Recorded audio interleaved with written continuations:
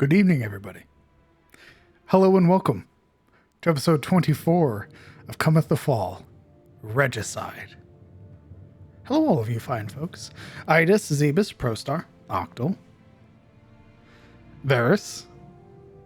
Hello, everybody. Hopefully you all are having a fine and fantastic Friday.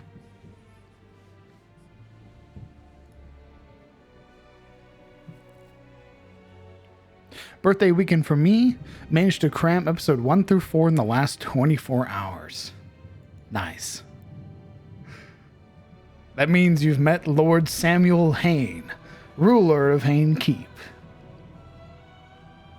and the antagonist to our party. How has my day been, Zebus? My day has been superb. A lot of preparation, and I'm hoping to see it pay off tonight. The players make their way to the Basilisk King.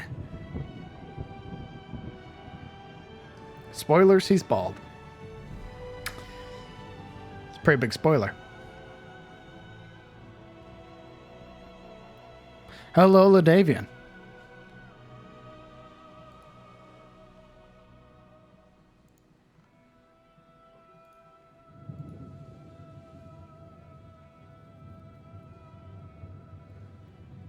Spoilers, we're going almost getting the Basilisk King. Having a week of out-of-character time to really consider this, the players have decided instead to return to Elion's tier and take up manual labor jobs. Look there, young Yuri is helping construct a new road.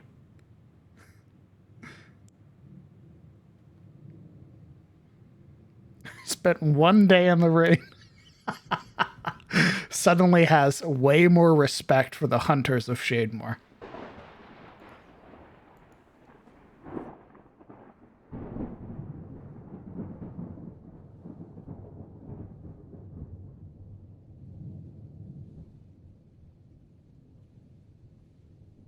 I mean, come on. It's got to be something.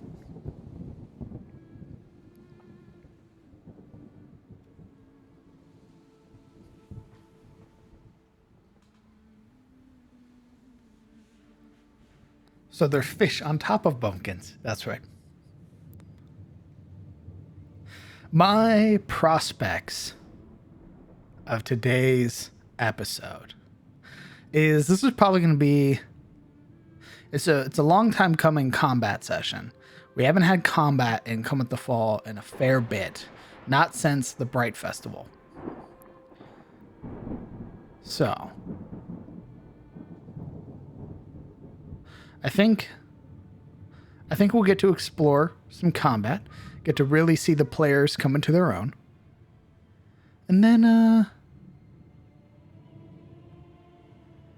then we're really going to have to see how they fare, what their plans are when they come against the Basilisk Lair.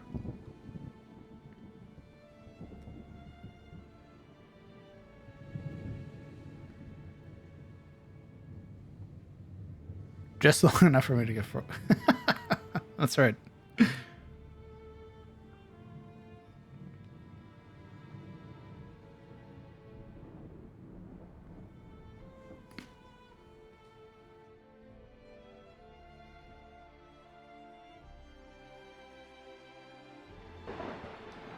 We're going to give our players a couple more minutes, get themselves fully situated.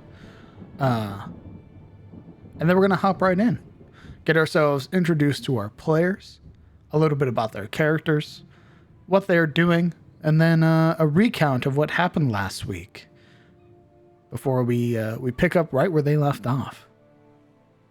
So, if you guys have any questions for me right now, feel free to ask them.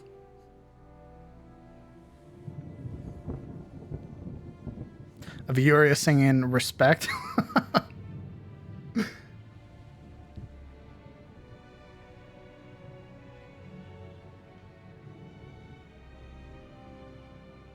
Hail to the king, baby. That's right.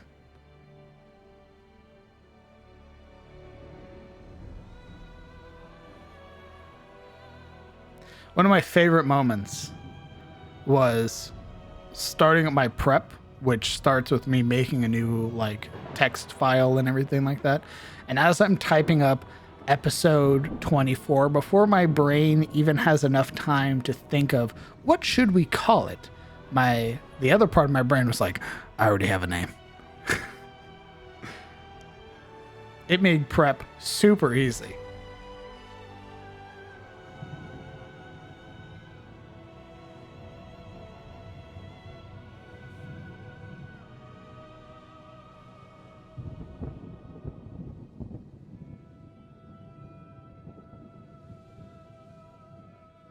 Hello, Chris.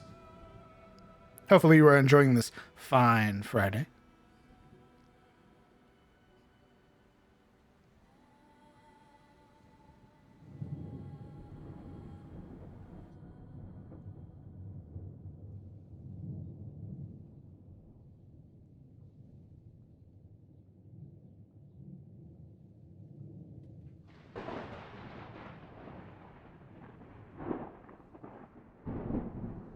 Got chips and you're ready to go. Nice. Very good. How many players do we expect to turn it into stone today, chat?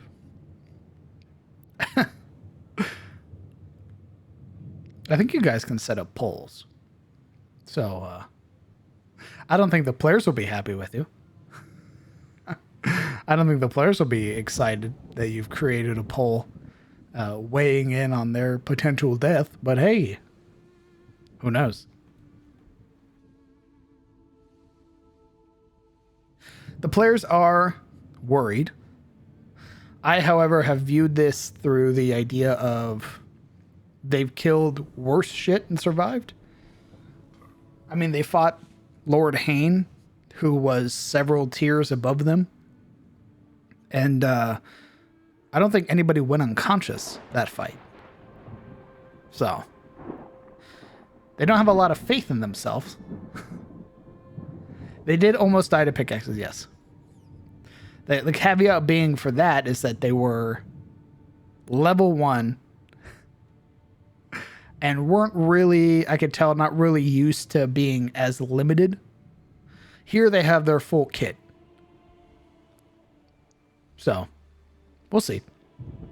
I have faith that they'll make it out of this.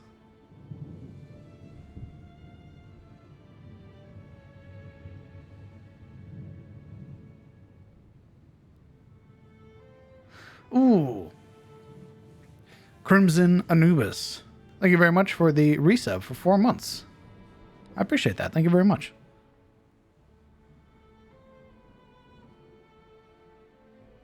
Glad to be here. That's very kind of you.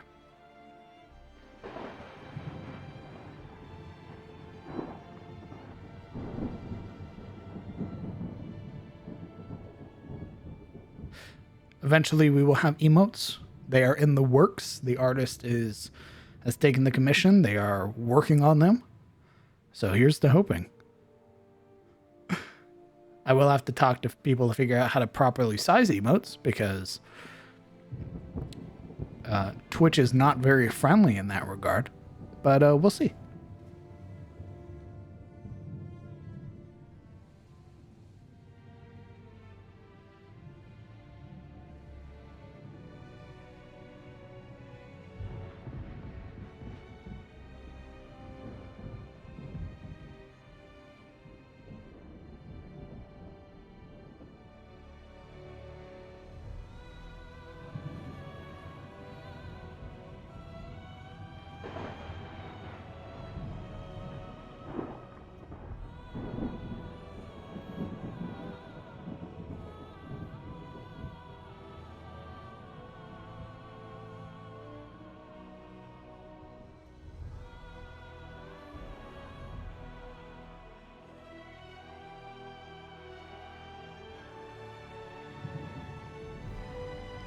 Oh, I looked away for just a moment. Hello. Hello, Raiders. And hello, Momo. I saw a lot of those cards that she was unpacking. They were very cool. But welcome. For those of you who do not know, I am the Crown DM. I run a Dungeons & Dragons game every Friday and Sunday. One over on the very channel you just came from. If you're interested in Dungeons & Dragons, if you're interested in things such as map creation, monster creation, and the like, you've come to the right place. And we welcome you. Look at all these resubs. Soulshade. Oh, Soulshade. Thank you very much for the resub for 5 months. Momo wants the island life. The island life. And Shadow Bunny God, thank you very much for the 6 months. Thank you for sticking around as long as you have. You guys are insane. Momo, thank you very much for the 6 months. I appreciate that. What is island life? I don't know. That's what Soulshade said. Kettle raid?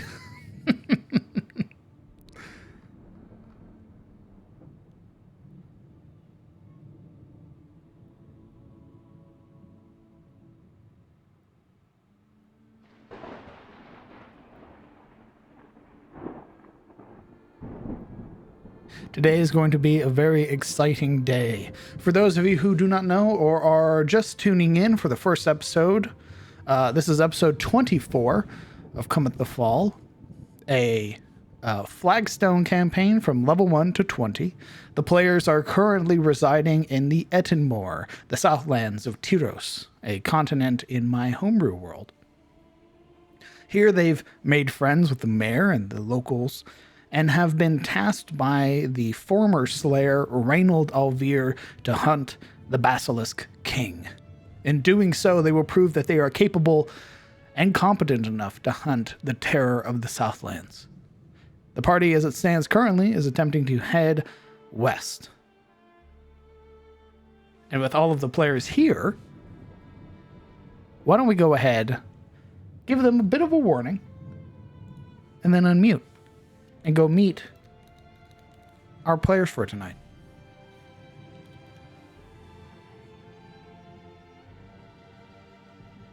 Living the best life. Good stuff.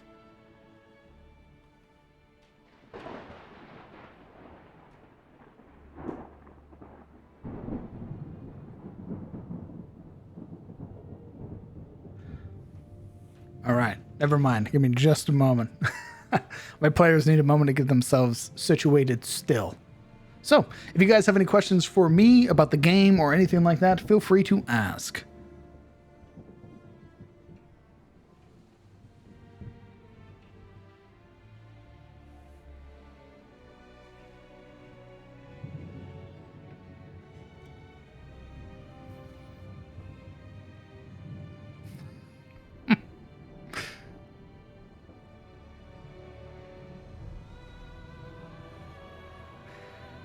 Jesus. Guido, it hasn't even started yet. Guido, thank you very much for the 20 gifted subs to the community. That is insanely kind of you.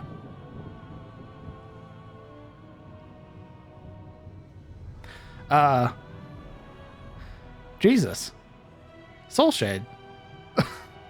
Thank you very much for the 10 gifted subs to the community as well. That is, you guys are being insanely generous. You don't have to. Like I preface all the time, the stream, the games, and the map creation, monster creation, stuff like that, it's all free. You don't have to subscribe or anything like that to watch the content. You're more than welcome to just show up, to lurk, to chat, whatever you want to do, just watch the game. As I very much appreciate you guys just being here. So, thank you very much. That wasn't like bait or anything. I was being very sincere.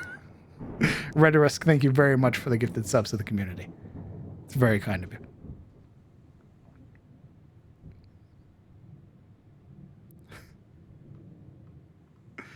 I hate watching a bar slowly crawl across my screen.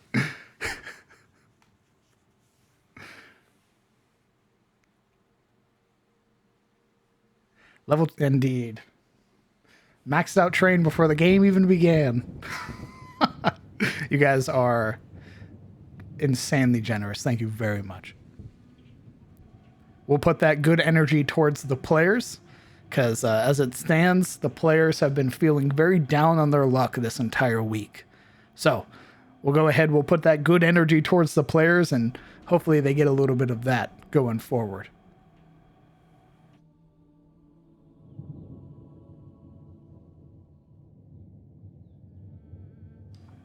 Who all is playing tonight?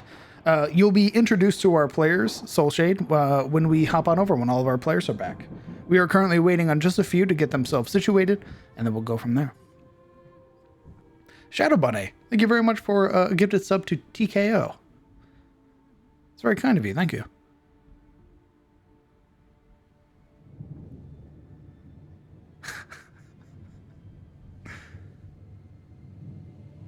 DM roll a con save, bet. Oh god, what modifier did they give me in real life? I think they gave me like a +3. Not proficient in con saves. Ooh, that's real bad. I rolled a 5. I'm sorry, Baxter. I rolled a 5.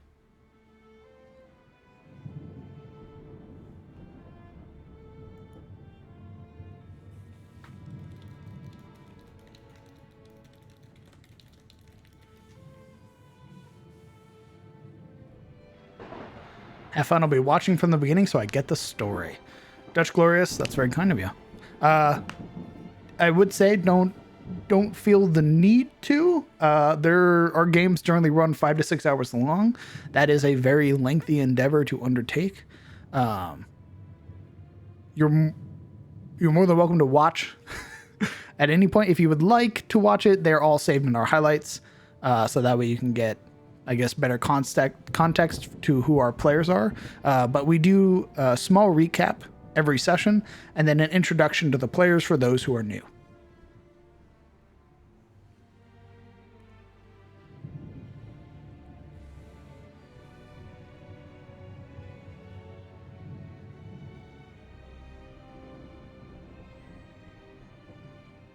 Watching a render is like watching paint dry. A render like video renders? Jesus, I can't imagine. Wonder where I watched all of Brett Ultimus as well. Oh, nice. Brett's a good dude.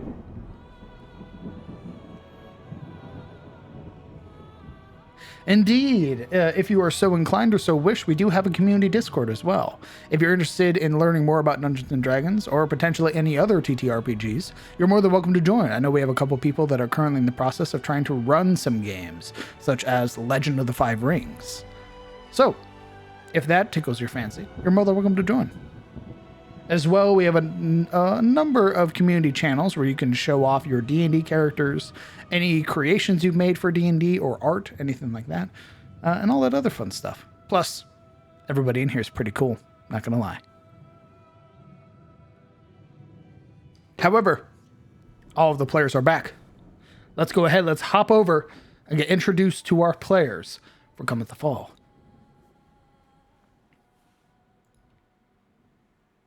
Hello, everybody. Okay. Woo, hi. Oh, damn. Good evening. Hello. Hello. Hello. My arms really hurt. Why do your arms hurt? Because holding cards up where people can see them hurts my arms. Yeah. You're basically doing like forearm curls. Yeah, with really light paper. But hello, welcome to episode 24. It's Regicide time, baby. Don't like that. What does that mean? Regicide is the term for when you kill a king. Oh. The plot twist here is that we end up having to face Hane again instead of the basilisk. I knew you'd come back. Well, Throws the Standing. body of the basilisk by our feet. Is this what you wanted? Come and get it. Every fight's just Hane. Yeah, That's right. I'll get my revenge eventually. Every boss is like a coked up version of Hane.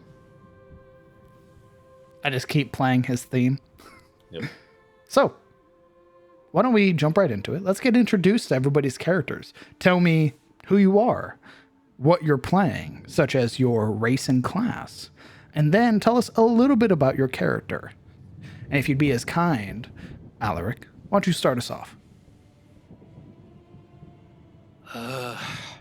Aye, friends and colleagues, I play Alaric Half-Elven, Prince and Ancient Paladin of Karim. Karim, where leaders are not seen as sacred or special or under any kind of celestial protection. No, in Karim they're viewed as exceptionally able and imperious people who have given their life to the role of leading. Him being no different.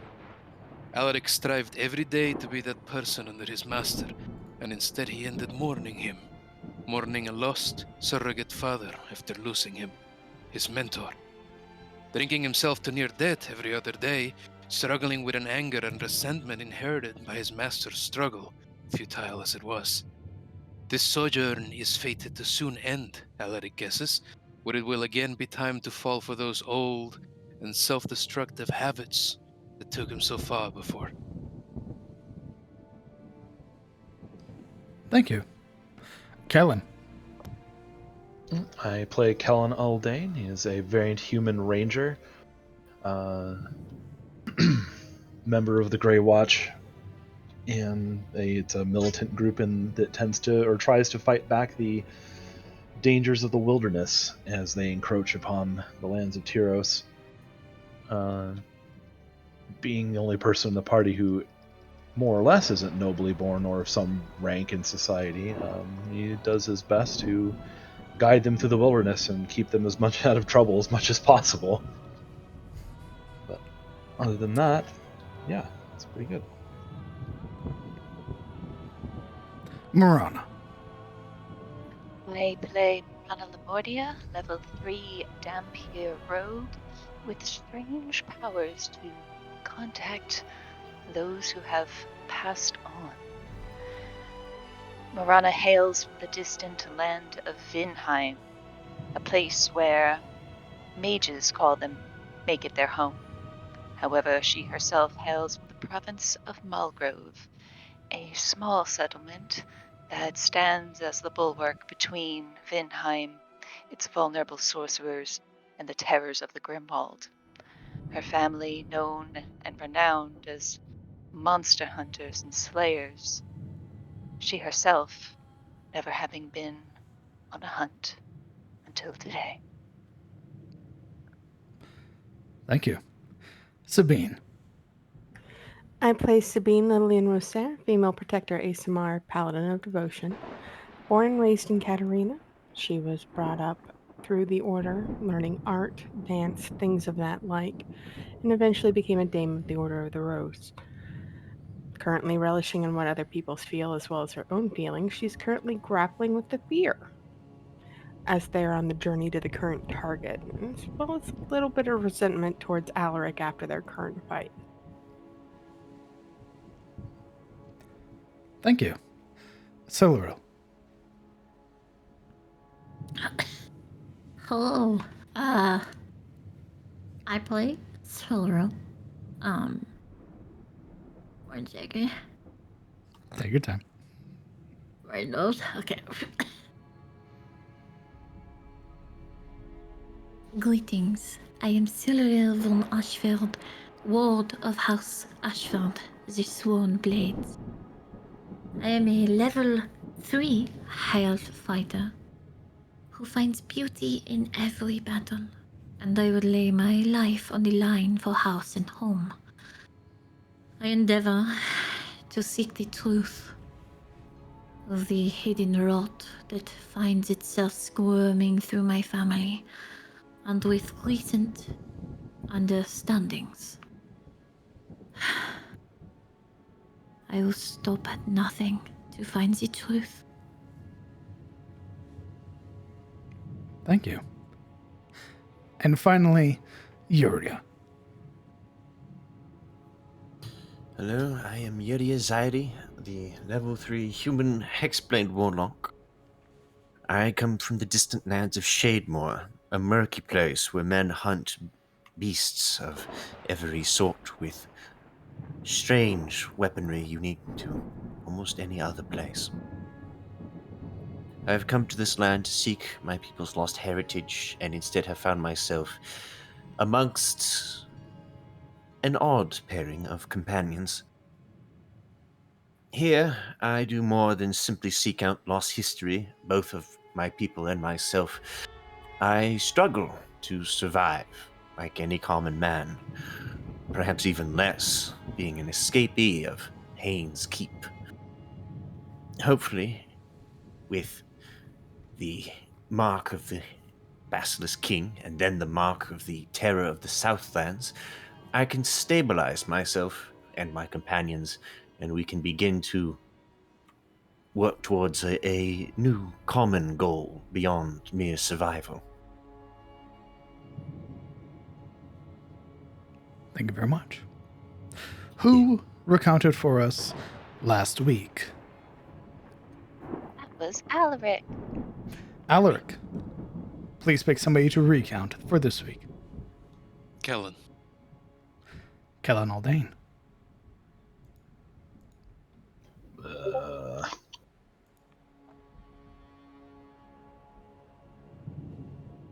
Fuck. I don't remember everything that happened last week. It's been kind of a blur. Okay. Let's see here.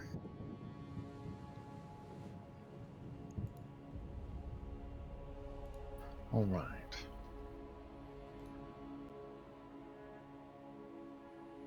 Another day in Elion's tier. Another crisis to deal with in a fashion.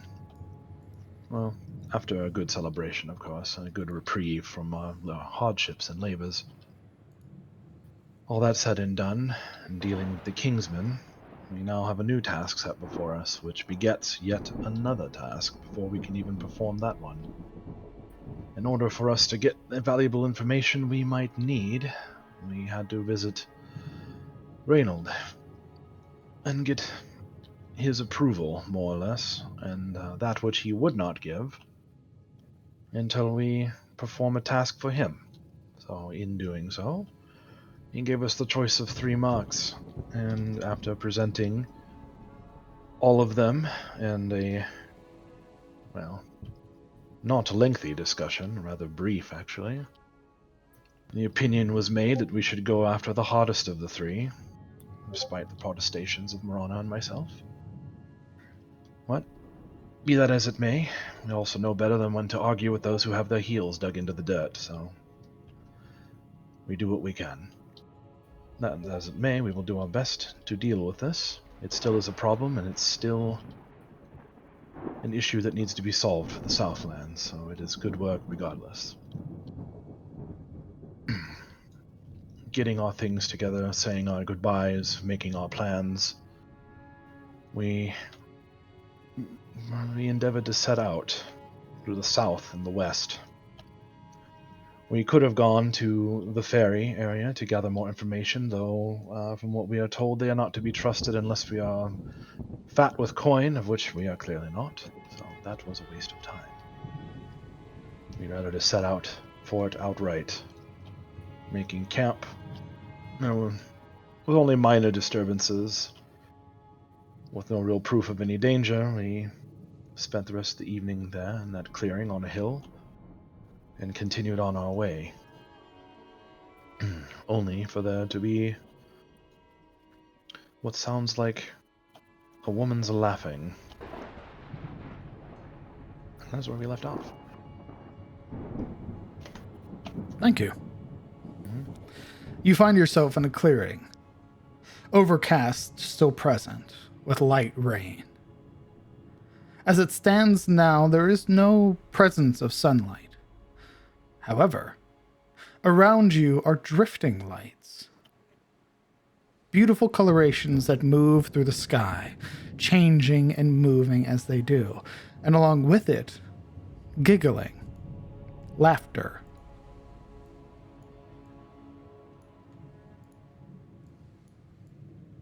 Why don't you all roll me a perception check? Oh, like that. as we map transition as well.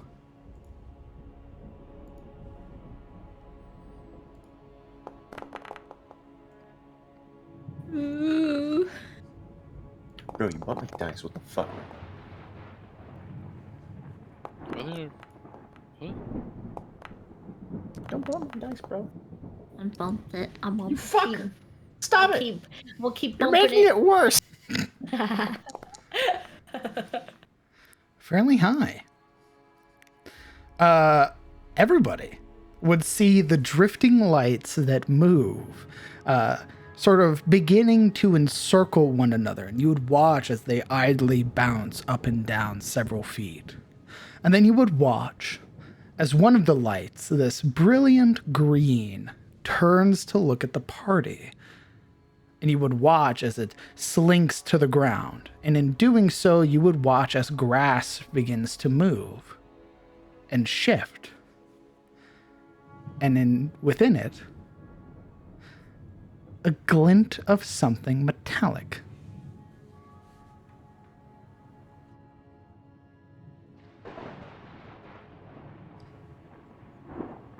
How far away is this thing from us? It's about here. Just on the apex of the hill. And you would watch as the mound of grass eventually is moved to the side entirely, and from within, a pile of coin. Ooh.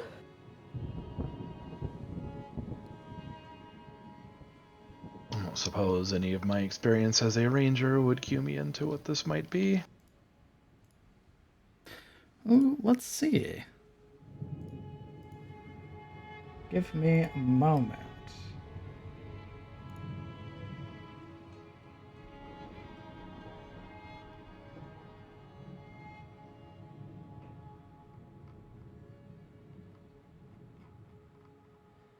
One second. Why don't you roll me an Arcana?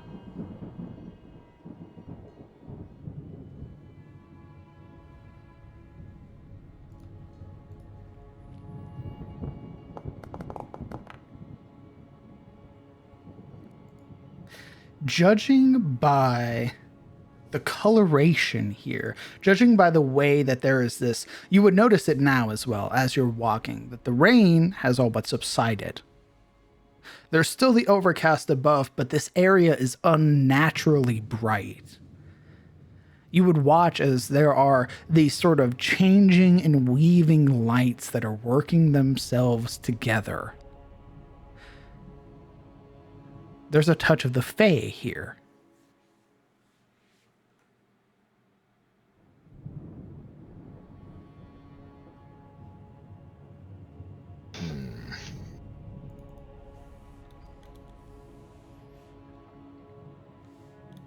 I guess with that, Kellen will stop in his tracks and make kind of a growling sound almost in his throat. It's like, Faye. Clearly seeming not enthused by this prospect in any way.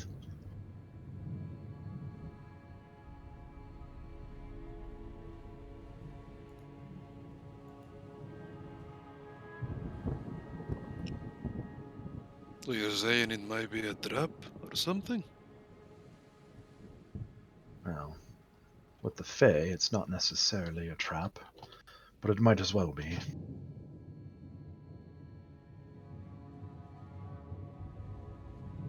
Well, is it or is it not? Can you My- discern? My advice would be to turn around and avoid this area entirely.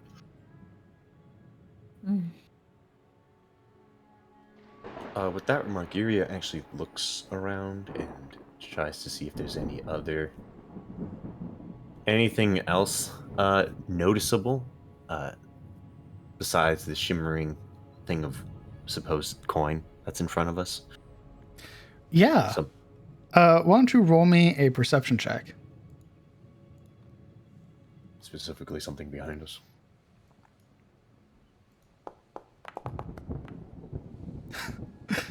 you would see, as you're looking around, the drifting lights, these motes that are near you. One of the lights that had been dancing is now drifting away from everybody's feet. And you would look down and see that everybody's shoelaces are tied together.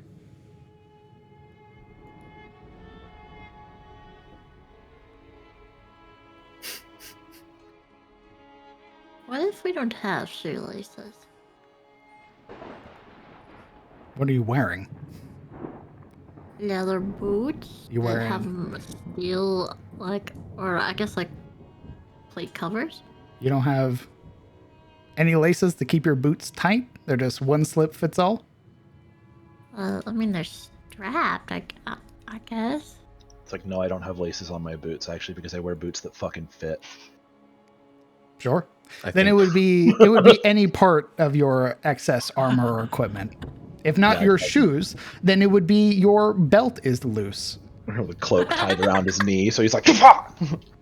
Alaric has laces. Some, Someone's pants fall down. some annoying shit happens, in other words. I love this. Fucking Faye. Ugh. I immediately check my pockets. You open your pocket, and as you do, more dancing lights and like music sort of emerges from your pocket. Like you've left, like when you've effectively left your phone playing YouTube. No. I'm gonna check my coin purse. You check your coin purse, and it's fine.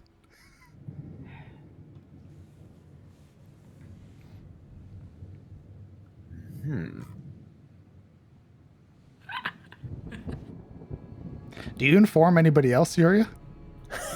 She starts untying her own laces, whatever straps they might have adjusted on her. No. No? Alaric would attempt to walk forward. DM. Okay. Unaware. Without with Yuria not telling anybody, I need a dexterity save from everybody. Oh no. My pants are held up by a belt. Oh, that's It's a been 15. loosened. Are you playing with Pop Out? I think he's using the party No, I'm character. not. I'm not. Oh. It's just for some reason this only happens with the dexterity saving throw. Okay, I have to check your character sheet then. You've done something to it. Pop out is heretical, by the way. What? Let's fucking go, jeez. Alaric is the only one affected. Alaric, as you're walking, your feet catch themselves and you slam into the ground as if you've tripped, and you would hear laughter all around. Yeah, he takes one step forward, with his right foot. The left other lags back, and he immediately topples onto his face, pitching it against the ground with this really loud groan. He blinks with dirt in his eyes and then twists and turns awkwardly on the floor before looking back at the group. What the hell just happened? He looks. And Yuria, Alright. Yuria quietly points to his boots. and you would notice all of you have just managed to catch yourself. You didn't fall. Alaric is the only one who succumbed to the trick, but the rest of you would find that there are pieces of your garment that are loose or bound to other party members. Everybody except Yuria.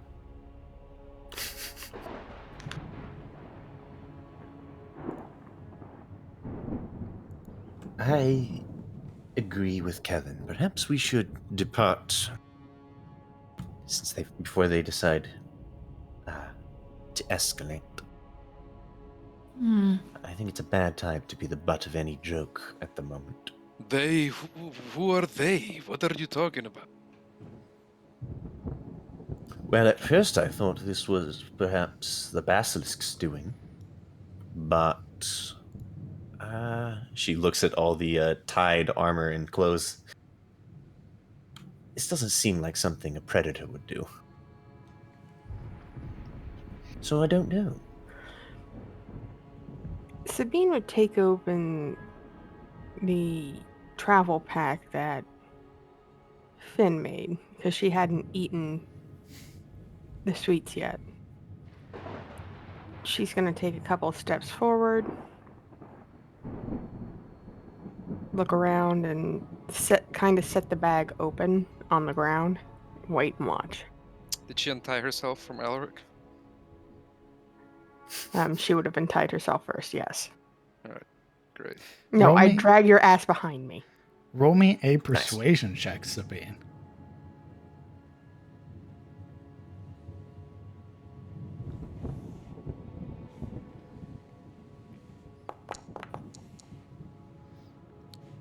Okay. A moment passes. Several moments, in fact, before you would watch that glimmering mountain of coin subside into a pile of dirt and worms. And eventually, those dancing lights would fade as well. Until one appeared close by, very curiously inspecting the opened offering. It's almost hard to make out. It looks like a firefly. The light, at least. Hard to discern any other real portions of this being's body. It's almost as if it's made out entirely of light. But you would watch as it drifts, and as it does, the small motes are left in the wake.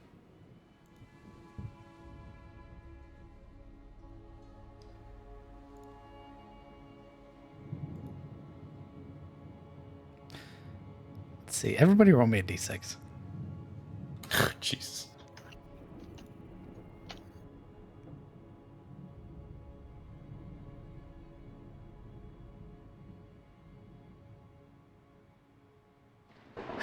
Siluril, you're the odd one out. Oh, fuck. Siluril turns invisible. Yeah. Great.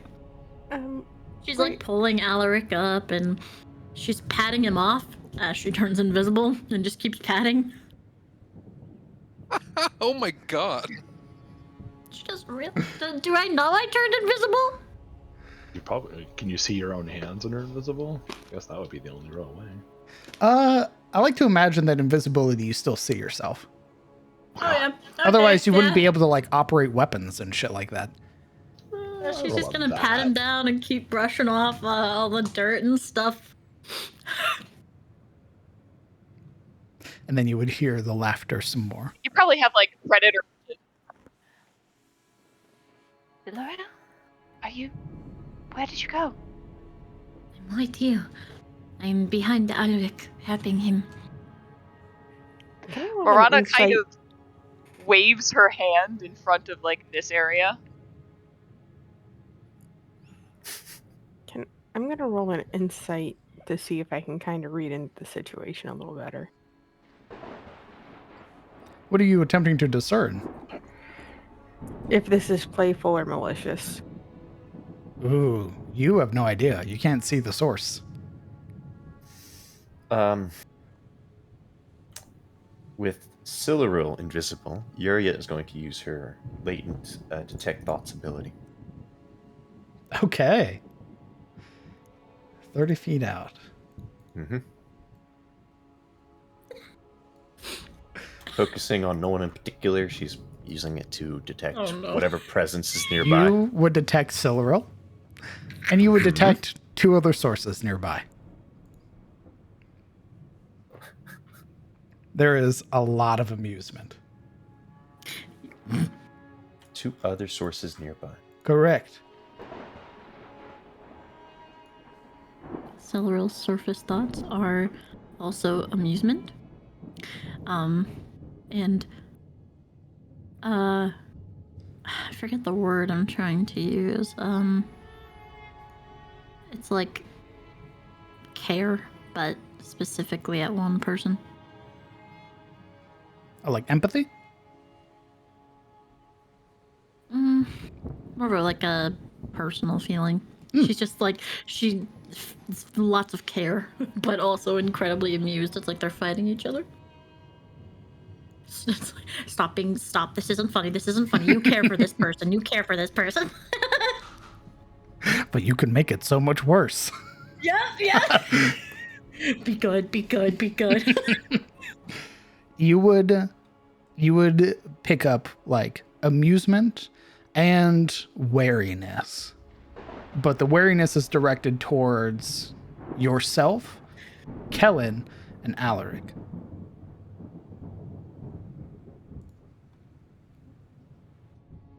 Yuria murmurs to Kellen.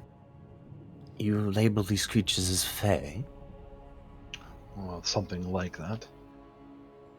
What do you know of them? Are they friendly? I'm assuming they're not, well, predatory. At least. She glances over to Celeril's invisible form, not in the traditional sense.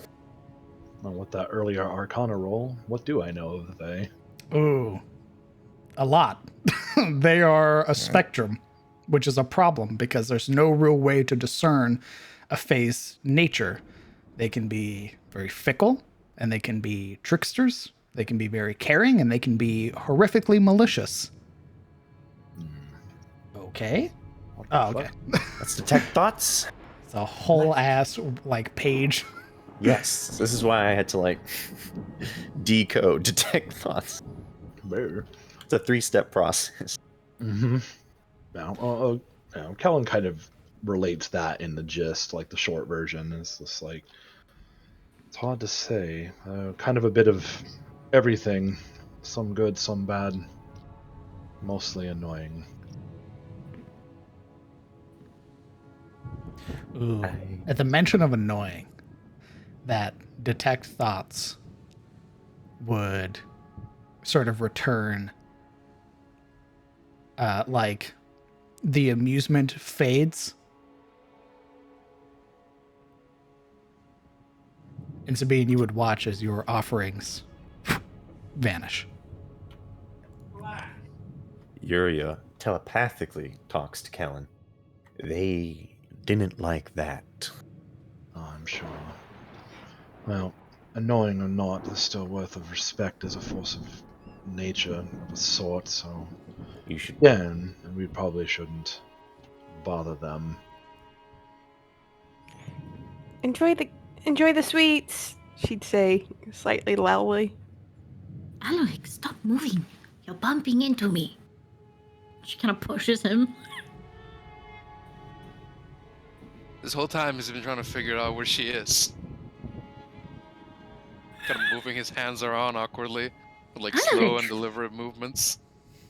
She'll slap at his hands. Stop it. Right, I won't move. I won't. Plants his feet firmly below him. Alaric. Alaric, you begin to slowly lift off of the floor. Oh. All For an right. undisclosed amount of time, you have flying speed up to 60 feet. Very, very firmly, but in a... I'm not sure if paternal makes sense. But rather, like, affectionate, but not so indulgent. He'd speak in Sylvan, almost by instinct, saying, stop, stop, stop, as he begins floating up and turning at weird angles. Alaric? Alaric, you gotta keep your center in your middle. If otherwise you're gonna... Thank you for the treats, by the way. It's my pleasure. Is that to everyone or just Sabine? Just a Sabine. The only nice one. My pleasure. I hope you like them. Huh? Who are you talking to? They said thank you for the treats, so I said you're welcome. They? Here his chin rises.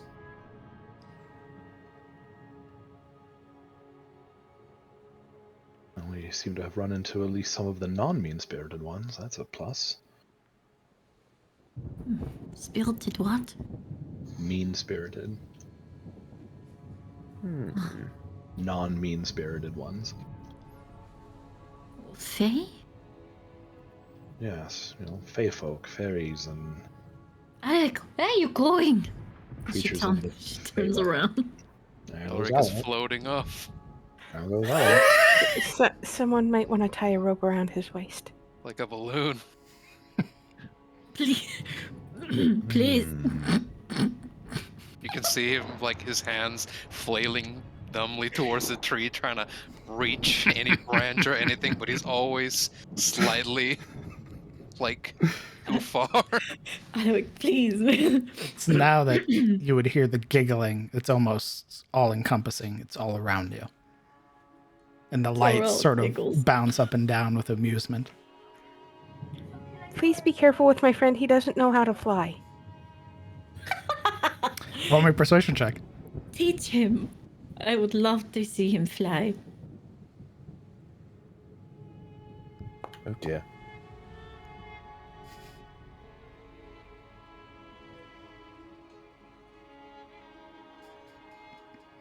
You're only met with giggles, Sabine.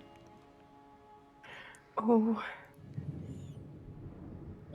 In a moment of kindness, and it's probably going to bite me in my ass later, Sabine's going to wing up and go and get Alaric straight. Come on.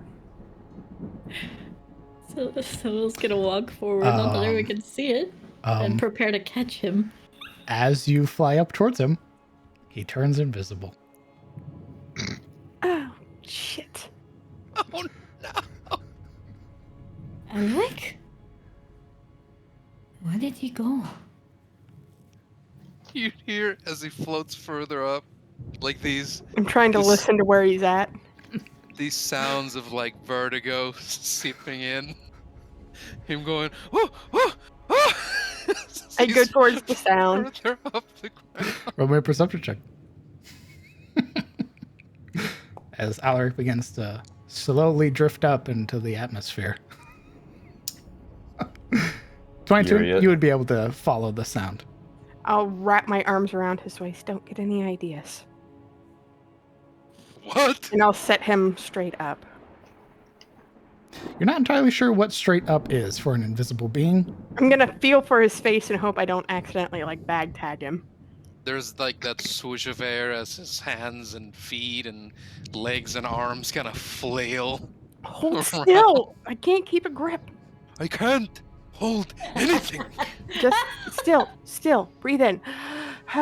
Calm yourself. Because flailing's not gonna help you. It's just gonna make you spin off in a direction and we won't be able to find you because you're invisible. It's true.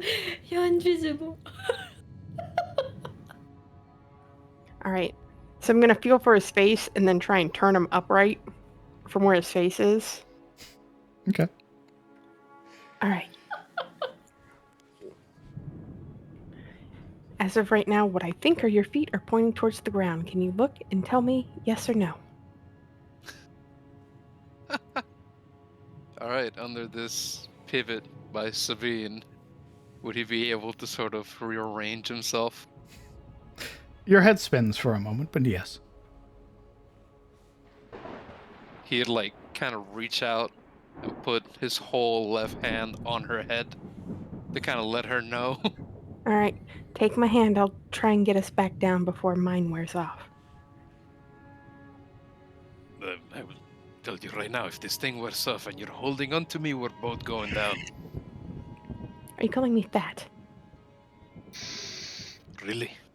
I'm, Sure. I'm joking. Take a joke. Just bring us down. I mean, Right? I've never seen you more handsome. And she'll giggle and pull you down.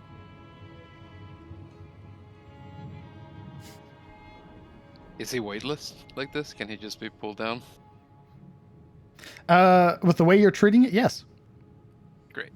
There's no resistance. Keep a hold of my hands. He's when she- holding her head. Keep a hold of my. Should swat up and grab his hands. Hands. There's this like invisible scramble as he kind of groans and takes one wrist and then her other hand. Okay.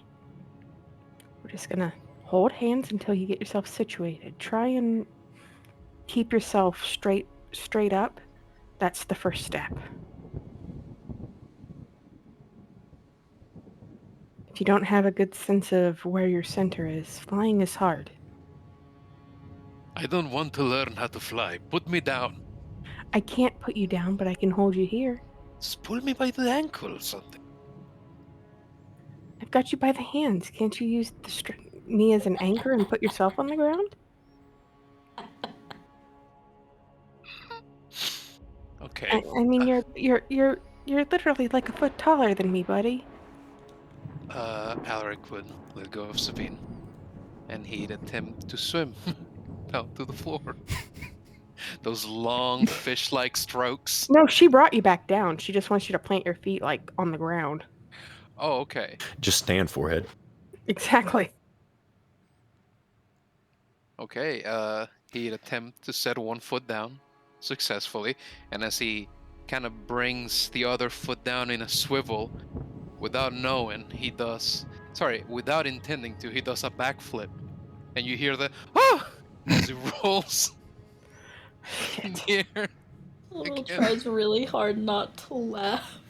All right. There would be a moment as he's rolling where the invisibility and the flying both fade, Oh no. and you would see on his face that there is paint where there hadn't been before. And he is wearing a huge set of spectacles with his forehead that says Invisible Prince. She just starts laughing. There's this Oh, no. loud clunk as he Oh just no. lands on the dirt.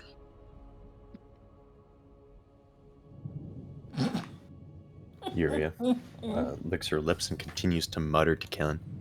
Is this sort of thing common in the Ettenmoor? It seems like we've encountered... Well, I mean, there's this, the Witch in the Woods, and Goldbane. I'm just wondering if I should be surprised. We seem to be coming across strange things with strange regularity. Goldmane? Oh no. How do you know that name? We helped him. He was in duress, and we guarded him through the night until he could recover. Goldmane doesn't need help. Beg to differ. Yuria pats Kellen on the back. Let's not argue with them unless you want to be crowned. And she glances meaningfully over to Alric. I assure you. Good point. I assure you. Given his current status, he doesn't need help, but he was injured. Somebody had poisoned him. And we had to get him back to his pool. The mean one poisoned him? The one with the scowl? Not really my style. Not you. The other one with the skull. She grumbles. No. Him? That one. Oh. The stinky one. No, I'm not stinky. no, it was people who were trying to hunt him like an animal. It's not... No. We endeavored to save Goldmane, and we did. Apologies if I'm wary. The last time we ran across Fae in the wilderness north of here, well, let's just say that I couldn't find my trousers for a few days, and it was very uncomfortable. You're forgiven. Stinky. Are you friends of Goldmane, then? We like him very much. He's also pretty.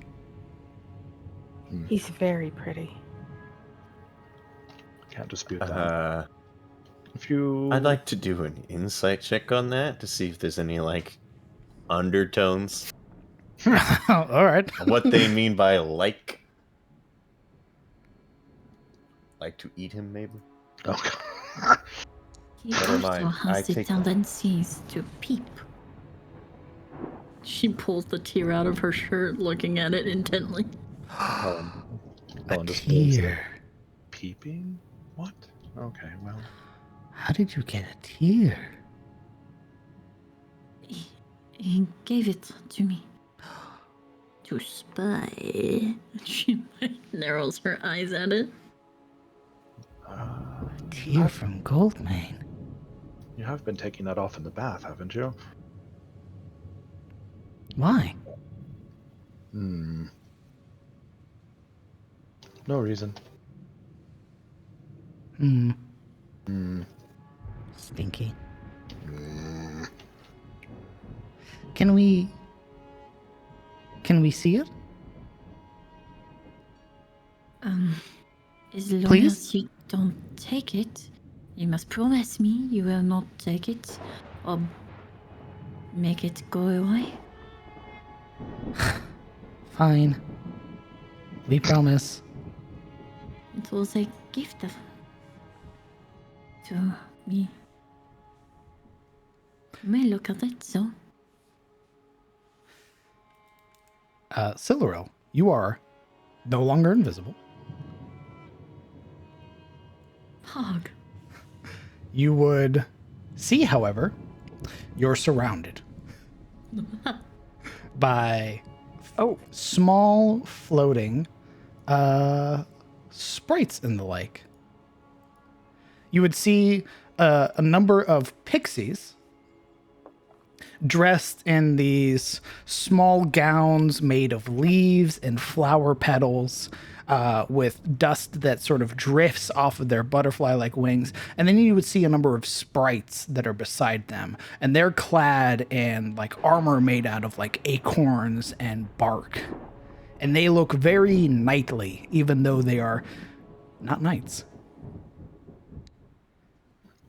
It's kind of neat. And immediately these sort of drifting lights encroach on your person, and the three that are there sort of very gently and sort of surround you, and their hands outstretched to touch the necklace.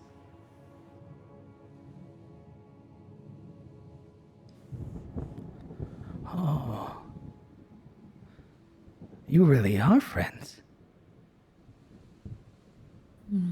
What she told you to do, we protected him.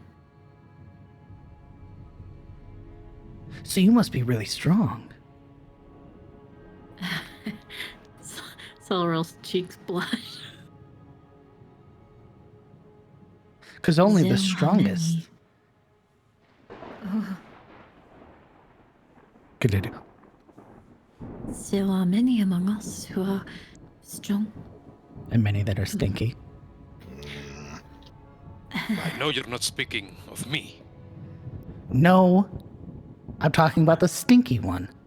Why does everyone assume they're the stinky one? Marana kind of like leans over and tries to like sneakily get a whiff. Kellen, just like lean back. Roll me a stealth check.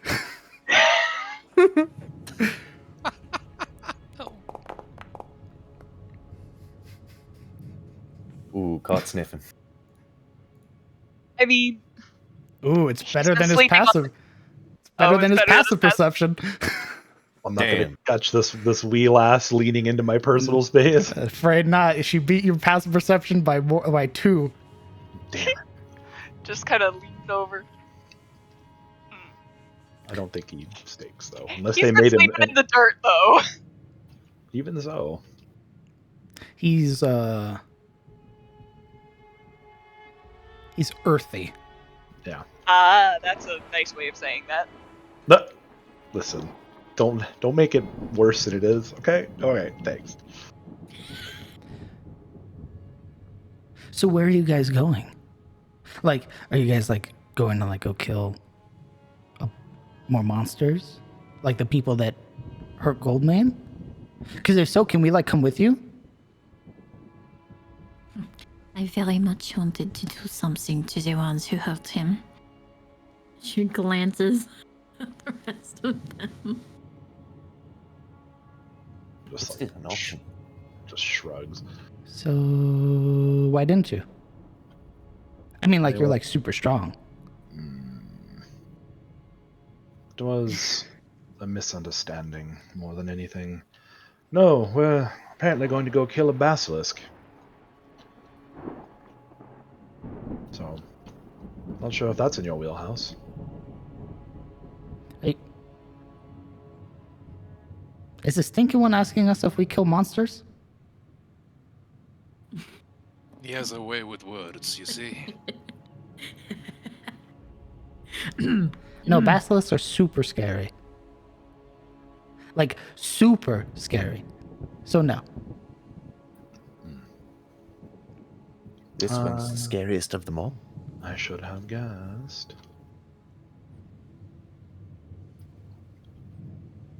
Offer to come with us until we say there's a basilisk, and then, oh, that's very scary. We know it's scary. Yeah, that's what we said, stinky. Well, I might be enticed to jump into a bath if you were to help us fight a basilisk, though.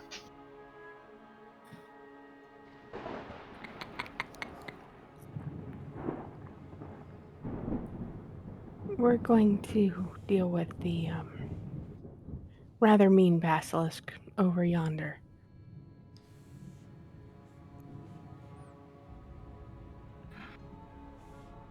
They're all sort of like still very hyper fixated on the necklace.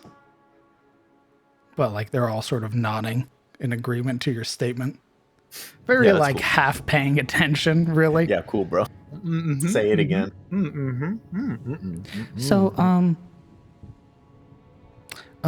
do you have like any more of those, like the sweet things that you gave us? I gave you everything that I had. Dang it. How about you, Stinky? Silverl can't help but just You laugh wouldn't- through her nose every time. Even if I did, you wouldn't want them because they would be stinky, wouldn't they? Yes. Yeah, I want to see if my character would know a thing Okay. about pixie dust. Ooh. I have something for that. Hold on. I need an Arcana check. Potentially with advantage because it's sometimes an alchemical reagent. Ooh, you're stretching it. But Give me a little bit more. Why would Marana know about this? Well, her uncle is, an occultist who is into strange beasts, herself included, and they have been searching for different means for medication for her. So this might have been a potential ingredient attempted at one point.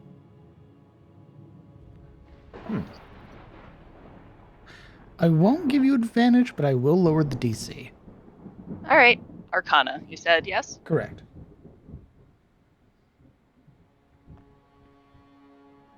nice try. Nice try. I cannot see what was rolled. Neither can I. Seems like it's taken a second to update for some reason. I don't think it. Oh, I disconnected. Oh, Goodbye. There's your roll. It was an 8. it didn't register. You disconnected. Are you having storm problems again? Having some storms. Let me try. Stormy weather. I will reconnect.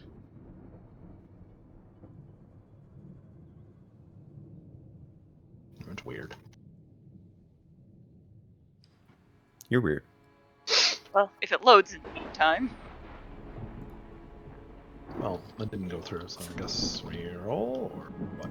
Well, I'm waiting for it to reload. Technical difficulties. Huzzah! Is it just not immediate? Like it's still loading? Yeah, no, I'm still trying to refresh the page. What the fuck? Maybe just It takes close like them. forever to load on my computer. Jesus. My ISP sucks. Destroy it. No, that's gonna be a no. It was on a 15, but then it rolled over.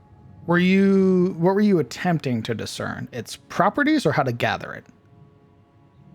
Mainly the properties, because out of character, I know one thing it can do. The properties are wildly varied.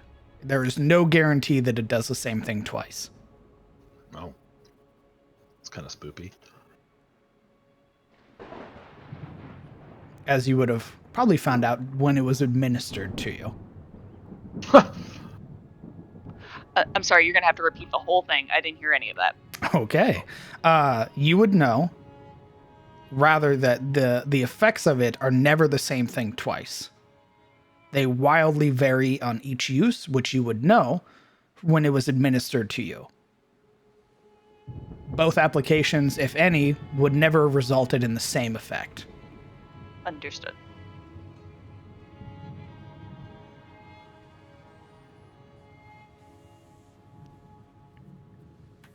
So to be clear, you would be okay with helping us fight the ones who attacked Goldmane, though? Oh, we'd like watch. We're princesses. We can't fight. But you can turn people invisible. Yeah, but like that's like a joke. It's funny. What? Watch this. She'll whisper to the one that's right here. She'll use Presty to play music notes around the necklace. All of them are enthralled, save for the sprites. The sprites have a very like militaristic, very stoic look to them. Chins held high, their hands resting on the pommel of their thorn blades. You have basically come across an ensemble of pixie princesses being escorted by their sprite knights. Love that. Go off, queen.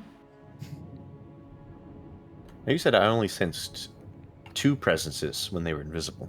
Correct. Within 30 feet. Oh, yeah, that's fair. It was more than likely the 2 responsible for casting invisibility and fly and all of those other fun things.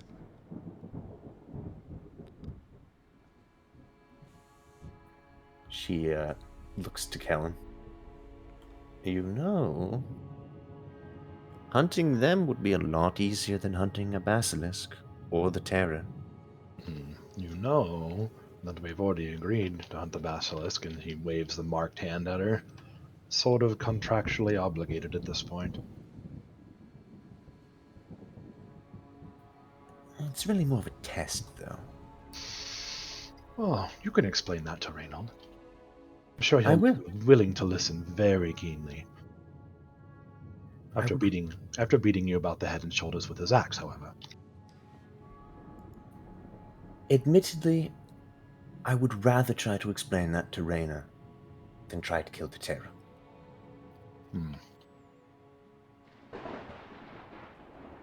Especially if we had, her eyes peel over to the pixies,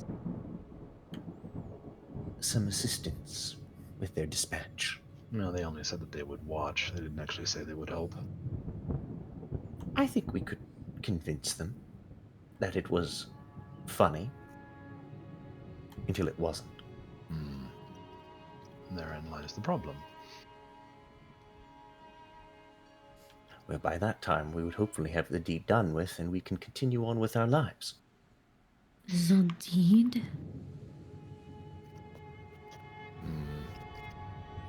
Well, either way. You all are like a lot. Laura We raises are a her lot. brow at Bigby. Been called worse, I suppose. Yeah, like stinky, Mm-hmm. which you How are. should I? I How might should add. I smell then? Not stinky. I see. I shouldn't have asked because I knew that was coming.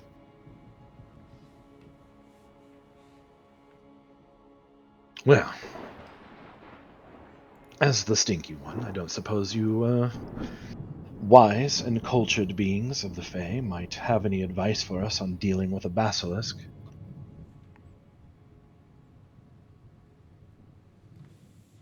They sort of look to each other curiously for a moment.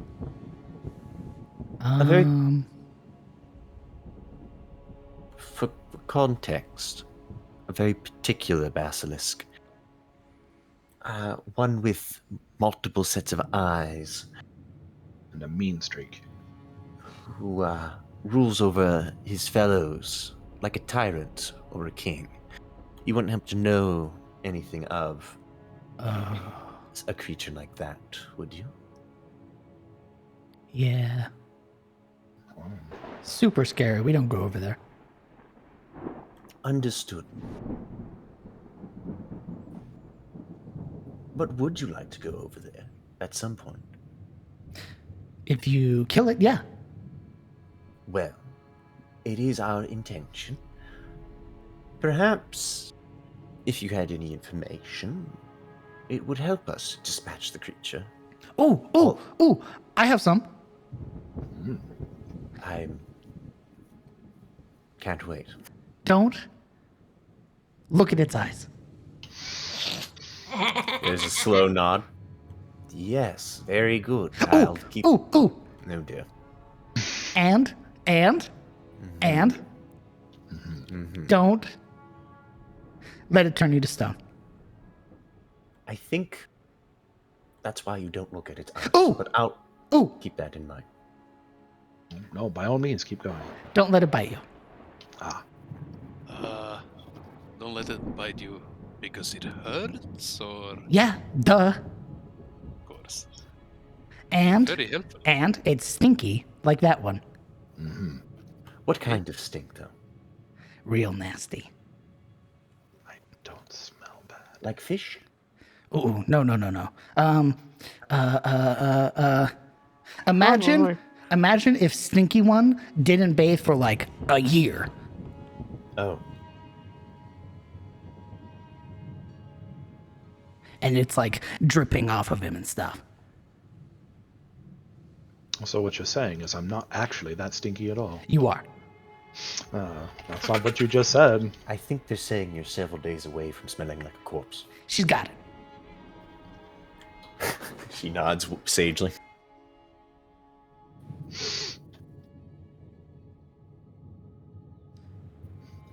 Let's I know. say... Oh, go ahead.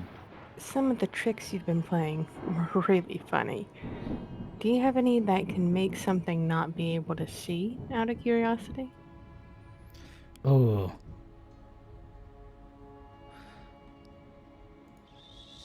Sorta. What if you were to make us all invisible? We could fight it that way. Ooh. We can't really make you all invisible. It'd be a really funny prank. But we can do this. Give me a moment.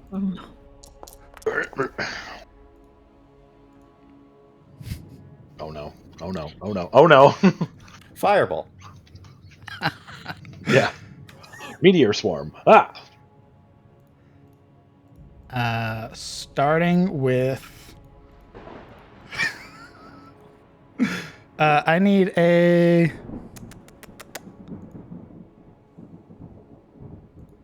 give me a con save, Marana and Yuria. Oh boy. Yippers. Ooh, this is what happens when you're goth. The light that burns. Yuria, your eyes grow heavy and you fall asleep. Shit, is she snoring? That septum is deviated. Hey, don't power game. Shut the fuck up. She does snore. Like a monster, or No. God, no. She doesn't have the lungs to do that. or like tiny little cat snores. Yeah, whatever floats your boat. Yeah, nice. Did you do that? Yeah. It doesn't work like all the time because like there's like the really stinky ones that like can like withstand it and stuff. But when it does, super fun. I mean, yeah, you could tie their bootlaces together without a problem, couldn't you? Yeah.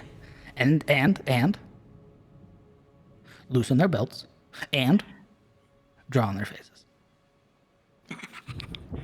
You know, you're a lot nicer than I would be doing a prank. If I had your abilities, I'd knock somebody out, strip them naked, and cover them in honey. Ooh. Wow. Their attention immediately turns to Yuria. No, not that one. Not that one. Not that one. Roll me a persuasion Goodbye. roll. Yeah, believe me, you don't want to do that. She's a vengeful sort.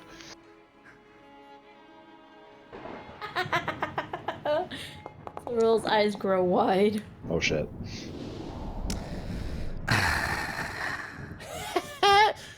Not even like a little bit. Like a teensy bitsy tiny, like only like half the body. No, she would get really, really, really upset, and she can be a little bit cranky, especially when she just wakes up. But you are welcome. You are welcome to use that idea on anyone who's not here. I guess you could draw on her face a little. Yeah, I guess you could draw on her face a little. Like you did on mine. Mm-hmm. In Exactly. fact, can I help? Oh. Well, Oh, like shit. we did it because like you have like a really big face. There's like a lot to draw on. I have a big face. You have such tiny, fair, delicate, and dexterous fingers. I'm sure you can manage. What are you saying, Stinky? I was complimenting your hands, but very well. We'll just continue with that. One of them immediately drifts over to Yuria's asleep body, and you would watch their hands rub together, Oh shit. and like a mad wizard casting a spell. You would watch as the dust that drifts off of them begins to form into like chalk and begin to draw onto Yuria's face. Yuria ends up looking like a very like early rendition of a vampire Oh no. with like fangs, a very pointed goatee and mustache, little driblet of blood underneath one of the fangs. There. Beautiful work. Thank you very much. I knew you could do it. I've seen better. Oh. All three heads turn to look at you, Alaric. Oh no, you said it. Challenge accepted. Oh yeah? Where? I just don't understand what you're going for here. Are you blind? Do you Obviously lack not. eyes? I mean, Don't your lack head eyes. is huge. There's no way there's not something in there. This is not tiny, with tiny brains like yours. Oh no, Sabine takes a step back. Cyril, if you could see mischief forming, like a bar being filled, it's exactly what's happening with these three. Even the sprite knights look worried.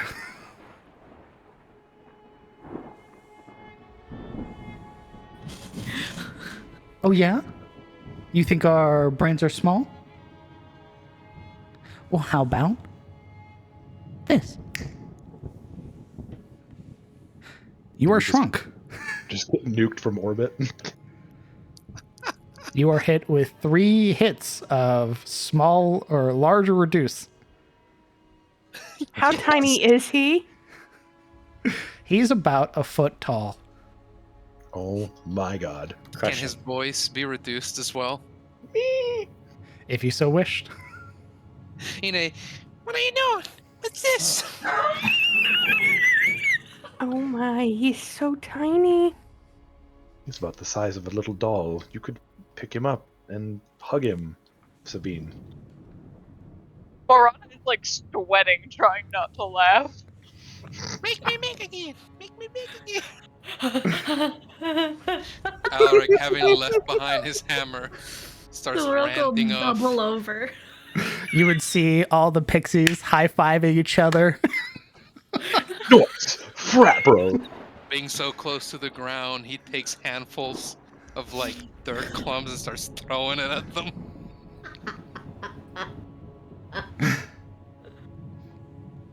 Oh no. How What's long the is he gonna matter, be little brain?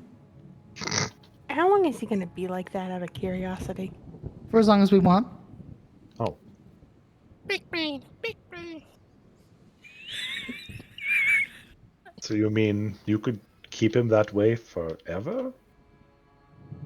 Ooh, that'd be a really good prank, yeah. That's not okay. Oh, forever, yeah. No, no. No. No. And just like that, Kellen causes the PK of a character. Yeah. Damn my low intelligence but high wisdom. How about this? If you apologize and call our brains big, Tiny. 2 days then. 2 days. Tiny yard brain. 3 days. Just apologize. Make Alaric. it 5 days. Fine. Third of them. 5 days. Silver's going to bend down and pick him up and cup his face. Let me go. Stop. Elbows at her arms. Hands trying to push off her wrist. Oh, does his strength reduce? Yeah. Technically, yes. All of his stuff would be. I have to look at these specifics.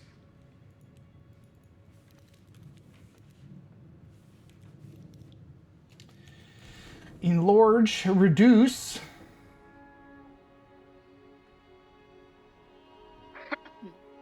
My man is. His attacks would deal 2d4 less damage. He has disadvantage on all strength saving throws and strength checks. However, your hammer would also shrink to your size, but do way less damage. So he has a toy hammer Correct. hanging from his waist. Well, it is kind of funny, but we do have a basilisk to fight.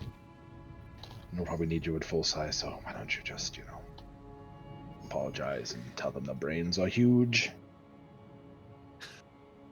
His face has essentially disappeared under Siluriel's hands, all cupped.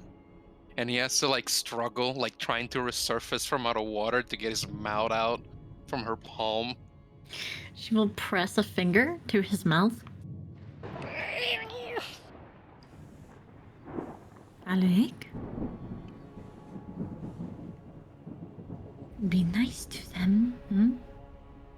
Surely you do not mean to call them small-brained, right?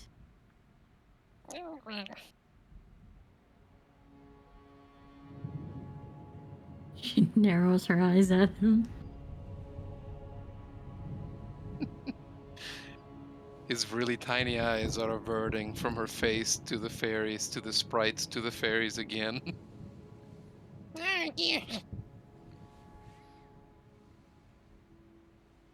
She'll move her finger away. What was that? I'm sorry. See? What else? What else? No, the brains. They're so very big, right?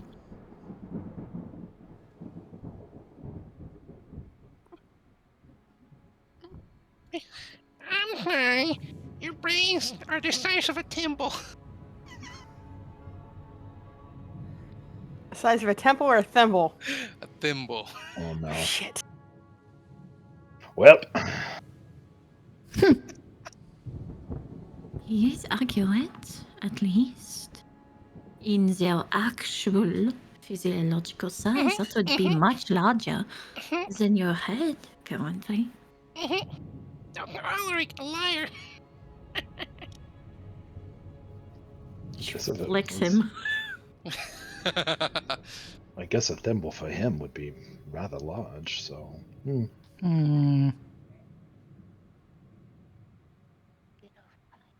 I'm gonna maneuver over to the pixies and I'm gonna whisper. Listen, when he says it's the size of a thimble, you gotta understand he thinks he's large in other places as well when he really isn't. So his perspective on size is a little skewed. Wow. What does Whatever that Sabine mean? is saying, whatever she's saying, he thinks it's to his favor, so he's nodding. He's nodding a lot, like yes, that's correct. See? So he thinks small thinks things it- are big? Sometimes, yes, he can turn something very, very small into something very, very big with the way he thinks. Oh. So he's dumb. Yes, exactly. Oh. Ulrich's not shaking his head. Oh. We're really sorry that he's dumb. He's kind of like the really special one out of all of Hey, us. come now. Let us not stoop to lies. This will get us nowhere. Be nice. I'm not lying, though. He turns You're lying. little... Really? You turn little things into big things all the time. I'm like you. You ugly oaf. He called me ugly, and she's gonna start to pout. I'm an oaf. Alaric, your feet become 3 times as big and your body stays small. Like clown shoes? Yeah. That's amazing. Damn. Thank you.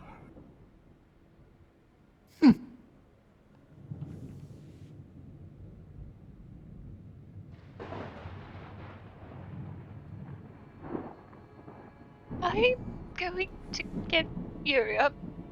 Barana says, like, physically shaking. After about a moment, on your way over is about the time that Uriel would be waking up. Am I dead? She says as she jerks awake. Barana is, like, I heard. biting her, like, bottom lip, like, no. No, you're quite alright. Oh. She looks here. down at herself, realizing she's on the ground. Holds out a hand to her. She eyes the hand. She eyes the pixies. Eventually, hesitantly takes the hand, unsure, like, where the joke is.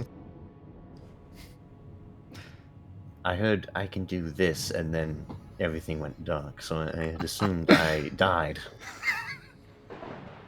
To be fair, that is a very horrifying thing to hear before darkness. So, no, the joke now would be looking at Alaric, who's the size of a toddler, but with giant normal people feet. Said it was 1 foot, right? Both. They didn't steal something, did they? She mutters as she, like, checks her pockets again. Shakes her head no. Mm-mm. But she still has her mouth pressed into, like, a thin line, trying not to laugh either way. Is it clear? She's, like, trying not to laugh at Yuria. At everything, yes. Her eyes narrow. Why are you laughing? And then she No, he's... follows. Is Marana looking at Alaric or just at Yuria? Like, it's a little bit at Yuria, but it's a little old hat now, and she's just, like, trying not to look behind her. Like, you know when you... Something so funny you can't look at it? That. Are the pixie princesses in like really pretty dresses? Yeah, it's made out of like, you would see that their dresses are made out of like flower petals that are like tightly bound. They look exactly like human dresses, but made out of like natural things. Sabine's looking and she's like, I love your dresses. I'm too big to be able to wear flower petals like that, but I bet you it's so soft on the skin. We made them yes. ourselves. Well, they're gorgeous. Thank you. God, I thought that was going to go in a different direction. I was expecting, I'm too big for that. And they're like, oh, really? Just bam. Honestly. Yuria, at first, is unable to see Alric due to his stature. Where did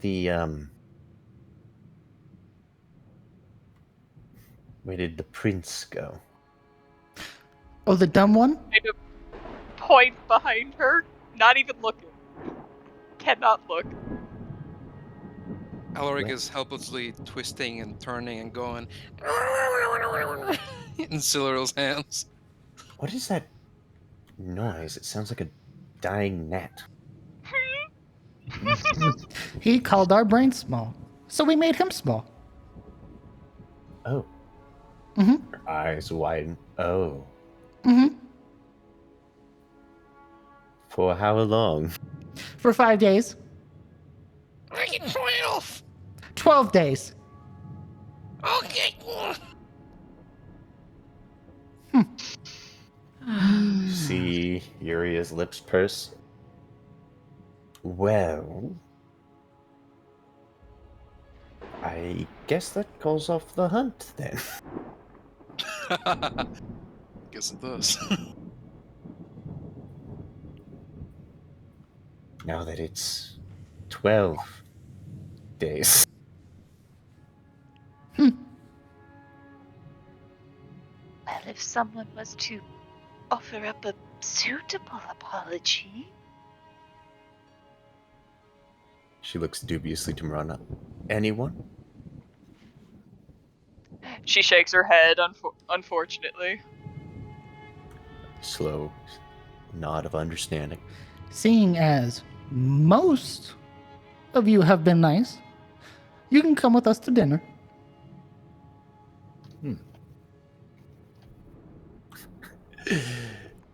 Out You of see- character, oh no. In character, okay.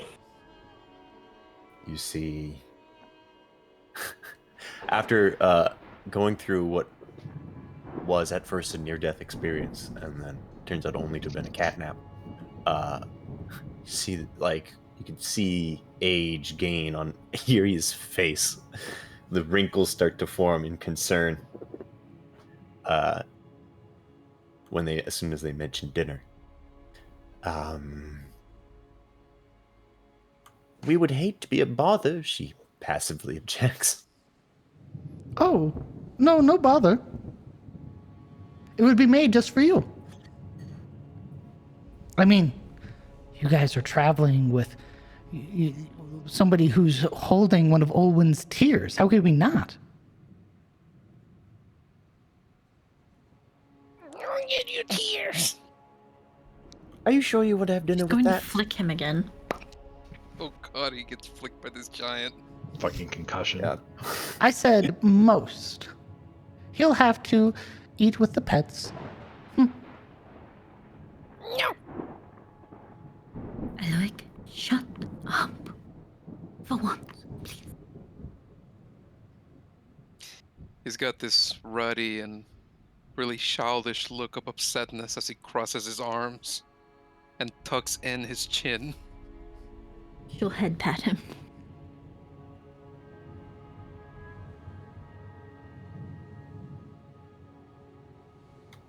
Well, her eyes look to the rest of the party quizzically.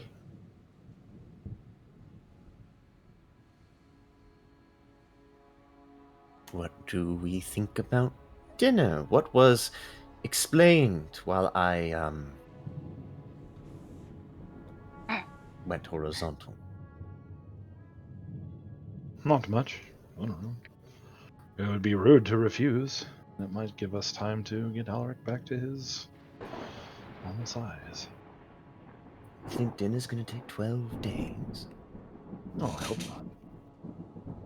But, you know, he might see sense in that time and apologize. It's a very dubious look on his face. I said might.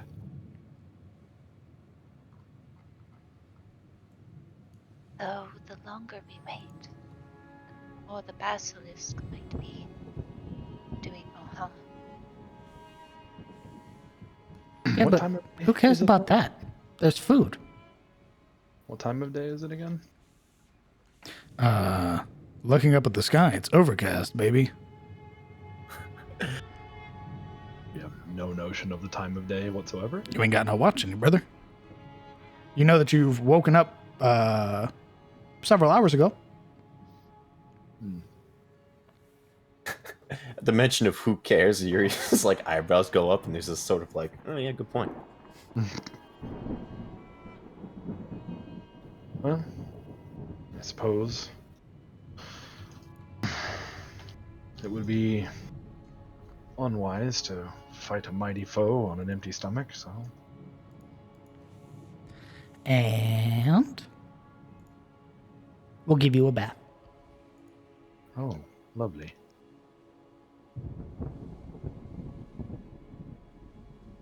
You know, because you're stinky. Mm-hmm.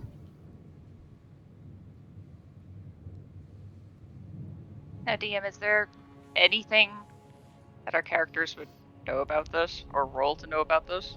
Know about what? The dealings Having- of pixies? Having meals with Fae? Use your imperfect knowledge. You've certainly heard stories, I assume.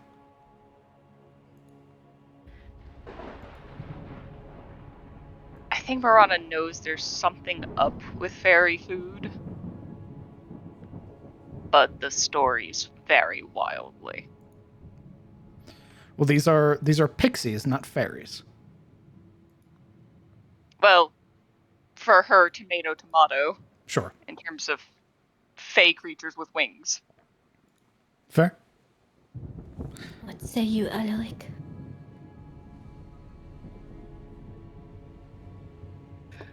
Alaric, hanging off of Siluriel's palms, looks down at his hanging feet, and he starts kicking them back and forth, not in a violent way, but rather just to see them sway in their huge contrast to his very tiny body.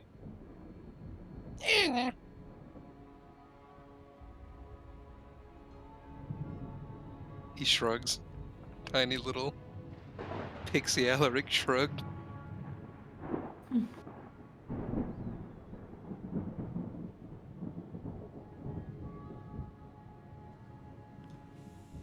So, are you guys joining the Fae for dinner? Apparently so. Yeah. That or we are dinner. We don't know yet. These are pixies, not fae. Are you joining the fae for dinner? Smile. No. These are pixies, not fairies. Oh. Yuri's a little stun-locked at the moment because she's heard stories of both, like the dangers of not accepting food from the forest and getting yourself killed, and also accepting food from the forest and getting yourself killed. It's a lose-lose situation. To her, it's like, well, I think we're fucked, lads. We're bone buds. We'll go down the line and get everybody's vote. Yuria.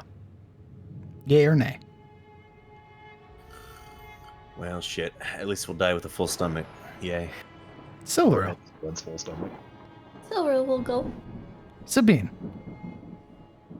You know I'm in for it. Marana.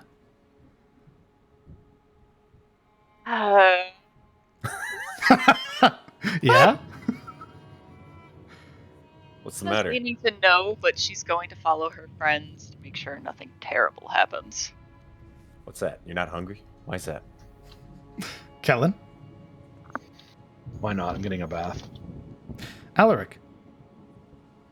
He already said yes, pretty much. Okay. I don't think he gets a choice. We can just pick him up and carry him wherever.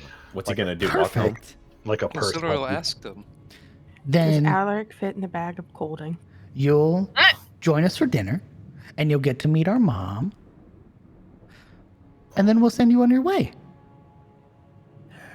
Where is dinner? It's this way. And the pixies, guarded by their nightly sprites, begin to lead you away. And with you all following. For the sake of this, due to being guided by the supernatural, being guided by these pixies, you are able to fully skip over 2 hexes. Holy shit. Right into the lair. Just Yeah, the dinner. Little did we know, There's a Basilisk king. is the mom the whole time. Oh, of fuck. which you are brought to the edge of the forest, Yeah, but we're going where they take us. in which you are escorted into a clearing that looks to almost be like made for dinner. There is a small table with large human-sized chairs, and it is stacked with mostly like plentiful like fruits and berries, like sweetbreads and stuff like that. Some like wine and juices that are here, and you would meet the mother of these 3 pixies, who Queen. regards you very warmly, who offers you a seat of honor for treating her daughters with some modicum of kindness. Her attention lingers on Alaric for a moment. And you all are treated to a small but very filling meal.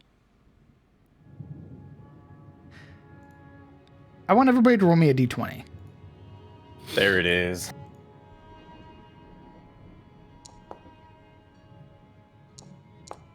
Ha. Fuck you guys. 14, 16, Uh-oh. Oh, why does it say the 17, players? Mine rolls the 14. 15. I can tell by dice, don't worry. Okay. Okay, Marana, calm down. Rolled Jesus. a 5 twice. Every stat. Sorry. Again, I'm having internet issues. All right, shit, I missed the dice response. Who was the 17? What color was the 17? Does anybody remember? I can get it in your VOD. Hold on. Perfect.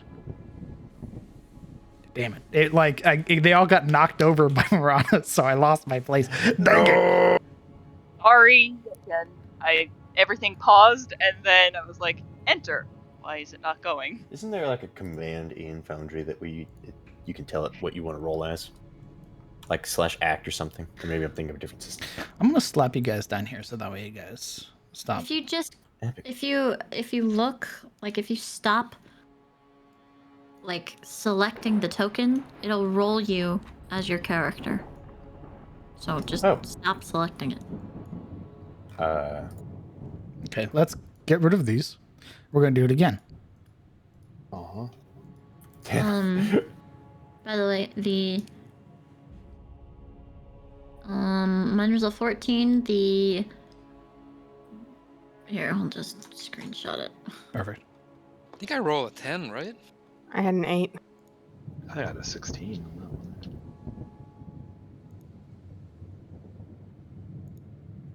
Are we doing it again or no? I think she's on the VOD. Where are you posting the screenshot, Mama?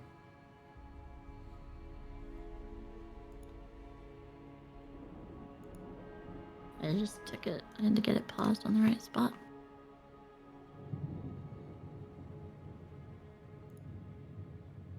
In CTF Talks. Perfect. Perfect. Wait, no. I definitely didn't roll a 4. Hold on. That's what it says on his. Let's roll again. Everybody roll a d20. That's what it says on his stream. So do we have I don't think to? that's what it registered as, though. make sure I did not. Yeah, there we go. 17. Word. Okay, so we have to select our character tokens first. Well, now you can, but if you had severed just the players, like you unselect the token, and supposedly it will just roll as you. That sucks.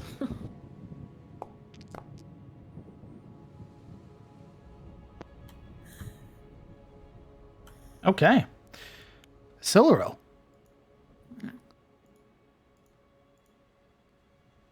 As the night draws to an end, and you all are given a chance to bathe in the spring that's here, to get yourselves fully cleaned up and prepared for your journey, you are gifted by the Pixie Queen a small vial of pixie dust.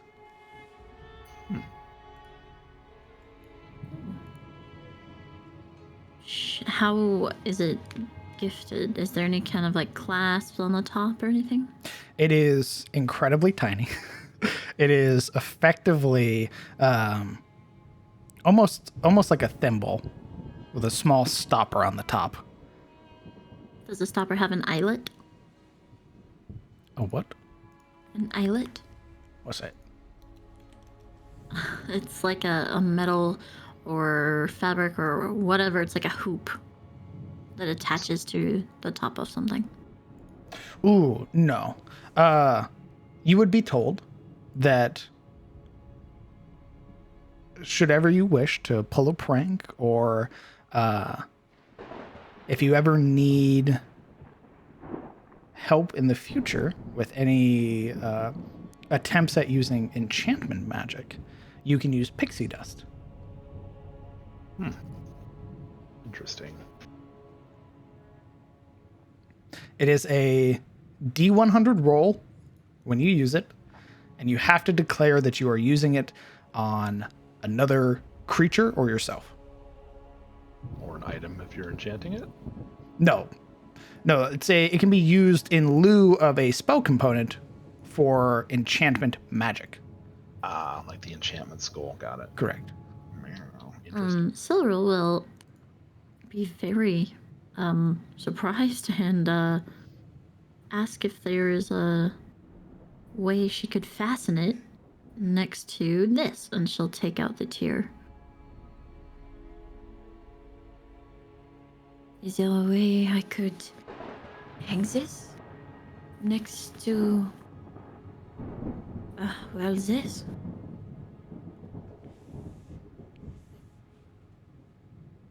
You would wish to hang our gift next to Olwen's tier? Well, of course. You have both given me gifts. I would like to keep them close.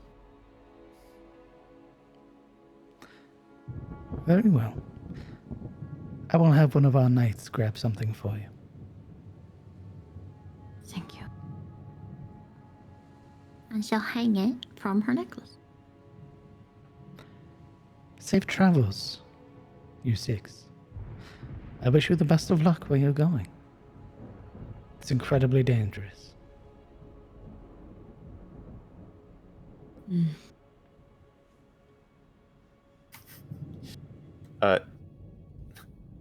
Yuri is eyeing the pixie dust hungrily for a moment as it's gifted. It sort of snaps out of it when she bids farewell. You wouldn't happen to know anything about our target? My knowledge of it is rather limited, I am afraid. We have had encounters in the past with this supposed basilisk king. He has killed a number of our sprite knights, as well as killed one of my daughters.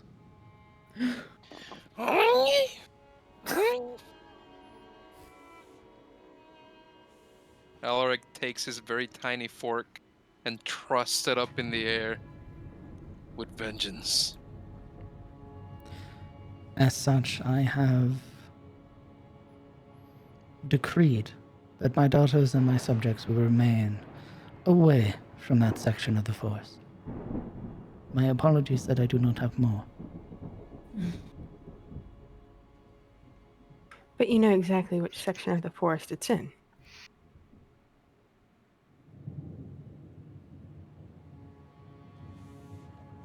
There's a nod. Could you point us in the right direction? Because we were kind of just looking for it offhand.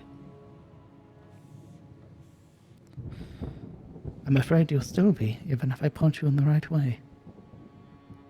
Oh, It is not on a normal path. It's how it keeps other creatures away. Those that would seek to usurp its throne.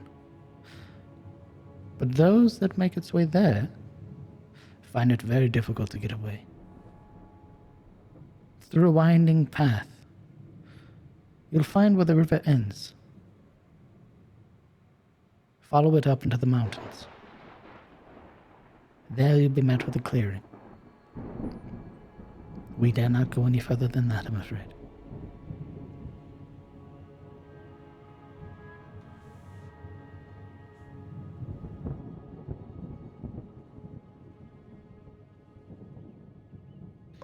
Alright, Pink Fairy. Oh, and your daughter. Give my word.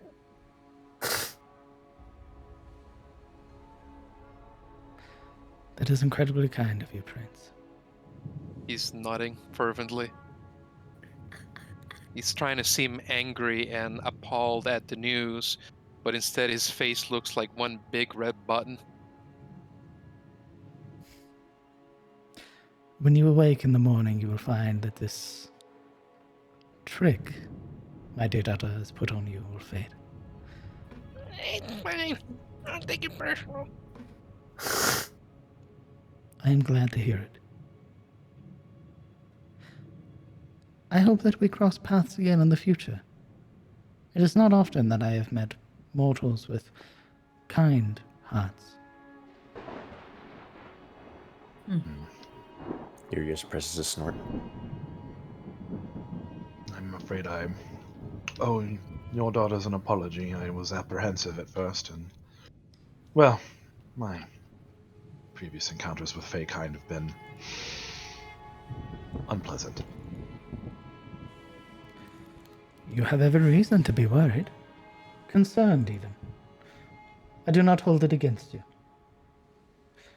Well, this has been pleasant, and the bath was welcome, and the food was excellent. Should you ever find yourself in the Feywilds, you will have friends in the Spring Court.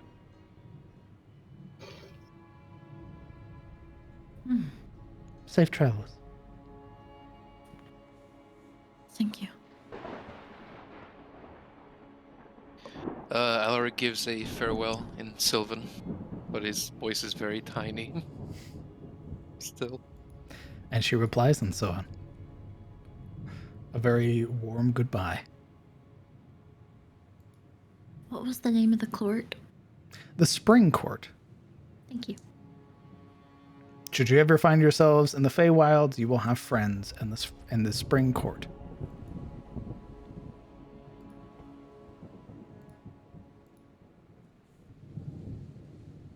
Probably one of the better ones. Indeed. Of all of them, that's probably one of the decent ones.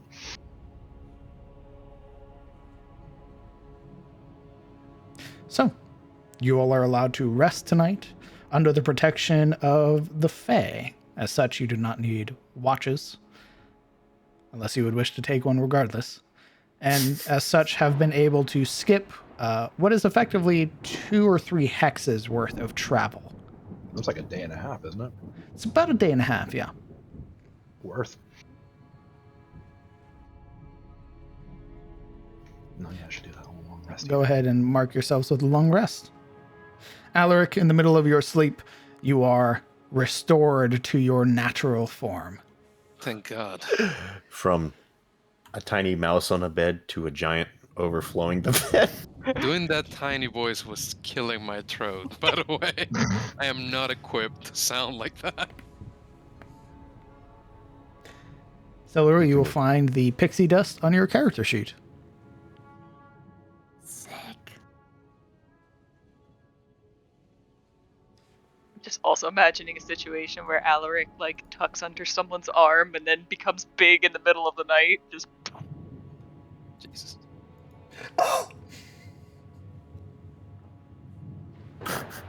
You all Crushed awake. because there's now a behemoth.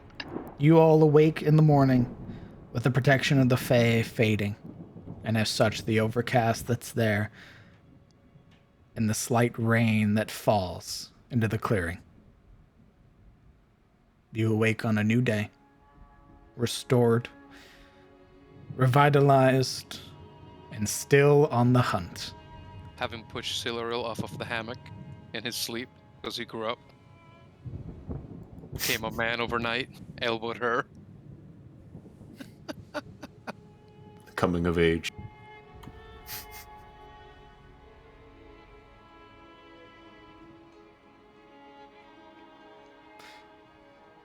Well, continue. She said we needed to head westward, right? You needed to basically continue on the path you're going, but once you get to the river's end, you'll need to follow it up into the mountains or the hills that are there.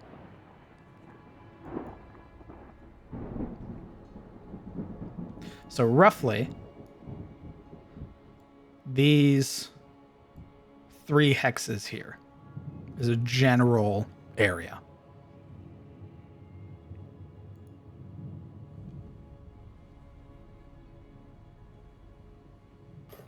All right.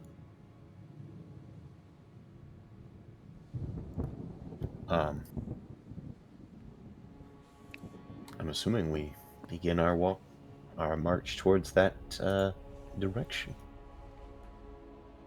And I would helpfully volunteer Kellen to make the survival check. You're welcome. It's expected at this point. As you Without continue, without which hex are you moving into? continuing along the same way, right? Remember, you can move the token, so. Move the token, and I will do a survival check. Hopefully with advantage if Alaric is so kind. And a D100. D100.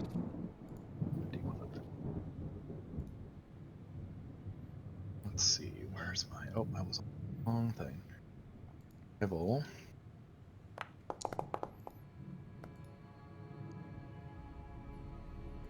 $21, okay. You also want a D100, you said? Correct. There's a D100 for every hex that's traveled. Understood. 48. Okay. While we're... Because one of my ranger features is that like I can forage without losing any travel time, etc. Can I look for something akin to hogweed while we're traveling about through the wilderness? Parsnip? Hogweed. Yeah, when I type in hogweed, it brings up cow parsnip. Oh, that's weird. That's not at all. No, hogweed's very bad. You don't want cows eating that shit. Common names for this species include hogweed and cow parsnip. Not what I had in mind. I was gonna say, try giant hogweed. Yeah, That giant brings up hogweed something is- different. Yeah, giant hogweed is a specific thing I was looking at. Something like that. Are you looking for carrots? No. No, it's a big ass plant that is very painful to encounter. And it can cause blindness. So long as you don't touch the sap.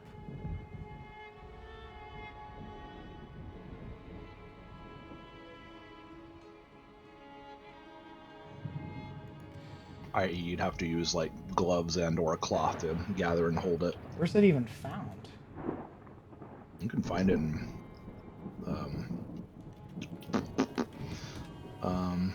I think it was first discovered in Virginia, but you know, wild area.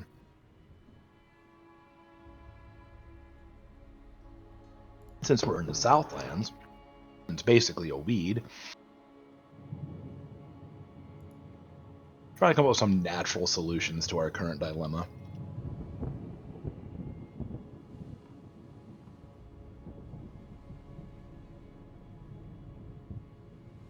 Huh.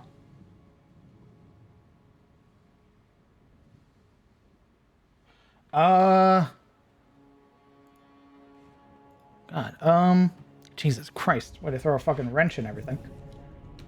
Or at least similar plant. Something akin to that, yeah, if you want to name it something funky special.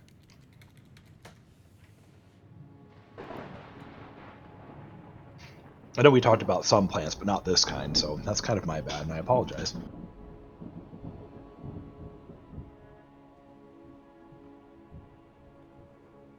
Huh. Yeah, sure. Roll me a nature check, I suppose. Nature check.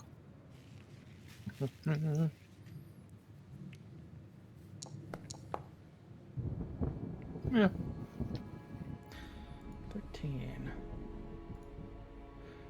At least in this hex, you wouldn't find anything. If you want to continue searching through the hexes as you continue moving, I'll allow it. Yeah, I'll just kind of keeping my eyes peeled for Sure. things like it or derivatives thereof with similar effects, etc., etc. Yeah. Of which you pass through this hex with no issue. Beginning to now fully go into this large cluster of forest that is here, before needing to pass into a sort of segmented plains area where there are long rolling plains and small clusters of trees that continue until you find a large, dense wall of trees at the very end.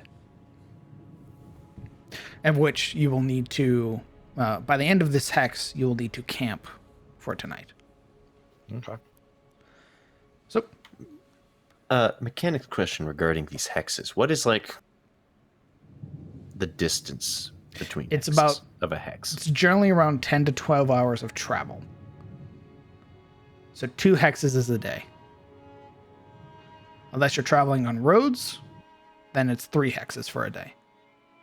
I meant more like miles.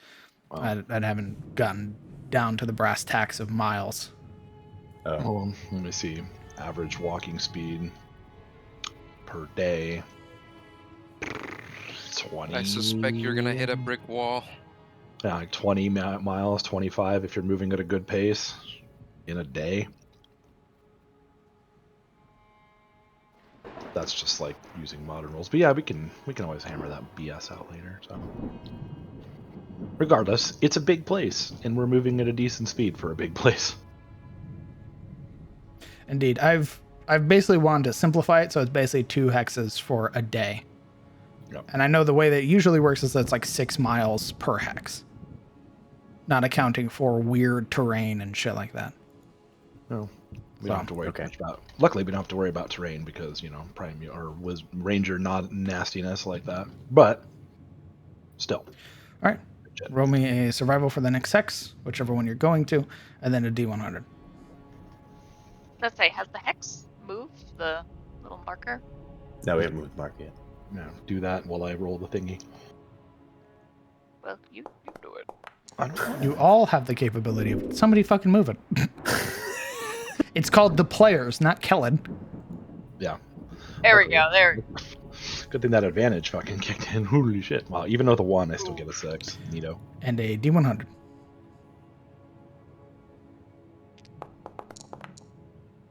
23. Back to the Pixies, brother. Let's go. Yeah, backwards. 23. I need another D100.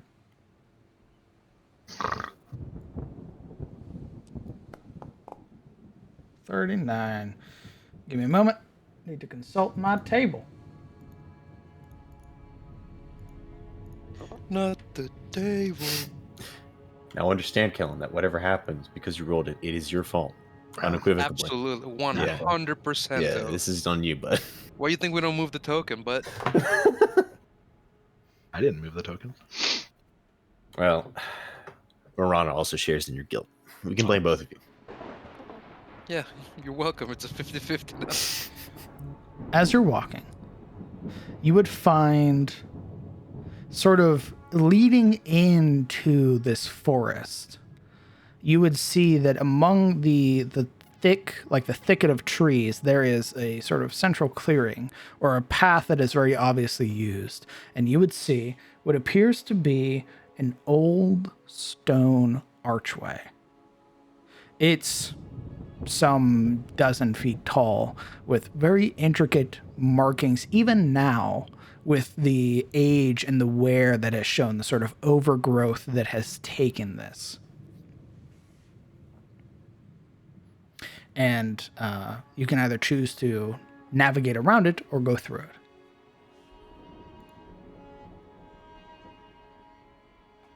So it's... okay.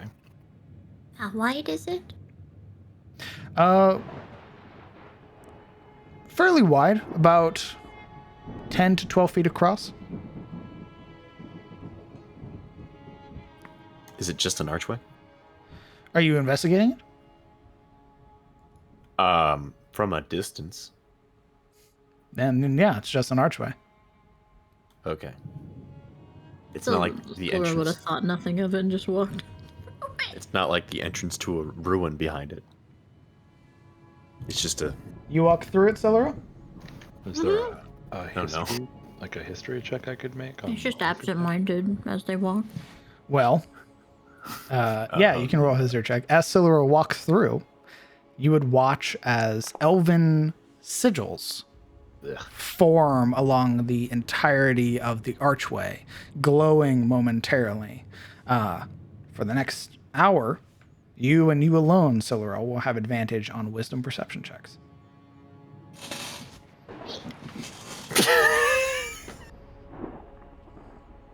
Do I feel any different? Yes. It would be walking through like a thin, cold membrane. Like a shutter that washes through you. And as you push out to the other side, the runes that had formed on the archway fade. Why'd you stop it? I don't know. What? You tell us. Don't know, I was just walking. She gestures up to the archway. Well, Your senses feel sharper, Silaro. There are scents that you pick up now. Differences in noise. Can you see that far before? It's hard to tell.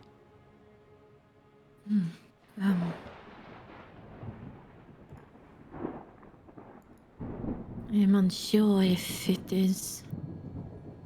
That has anything to do with it, but... I feel more attentive. Now that I have felt a cold shiver on me.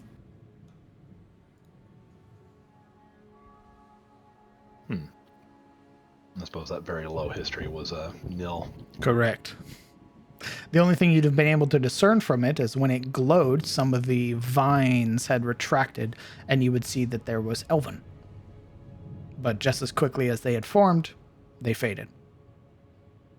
Did I get a sense of what they said before they faded? Not really, no. I'm guessing this isn't related to, like, Caressian elves.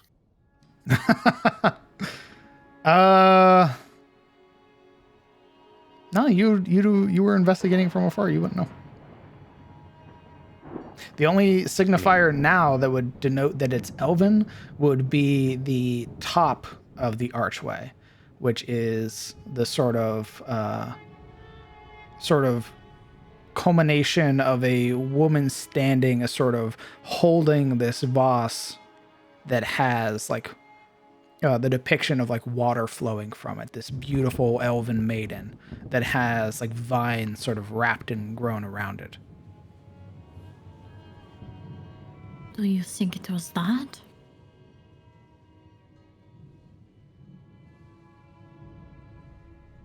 I mean, you walked through it, turned around, and said what happened, so I can only assume it had something to do with it. Are the symbols still glowing, or did they just glow and then fade away? They glowed and then faded. The archway glowed when you stepped through it.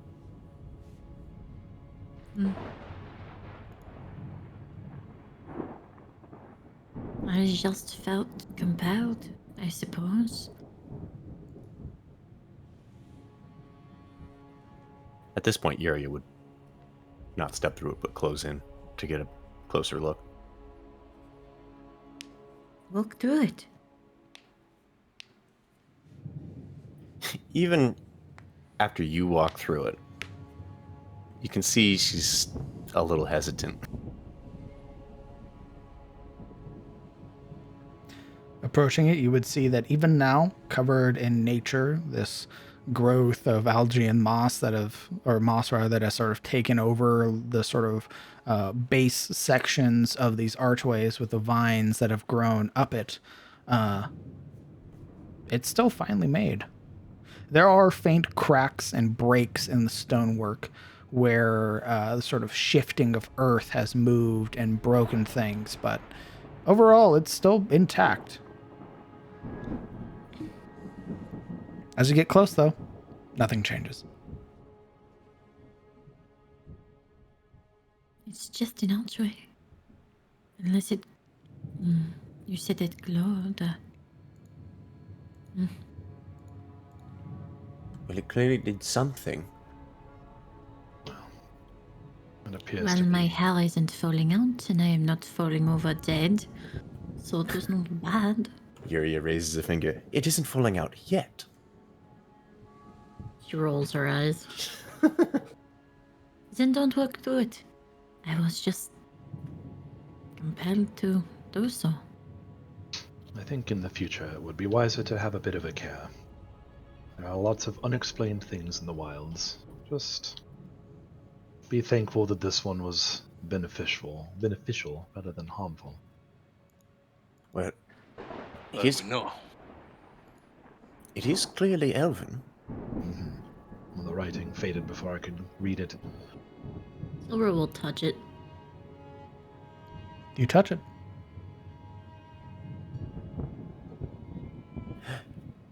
Am I speaking a language other than common? Because when I said have a care... No. Kellen, she's already walked through it. I think it's an archway. She's already fulfilled its purpose. Although this does bring up a bit of a question, at least to me. Sure. Was the Atmore populated by an older civilization before, Tyros? This clearly isn't Tyrosian. You mean before the age of the first men? Is that why you're asking me? She purses her lips. Maybe in between? Well, what would I know of such things? Roll me a history check. I feel like Silra would know. Roll me history checks. I paid attention in school. Probably would have read many books on the heritage of the Edinburgh. Is this... I'll say you can roll with advantage. Zilro. I'm not going to roll because I wouldn't know. But Unnecessary. What's up?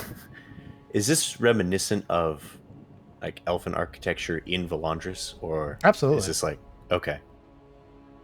That's all I wanted to know. Yeah. The Ettenmoor has been held and occupied by numerous peoples. Tyros as a whole has. There was a point where the Western men settled and planted the star given to them by the Erenar, thus birthing Thorlin, the Silver Flame. As part of that, there were elves and humans that pilgrimed to either side, or took pilgrimage to either side. Humans traveled east, and there were some elves that traveled west. As such, that's how we end up with the elves of today. The elves that were separated from the east when the continents shattered.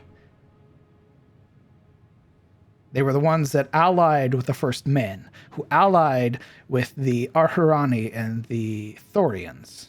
The other families here, such as House Valardin, the houses of Vinheim and the like. On top of that, the Ettenmoor was occupied for a long time by the Giants and the Giant King. As such, the Warden families waged war against them, so you will find giant architecture. As well, you'll find goblin architecture, because for a while there were goblin empires. The Ettenmoor has traded hands more times than people can count. It just so happens that this time, It's rolled and stayed in the hands of a warden family. Because we're in the Ford Age of Lord of the Rings, where the humans won out everywhere. We're not, by the way. There's a lot of elves.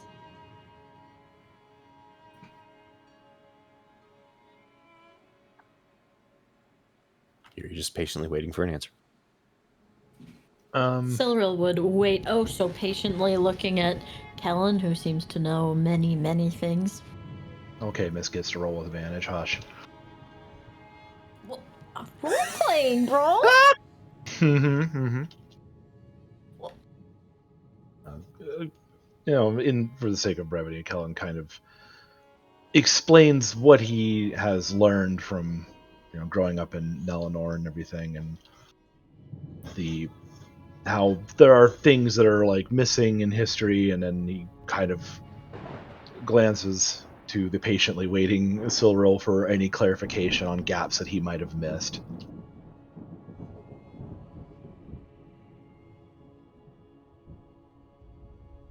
She would nod.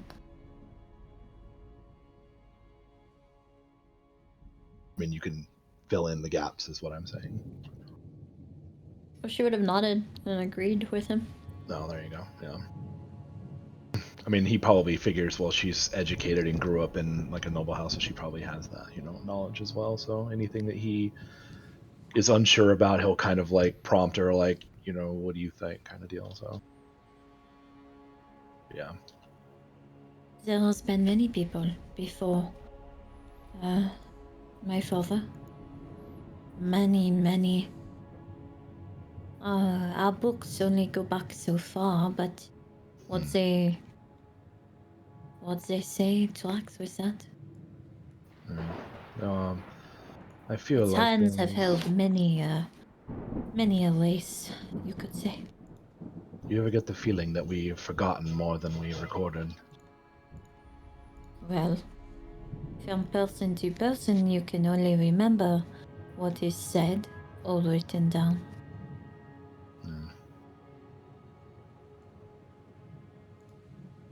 Mother did always say that history is written by the victor, so who even knows how true a lot of that even is? But it is what we have, so that is more or less the case. I would say that there are a lot of people, like she said, elves, goblins, humans, my descendants, apparently. Interesting. My ancestors, rather. Regardless, it is not bad. Not all things are remarked to be terrible or horrible. Oh, choose your sense of adventure. My sense of survival tends to win out over that. Adventure happens regardless. Survival happens when you're very careful. Silril would absent-mindedly run her fingers across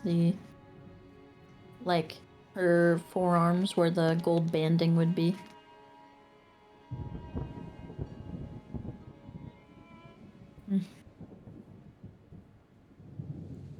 Well, interesting. So this is more than likely a point for pilgrims, then? A sign that they're headed in the right direction, you think? Not an old empire declaring their borders and dissuading those not of elven heritage to enter. Given that Silverhill had experienced a rather boon kind of situation, perhaps it could have even been a temple or a shrine at one point. Yuria pauses and then sort of experimentally sticks her hand through the archway. Stick your hand through the archway. Nothing happens. She takes a step through the archway. You are now on the other side of the archway. There's a moment where she sort of stands there waiting for something to happen. And then when when something doesn't happen, she just sort of lets out a breath. Oh. Well, it is very old, so. She eyes Alric, waiting for him to cross. No, no. If there's something I know about history, is that my ancestors did not take kindly the half-breed. I stick my hand through there and he'll cut it off, maybe. Oh, do you think that it is only elf? Oh, maybe. I'm Hmm. part that, I hear. So, Come on then, try. Well, before I was keen on just walking along, but now I would like to see. Alaric, She puts both her hands on her hips on the other side of the archway, challenging him. he looks at her very nervously with this kind of flatly wide set of eyes staring at her hips, at the sass. He closes them eventually and steps through without looking.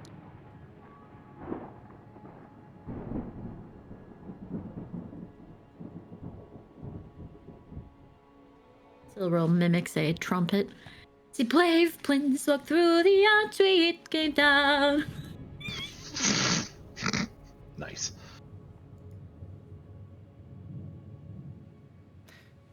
For the sake of brevity, any experimentation is met with nothing. Oh, great. The runes do not flare. The archway does not move, or shift, or glow. The only one to receive the blessing is Silverl. Frickin' high elf privilege. Destlam. My lord. It is curious, though, despite being all the way out here in Tyros, that it still has similarities with Valondric architecture. Perhaps all high elves do think alike.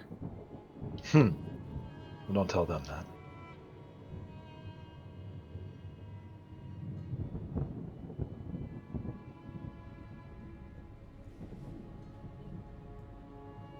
Yuria, have you ever wished you were an elf?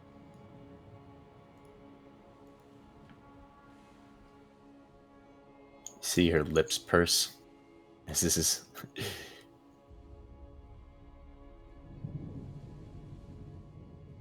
I wouldn't give them that satisfaction.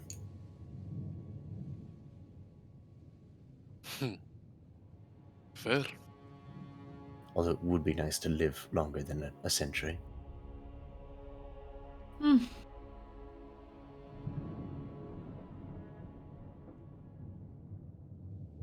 My brother would.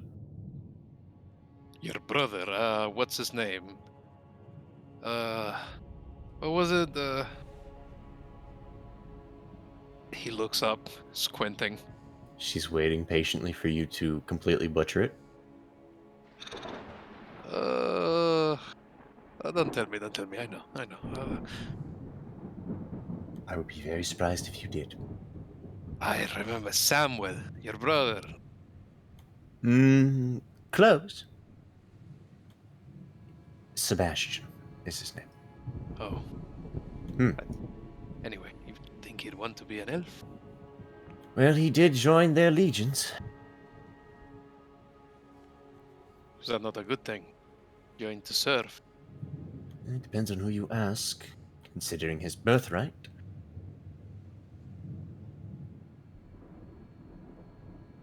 Well, sometimes people seek out a humble existence. It's a way of learning, I guess. Or some Some- people would rather their lives be decided for themselves, and not something they didn't have a choice. Some of us are born with responsibilities, whether we like it or not, and throwing those responsibilities away can upset the ones who expect it from us. But why is that fair? Who said anything about fair? I did. I'm afraid the world doesn't really work on fair. Never did. She shrugs. I don't begrudge him of it before you ask. But it is a sore point within my family. You do begrudge him.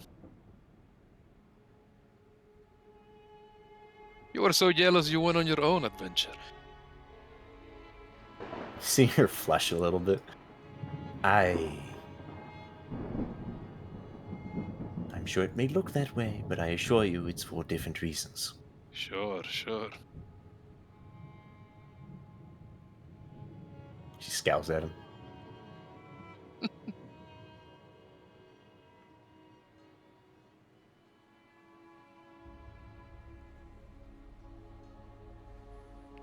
With it being the end of the day, you will need to establish camp. Nature check, by the way, for the weed. Correct. The weed. Ganger. Yeah, 16. Yeah. As you're preparing for camp and beginning to settle everything down, you would find the sort of white flowered bundle that is sort of pressed into the base of a tree.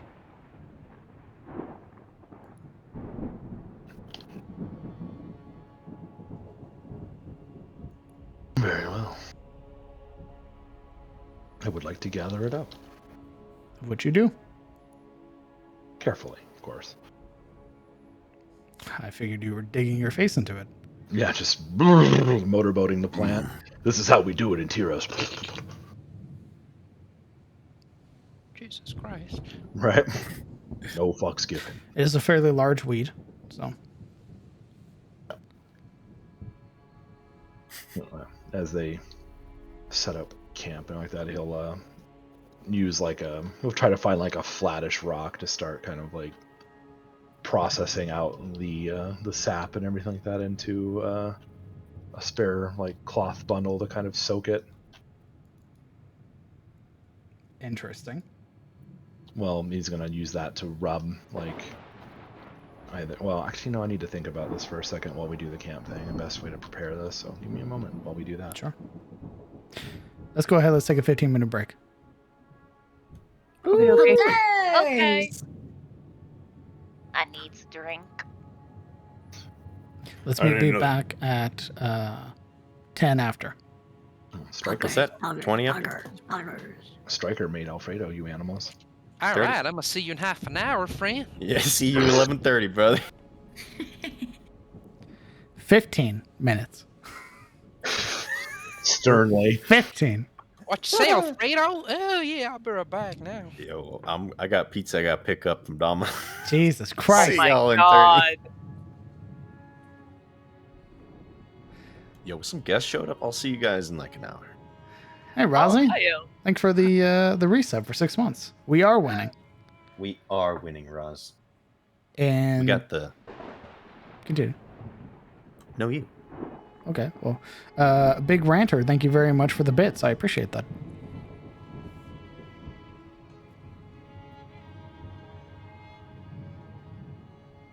Hey, when are we getting text-to-speech for biddies? Why would you want that? Because it's funny. My favorite's spamming 7 86 times in a row. That's so my we favorite can one. be in the middle of a game and then just hear Amogus, Absolutely. Amogus, Amogus, Amogus. Morbin. Stand back. I'm Morbin. Just blared in Microsoft Sam. It's exactly what we need. What do you mean? Abso-fucking-lutely not. All right, but what if we're on break? What about all your other streams? Right, what about map making Wednesday, where you're making a map and somebody spams you missed a spot, or just copy pasta? You know I'm good. Jesus saves so you don't lose progression. I'm just saying people love putting in money so they can shitpost. It's a good revenue. They can If, shit post Tumblr- with their channel points. I was gonna say if Can they? Tumblr has anything to say with it. Yeah. What are my Shitposting channel? is- What are my channel points good for? Highlighting your message so we can answer your questions. Let's go. Look at that perfect segue.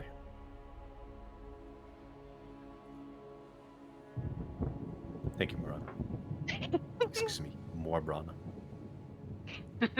Morbaron. Ain't it? Hate. Also, when you said all high elves think alike, all I could think was, somewhere, Bailiff will remember this. The prince with his orbs just going red. I'm attacking where? Shademore. Well, that's part of our land. I don't care. The big gun starts turning. It's cranking. What are they good for? What do they export? Pain? Disappointment. What are their imports? Low lives? Mostly also disappointment. It is It's Australia. it is 35 days a month, and there are 11 months, Pseudo. Did you just not like February in particular? Is that why you did that? You used to only have 4 months. And they I were 80 remember. days long. I remember the old Bogladier calendar. I think I was the only one who used it once. Yeah, Adis has gone through major changes since you played Pseudo.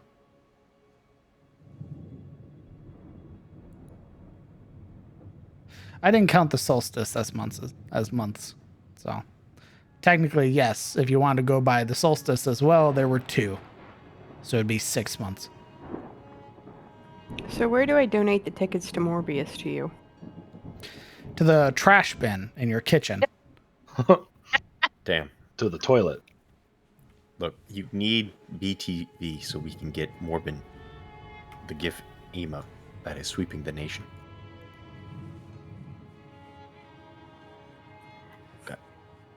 Gotta give Jared Leto credit, though. He got the worst Marvel movie and the worst DC movie. I'm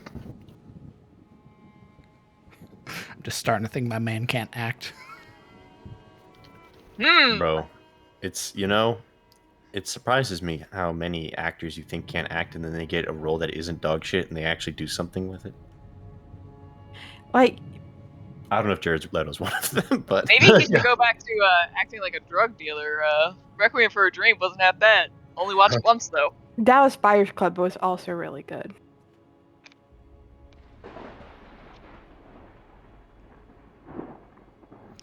Honest answer. How hard are you going to try and kill the party with the basilisk? Well, the basilisk wants to win.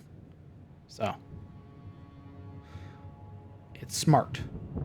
So we'll just answer yes.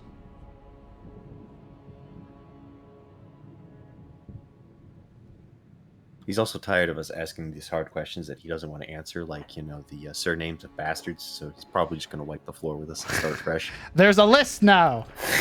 I have Oh, a list. I like how we haven't asked the question or brought it up once since you made it. It's just so I have it. He made a Pick list just so. Pick a family. Just so. Pick a family. There's one for it. Pick a territory. What if I'm an orphan, like a rogue, and I don't have a family? Well, fuck you. All right. That's my surname. Fuck you. Steinmore, you're a Waters. Grimwald, you're a Mort. Vinheim, I'm you're a Mort. Star. Yo, I'm morting, bro. Katarina. Katarina is Dusk.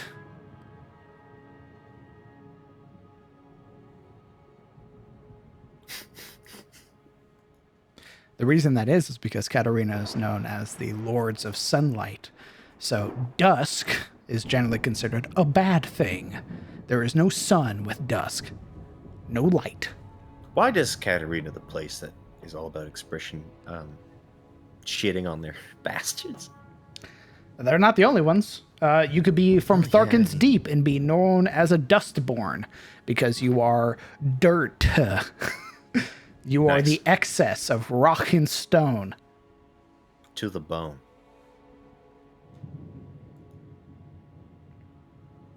That sounds like a compliment, though, if we're talking about dwarves. Like, what the fuck?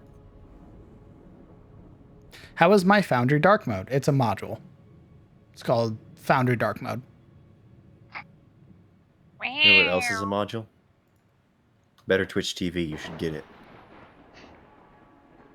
The fuck is that? Better Twitch TV. It's what we use for the majority of Twitch's lifespan to have GIF emotes. It's what allows us to use the loggers emote. Why do I need Hyper that? Omega Law, so that we have more emotes. Keck W, also a prized possession. I need to have that? Yes, Oh. so we have emotes that go far beyond your sub emotes. Not that your sub emotes won't be fantastic 10 out of 10. However, it does allow the shit posting to accelerate to unparalleled heights. Indeed. But why? I don't know. Why stream on Twitch? Why have a chat? Why do any of this? Why are we here? Just to suffer. Chat, why are you watching this right now? Explain. See, Zebus knows.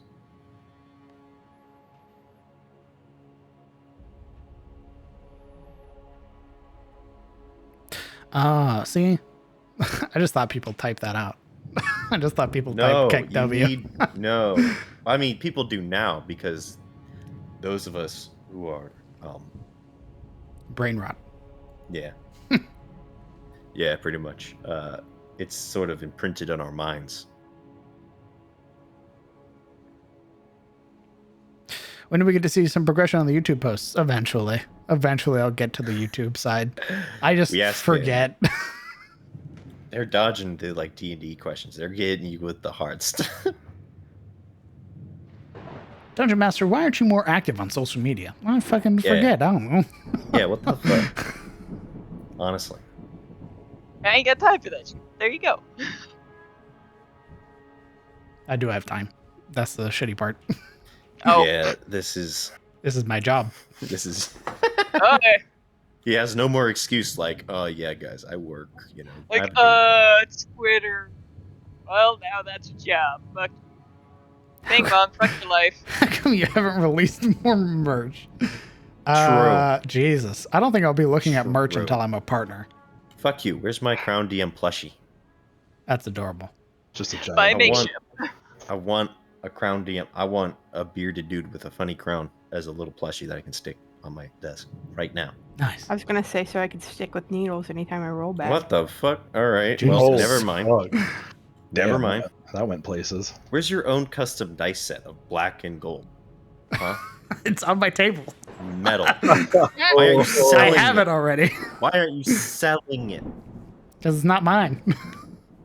You could do like a black and gold with a D20, like the 20 on it is like a crown, and the 1 is just like a curled mustache. Where's my DM chibi keychain that I can stick in my car and people can wonder why the fuck I have that? How does it feel to be a handsome beast? I do agree. I am very handsome. And oh so humble. But of course. Mm. You gotta like, when it comes to what, like your own looks and stuff like that, I found that if you're more exaggerated about it, it's not as awkward in a conversation as it is as being like, oh no, no, I'm ugly. Oh yeah. Well, I guess that would be kind If you're just like, if you're like, yeah, I'm fucking handsome, people are like, yeah, bro, hell yeah. Compared to like, yeah. no, don't talk like that. No. True. You're working that social psychology angle. Correct. I approve. Gets ready to hit itself in the face with self-deprecation. Supposedly that was a New Year's resolution, and we don't do that anymore. Correct. Do really obnoxious finger guns. Every That time might be your New Year's resolution. every time I've tried, he's just like, "Hey, we don't do self-deprecation in this house." I'm like, "You said that, You shouldn't. not me." Positive vibes only, or else. Well, As he listen, pulls off the sword. sometimes some of us are just made of it, and there's nothing we can do about that. When There is is the something you can do about it. official CDM Funko Pop? Isn't Funko Pop like really shitty though? I don't know. Yeah, they're apparently. I mean, they're not. They're literally just meant to sit on your desk and be weird looking. That's. I mean, like the company and stuff. Oh, yeah. I have no idea. Are they like a bad company or something? I thought the whole thing was that like Funko Pop, the company, like fucking sucked ass. There goes the Funko Pop sponsor. All right. It's okay, guys. We can see. You get the others. They look like shit. Just out there. They look I'm like not, shit. I mean, I'm not a fan of how they look, so. I only have 2, and both of them were gifts. Yeah, Look, every time I'm just saying. every time I've been tempted to try to get one, I'm always like, yeah, but that looks weird and just kind of creepy sitting there. I'm like, I don't know. I don't want this thing looking at me. Like, bleh. I mean, if weird and creepy is a problem, I should like take my little Fallout Mothman and just leave. No, but you like that shit though. Like, Yes, What is the- I like weird, creepy shit. yeah, what but is the a Mothman's doc- pretty cute though. Like, I've seen your Mothman stuff and it's pretty cute, to be honest. Like, I'm like, oh, that's pretty fucking adorable. It's just like my Great Serpent of Ronka plushie that I have. The thing is fucking adorable. And CDM talking. Sorry. Let's is that? go. I have no idea It's what that body is. Pillow. that's the body pillow. Oh, Let's go. It's just a giant beard with a crown on it. I need one where it's him like naked except for the cowl on his head and the crown, and it says roll a charisma save. Just like one finger, like one hand stroking Yep. the mustache. Charisma save. That's right. please. Just laid out on the pillow. Full abs. you want that, Zoro? He sounds so judging when he asks like that. You want that? Who doesn't want that? Something wrong with you guys. What the fuck? How do you say it? It's a Dakimura? Dakimura? Dakimura? Yeah, I There's don't no- know. Japanese nonsense. I don't know. That's the backside. The Oh Daki. boy. How about Ask a weeb. I don't know. To Someone all of had to you- ask. All of you residents True. of this beautiful home, Stryker made an awesome spaghetti. You should go have some. Alfredo. Spaghetti or Yeah, Alfredo? is delicious. Alfredo. What's the difference? There's a big difference. For one, Uh-oh. What's the difference? one is red and one is white. That's a big for starters. One is red and one is what? I want you to know that your family is rolling in their graves right now. Yeah, Alric. your Italian side is wishing death upon you. Dude, spaghetti is the pasta. He's using spaghetti pasta with No. Alfredo sauce. Actually, you're also wrong there because it's fettuccine pasta. So Oh my god. you just can't win. Jesus. You just can't win. he did make a lot, so it probably is enough for chat. To be perfectly honest. I mean, Saving Alright. some. Everybody back? you're Hi. funny. I am here. Didn't you hear? I There's did not leave. pasta. They're not Who's coming doing? back. They're spaghetti. Baguette. I think character dockies would be absolutely hilarious. There Whole actually is a team. lot. Oh God, no. Not the characters, please. Yeah. No, I don't know if I feel comfortable with that. You don't I have to don't volunteer. But I don't need Zebus posting an inspiration fucking Yuriadakis, okay? I don't need it. those No. probably already exist. With him though. cuddling it, just like. God, no, that's like the least offensive thing you could do with it. I think Yuri of Oh. Shademore is a Dakimura. Not Shademore, Shut but the- Yuri of Ulasil. Okay. Fuck you. Probably. It would surprise me if that. You mean of Londor? Same thing. Ooh. Mm, Dakimura. oh, no. If I were in a grave, I'd be rolling in it right now. Shitty DM, not knowing reference as well. Unaware of Shut the the Dark fuck Souls up. lore. Don't try and turn this back You on just me. straight Not up knowing the suck. difference You don't between know anything. Alfredo and Just spaghetti. in normal I do know the Adam difference. fashion. Do you? Because you certainly seem to not really know the difference. Not even 5 minutes ago. Guys, relax. Sadly, I was there talking isn't. about the There noodle isn't type. one. There's only a Moron. pillow of her, but it's not like a Dakimura pillow. It's just like a normal like throw pillow, but it's like a cutout from like a comic. Yeah, most of the ones I see are Solaire body pillows. It's Nice. a Dakimakura. Whatever. Yeah. I'm fucking. We- I don't know how to say it. yeah. I'm sorry. Weeb translation has arrived. Dakimakura. There's Oscar. There's Expecting too much from Lautrec. this idiot. There's Solaire. It's about all really the ones that I can see. All right, but where's the Ronnie one? I'm sure that's already out. Oh, 100%. Absolutely. 100%. The good taste. The multi-arm fetishists are going hog wild. This is their time. How about a CDM carry case for D&D stuff? A carry case? Like a bag or like an actual briefcase kind of thing? I don't know. That'd be interesting, I guess. Yep. Like a messenger I bag found would be that. pretty cool. What about a dice bag with just like the crown on it, bro? Come on. Oh, again, I'm not even going to look at merchant stuff until I hit partner. So Why not? You should do it, and then you can get partners. Say, look, I've already got merch Twitch. Now I'm totally legit. What's important is that you will get partner. Who defines this? that's the hope. This road. Me and my hopes for him. Fuck off. Who defines this road? No, I I mean, if you're meant, talking about the road to partner, it seems to be pretty fucking arbitrary, if you ask No, me. I mean just like who defines having to get partner and then merch? You know? Oh, me. Why? Because I want to wait until I'm official and stuff. You're official to me.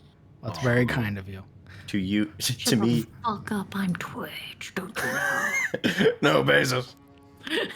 No, Bezos, please be gentle. So, with your giant hogweed, you all settle down for camp. Now, I'm going to ask, is there any conversations that need to happen tonight? Yes. Okay. Oh, I have something, but go ahead, Yuria, by all means. Before the party rests, Yuria sitting on whatever we have available to sit on, wherever the logs come from that we inevitably sit on. I suppose I should be candid with all of you regarding my ability. I doubt there's any reason for me to be facetious at this point. I bring this up because I don't know how well this chicken blood idea is going to work out. It seems to me the chicken blood, the plan to, if I understand correctly, spill blood upon the floor to draw out the king's servants. More or less.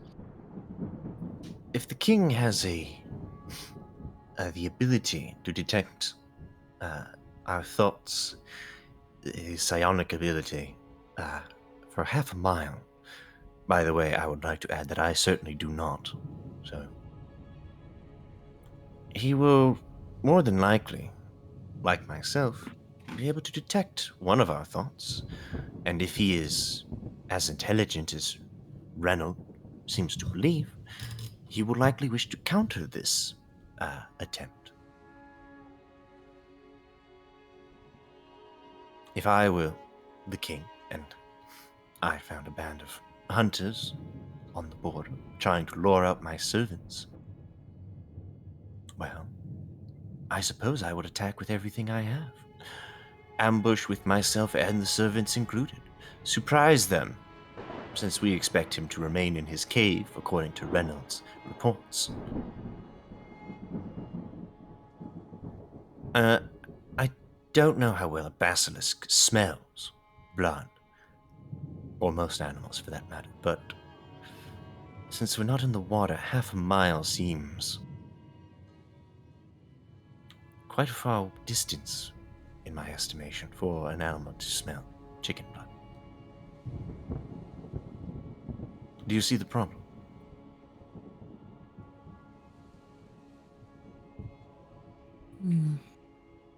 Kellen kind of blinks for a moment and lifts a hand up like as he's working on this hogweed plant with a knife and a flat rock, kind of like squeezing the sap out into like a pool, basically like a puddle. Well, some creatures can smell blood from very far away. You know, like a shark in water can smell from up to like a mile. But also, you have to think about this. He's sending his mates out to hunt food, most likely, and then bring it back. He sits in his lair. So, if they range out, they are looking probably more than half a mile at some points. Or even if it's just at the edge of his range and they smell chicken blood a quarter of a mile from that range, and they'll move to out of his range to acquire that food and bring it back. If Goal is anything, in he could regard. send out his mates or those under him to do it.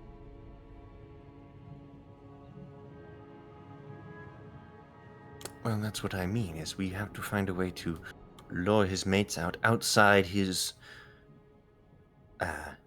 theorized psychic range.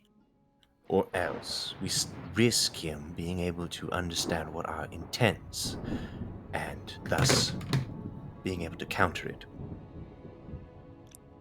I have an idea. Rather than using the chicken blood right away, we could instead linger around their hunting grounds. Not make it too obvious, as you're saying. I imagine we'll eventually find and have to fight its mates. And once we've done so, then we lay out the chicken. Perhaps he'll be so lured by it, so enticed, that we could get him to leave his lair. I don't imagine his mates will have a hard time finding us. Well, hopefully the goal is we find signs of them first and set up a sort of ambush. We'll be ready, for what's worth.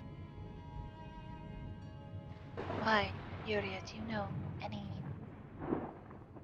way to counter such powers like yours?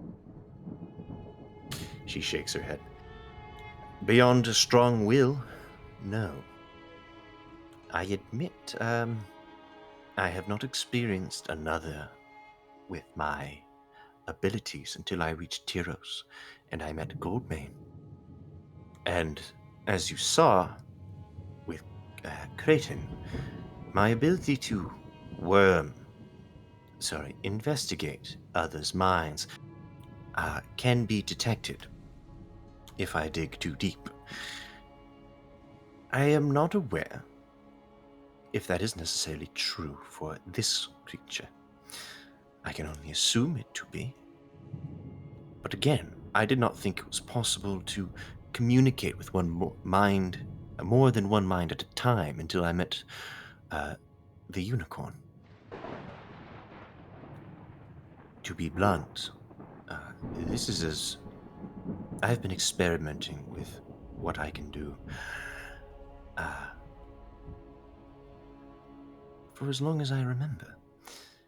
And I don't really know how it will blossom further, if it ever does.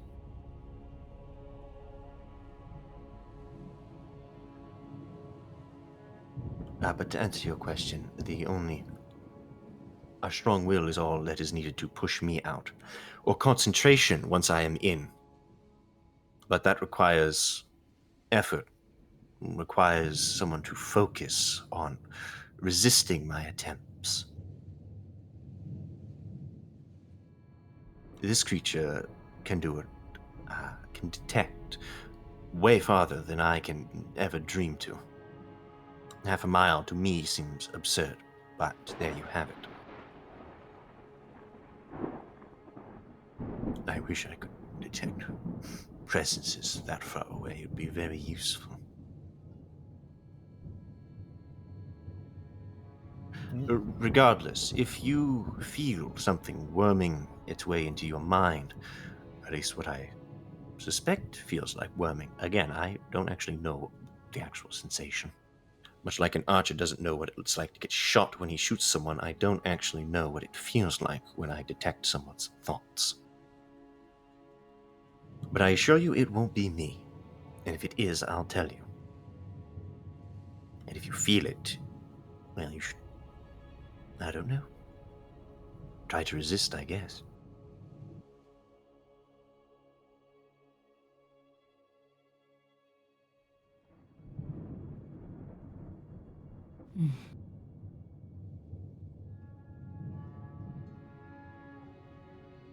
I see. Well, that's something. I'm not too sure if resisting would even help, Yuria. Him knowing that we're there to be prodded and tested is all he needs. I have a question on that, actually. When you detect thoughts of others, how deep does that go? Well, that depends on how long you let me in.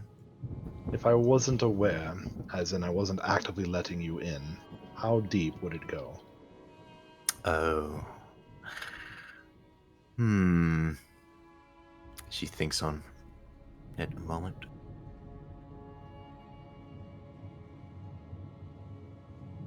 I'm not Well. asking for you specifically, it's more trying to mentally prepare oneself for fighting with a creature with abilities like that. If it's just what is immediately in my mind, then I suppose some concentration on we're simply here to kill you would deprive it of delving too deeply into our plans.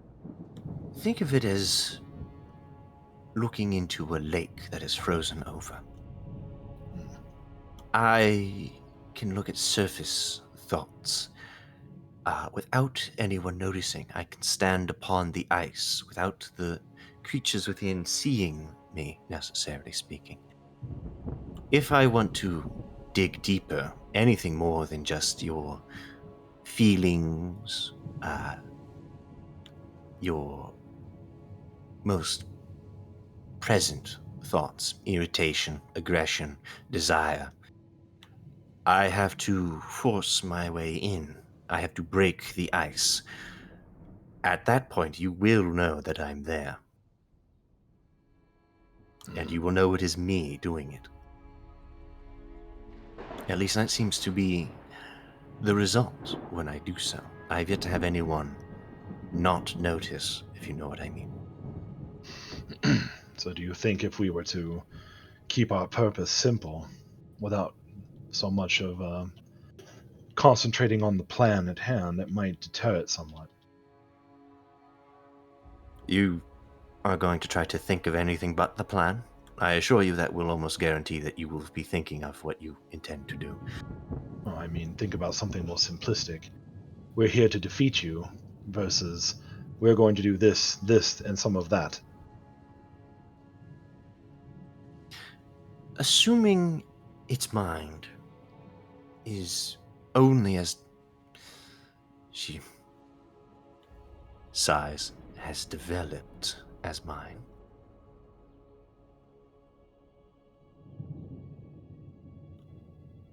If it decides, if it catches our presence and decides to dig into your mind, what you want to think of, attempting to distract it with stray thoughts will do you no good. It is... I think it would be very difficult for an untrained mind to play that sort of game. Your memories are also within reach, after all. But it would have to press deeper. Yes. In theory, if it works like I do. Again, it might not have this. It might not have this ability, perhaps in its more because it is more bestial, after all. Perhaps it merely only detects the presence of those creatures and has never deigned to dig deep, so to speak, and only uses it like an anglerfish to lure its prey in. Once it senses something, it plays its little illusionary tricks. Perhaps it has figured out a way to dig within your mind without anyone noticing.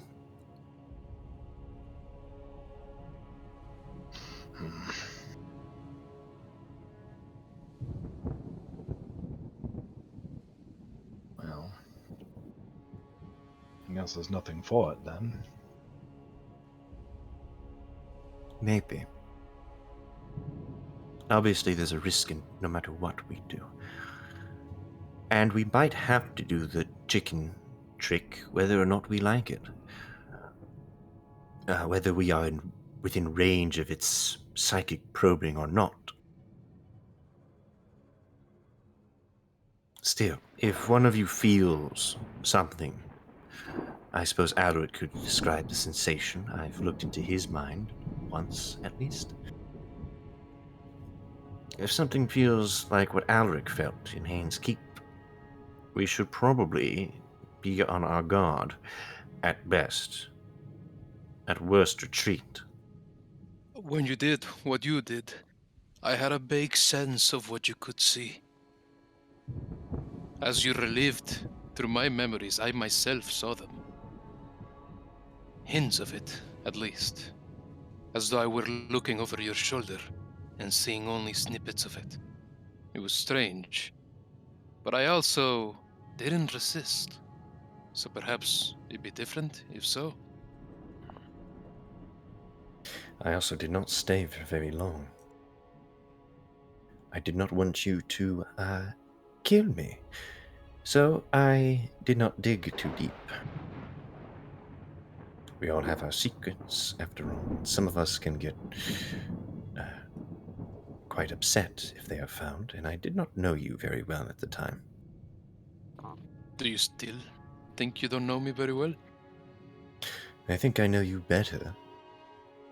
I certainly know what you've told me regarding Rofium and Ashford, and that seems believable. I can't say I know much of your experiences in Kareem, of course. And No. of course I don't have anyone to within your life to compare notes with.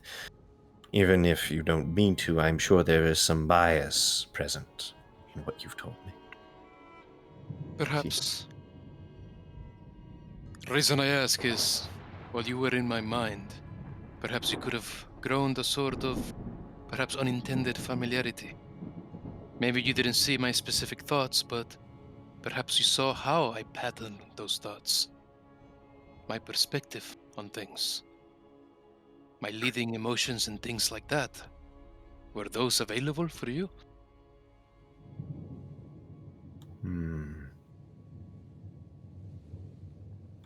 Probably.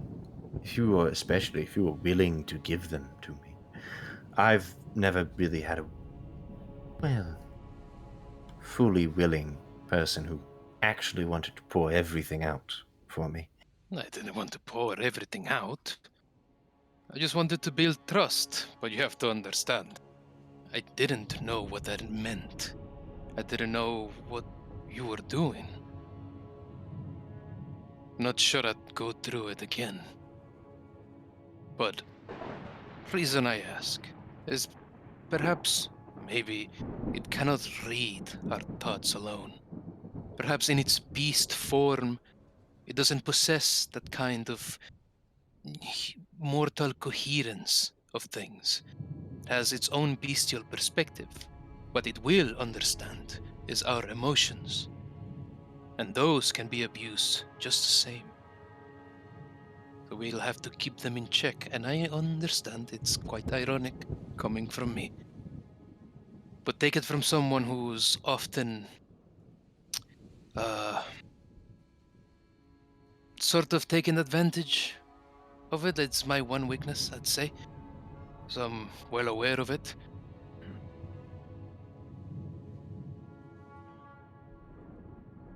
She chuckles. Well, at least you're aware. It's the first step of growing, you know. Funny.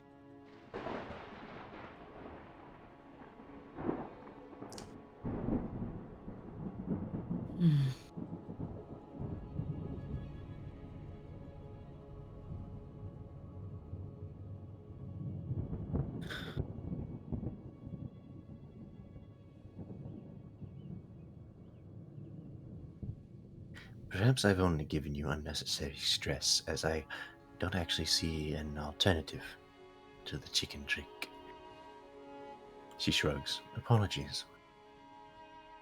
It is good to have many perspectives, I think. I'm sure we all agree on that. It told us a lot about you, too.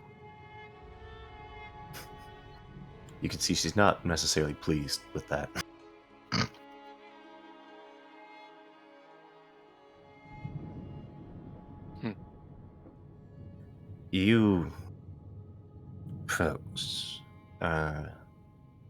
have more insight into what I have done than any other person that I have met.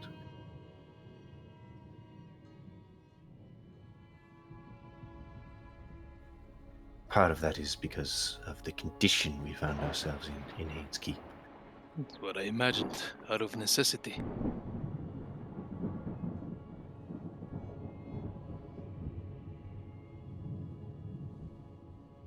I hope you do not abuse that information. Are you ashamed of these things? No, of course not. But I am also aware that people are not nearly as understanding as you, Alaric. Oh, when I first laid eyes on you, at least me, I knew there'd be something. Now that I know one part of it, it feels like a bit of the mystery is unraveling, and for that, I am at ease. I appreciate that you trust us. Or at least you trust that this information will help keep you alive through us.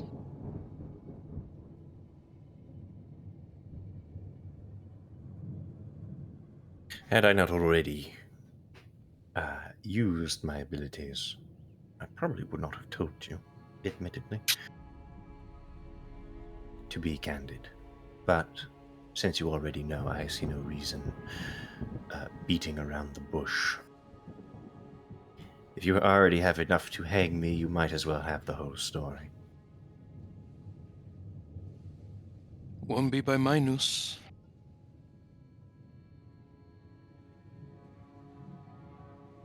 There are about 150 different uses for good rope that I can think of. A noose is generally among the bottom of them. I thank you. He smiles at her like, I'm not sure I like a good noose.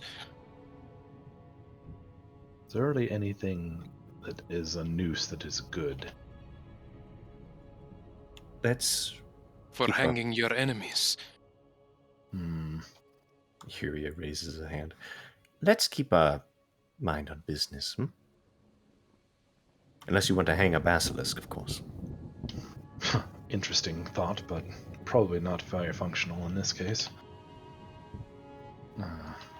Morana, do you have any spare vials in that little pack of yours? Oh, I think I have a couple spares. Hold on.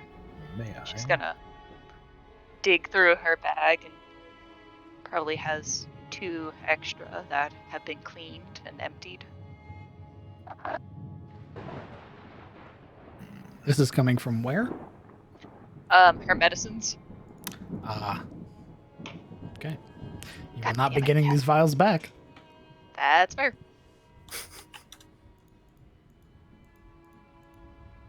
I'ma give them.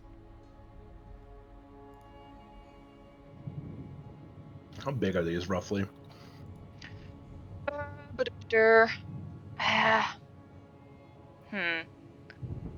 me see if I can find something comparable.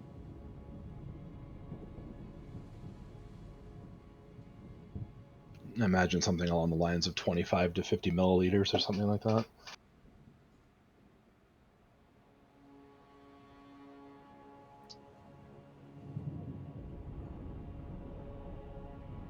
Like, let me see.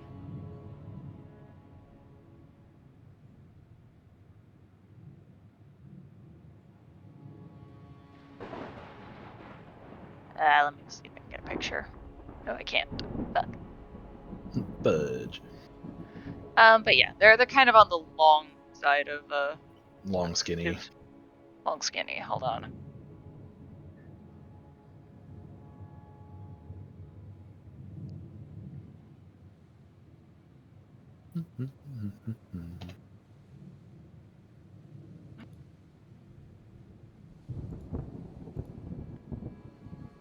Included with little pork stoppers.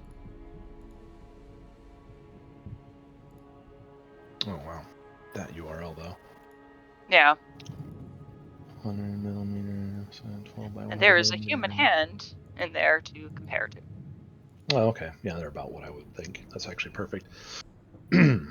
So with those, how much sap can I out from this disgusting hogweed can I get from the one big plant? Given that you're not using like an herbalist kit or anything like that, No, this is all primitive. I'm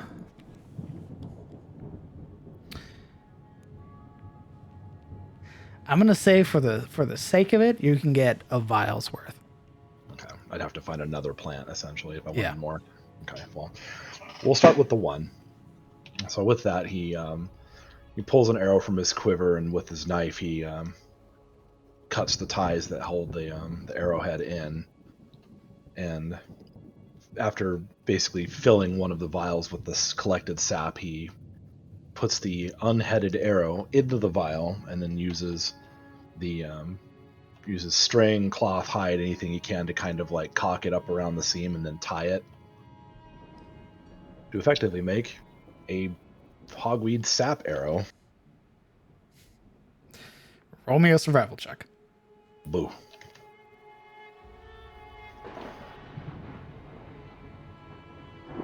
There it is.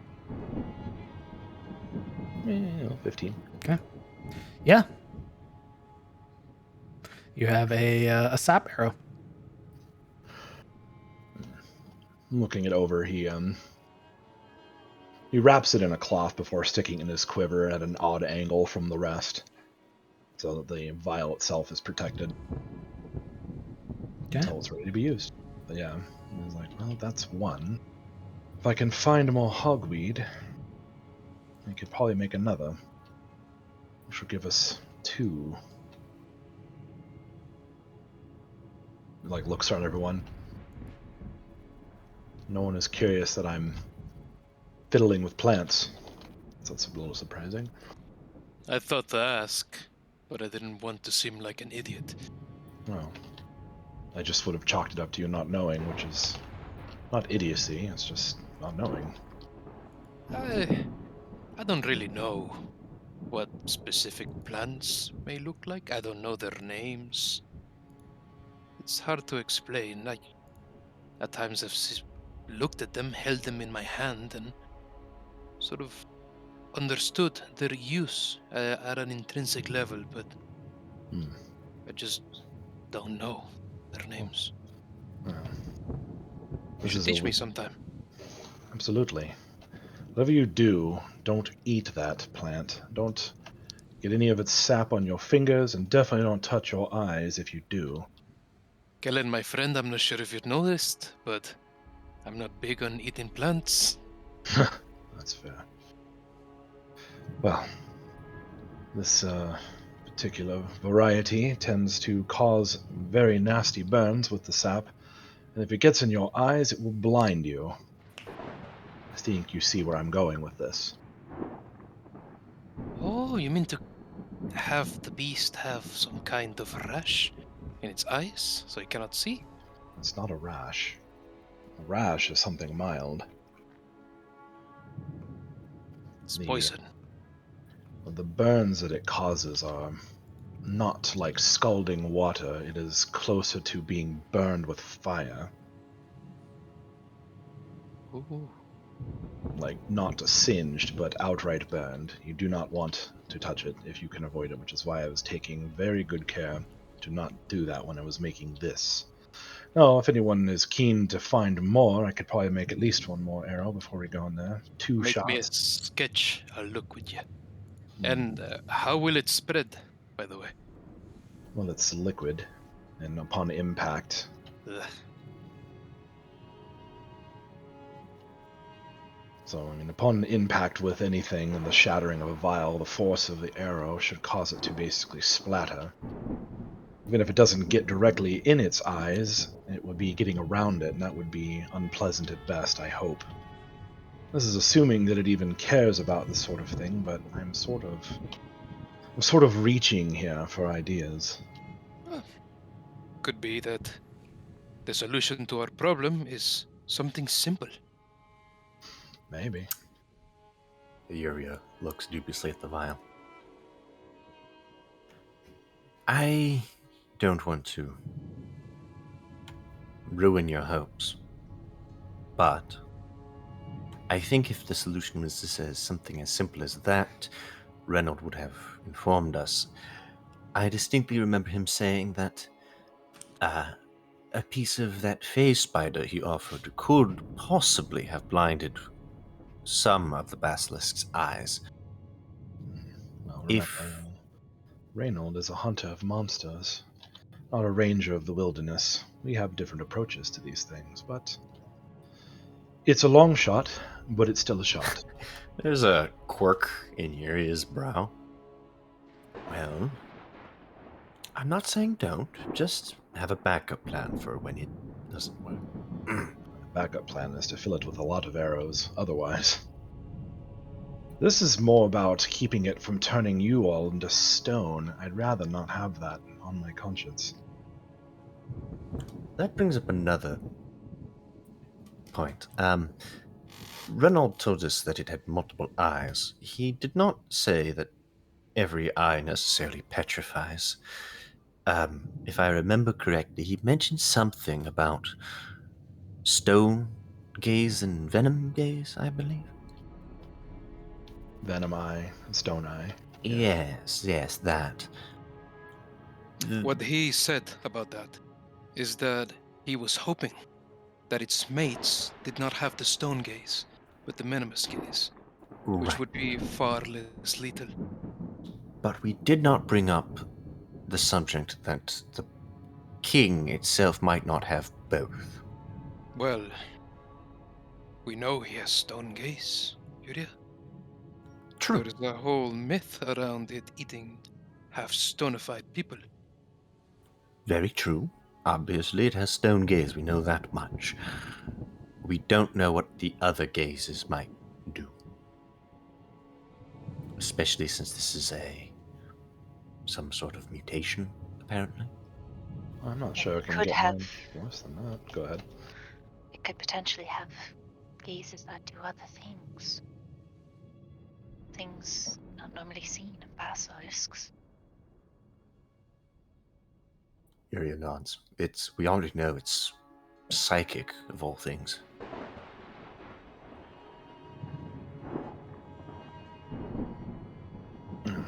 Even if it has poison gaze or poison eye, that is still more manageable than turning your companions into stone. That seems to be the most lethal of its arsenal, other than its horrible bite, I suppose.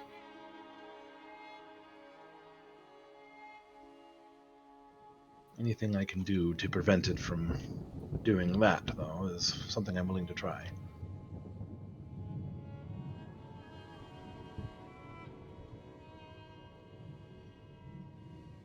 She nods. Right. How late in the day is it at this point? It is well into the evening now. Like the sky is fully black.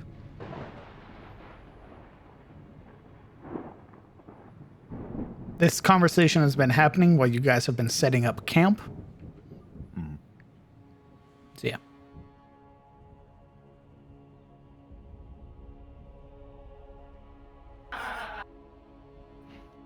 Well.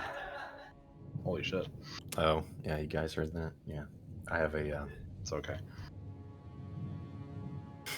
Just surprised me a little. I was like, what? Wow. Well. I'm open for whatever watch is available. I believe last time I took first watch.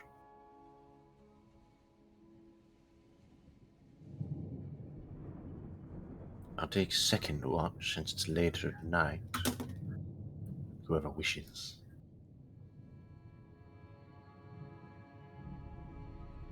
I will take the last 4, like always.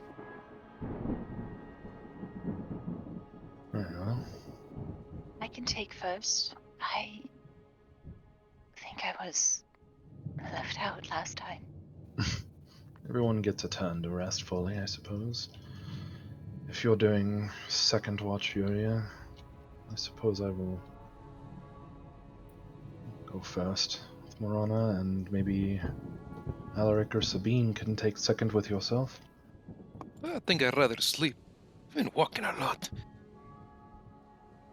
Yes, I suppose distance can seem to stretch when you are shrunk down to the size of a mouse. I don't want to talk about that.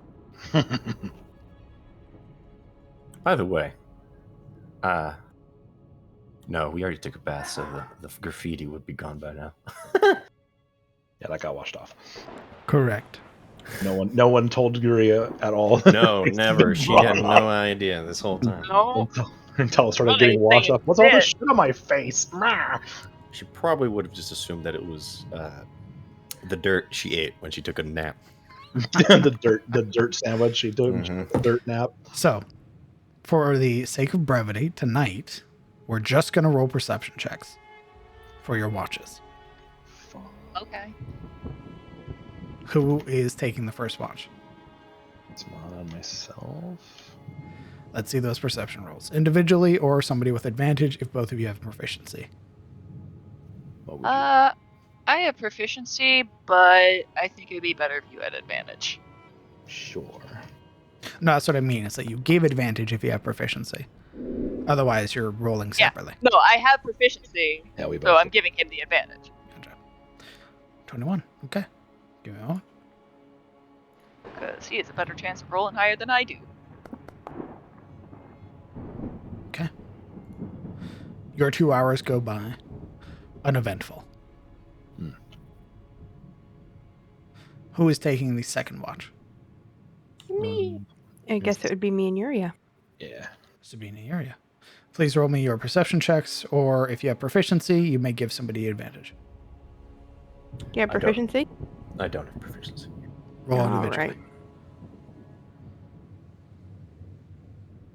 Either way, it's still 2 rolls.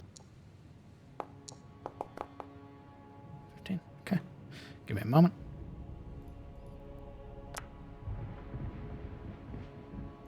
Your 2 hours go by with no issue. You would notice that the rain is getting heavier, though. There's this like groan in the air. His tone is the rain starts to pick up. And finally, Silurill is last. Yes. By yourself? Yes. Okay. For your 4-hour watch, I'll need 2 separate perception rolls. Okay. I would like to preface that she would do the same thing she did last time they had a stay, and she would play with the fire and Golmeen. Okay. She's not gonna wake up Elric? He said he wanted to sleep. Oh, She she's always indulging him, takes- alright.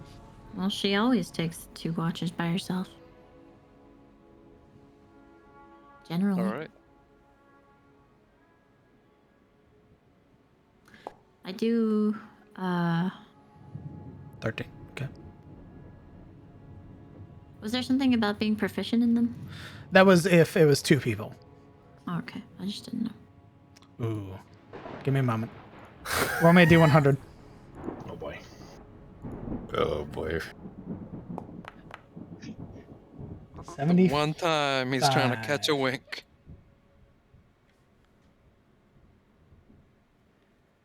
That'll learn you. Well, rest for the wicked, man. Ground's tired of us chasing after this basilisk. The basilisks are coming to us. I'd be fucked. You would see, as you are sitting there, you would watch as something emerges from the tree line. A number of things, in fact. Their round, bulbous bodies catching and sort of letting the rain wash off of them. And you would hear a deep ribbit. She would mimic the sound with prestidigitation. Ooh, okay. Immediately, Oh no. you call 6 giant frogs to your camp, You would watch as they bound from the tree line, their wet body hitting the grass, and you would watch as they sort of adjust themselves, one leg coming up, the back leg coming up, the front leg coming up, the other back leg coming up, and they sort of squat themselves down. And you would watch as their throat expands, and then they would begin croaking. You would hear the sort of almost melodic song of these frogs as they invade your camp. Sorrel would not immediately draw a weapon upon them or anything. I mean, she would be holding her sword at her side like she normally does. But she would mimic their sounds, and as long as they remained threatening, she would let them stay. And to preface, by the way, these are large creatures, so they occupy 2 by 2 fine. squares. As long as they weren't encroaching on, like, literally sitting on the sleeping players. I'm sure. They are about as big as a horse. How loud are these? They're very loud. Loud enough to wake us up? You can certainly try to sleep through them. Shh. Don't wake them up. Look, I've heard the noise of a regular toad, okay? This... You are more than welcome to stay if you wish. But don't wake up my companions. And she holds a finger up. They are not that smart, I'm afraid. As you hold your finger up, you would watch as their eyes sort of blink independently. You would watch as it brings a hand up, sort of wiping at its own eye. And then you would watch as its head turns to look at another of the giant frogs. And then it just opens its mouth and its tongue fires out like a blast, like striking the side of the other frog's head. And you would watch as it turns, looking very indignant. So just watches. And she'll kind of pick up the crystal around her neck. Owen, if you are there, do you preside over frogs? There is no response.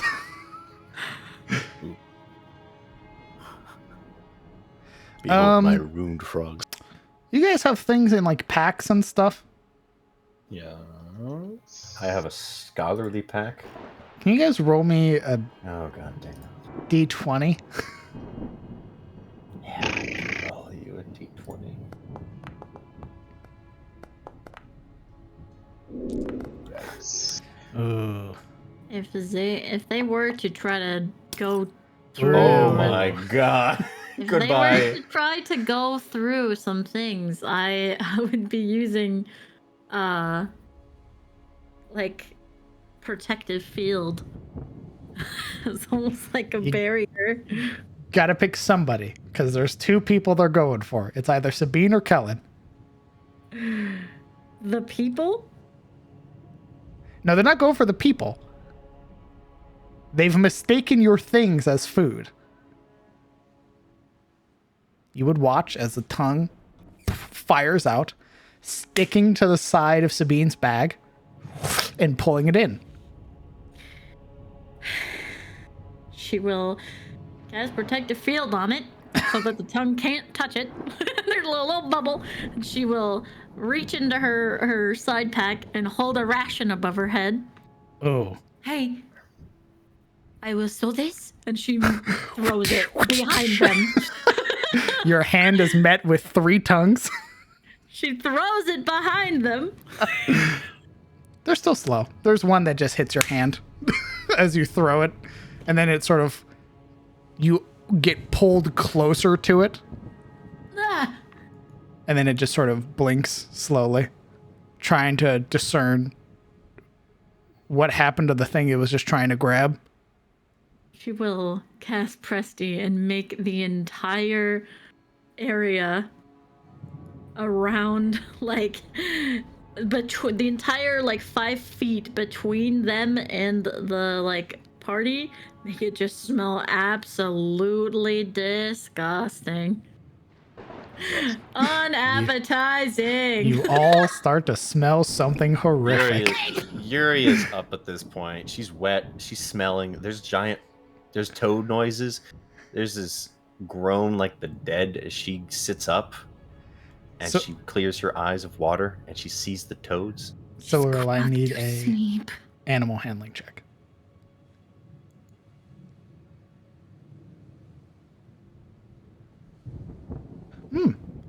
Okay. Stopping them from grabbing your party's things and distracting them with one ration, they're going to want more. I'm going to use Presti and make illusionary images that slowly disappear when they get close to them and then appear 10 feet away. Within 10 feet, and they will just continue to disappear until they have led them away. You would watch as tongues strike, hitting the ground, finding no purchase, frustration mounting. Some of them manage to go away. You will have to part with more rations to get the other 3 to leave. She will throw another ration. Very far, as far as she can make it. Yep. It is snatched out of the air. That I just one. imagine like 2 of the tongues like crossing each other, and then the third one just snapping it out of the air. That makes one of them leave. There are 2 more. They look expectantly now. Like,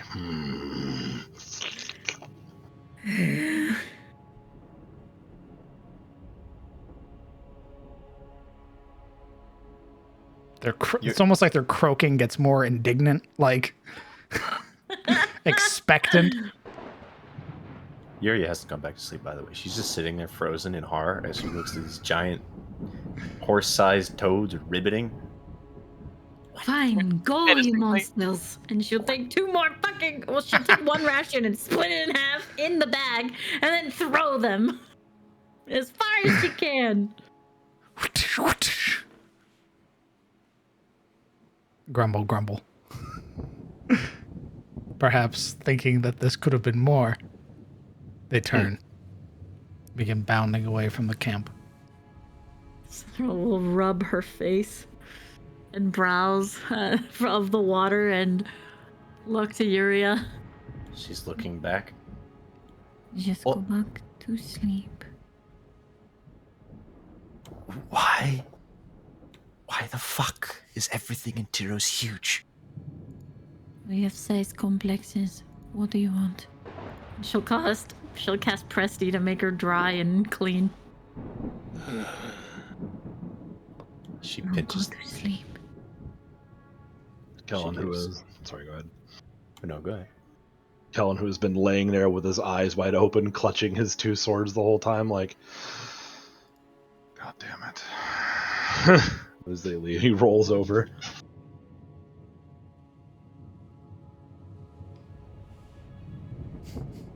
Goes. She quietly shuffles back into her pack, but has a very hard time closing her eyes after that. Somewhere in the distance, a faint croaking is heard. We all immediately flinch. Dude. Your final perception check for your watch, Siluro, as you manage to not make it a combat encounter.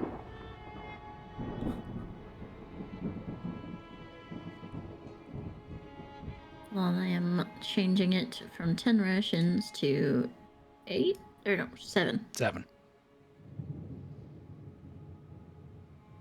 I just want everyone to picture the horror of the ground vibrating as a horse-sized toad extend its fucking neck out into the bubble. All right, that's like sleeping like next to a jackhammer. Like, holy fuck. It also could have been way worse because they were fully capable of swallowing medium and small creatures. That's, yep. Pretty god awful. You'd have woken up inside the mouth of a giant toad. Don't like Alaric them. would have slept through that shit until the acid started bubbling his skin. This is fun. Ah! Thankfully, the rest of your watch, if haunted by distant frog noises, does eventually come to an end.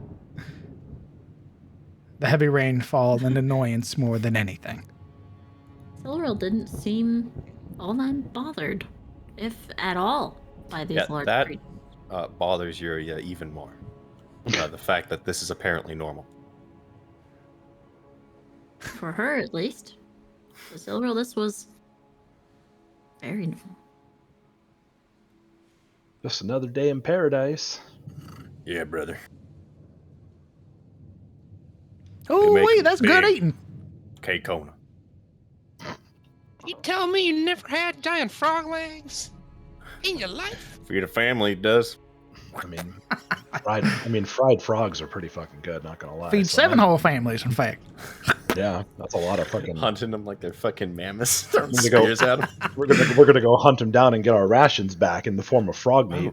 Going out with the tribe with spears. Yeah, we hunting frog. Yeah, there's another day. Oh, just frogs? Frog. It lands, immediately grabs one of the hunters, Oh, folds him in Oh, half God. like a lawn chair as it gets pulled into the mouth. Oh my god! Ricky, no! Just imagine the tongue like snapping out, and once it latches to his torso, it's so strong that it kind of crunches him like Peter Griffin style. You know, like folds him to like a snack-sized man, and then just eats him. Whoa, whoa, whoa! no! Whoa! Yeah, that's the horror aspect of fighting these giant monsters, by the way, is Clearly. watching Yeah. it grab your friend, pull them in, and then fold their spine like a folding chair. Thought the fucking crabs were bad. Jesus Christ. So, Not as bad as this, brother. you all start your day Haunted. refreshed, haunted, but refreshed. Any abilities and the like that were missing, any charges and the like are restored. So, which hex are you moving to now?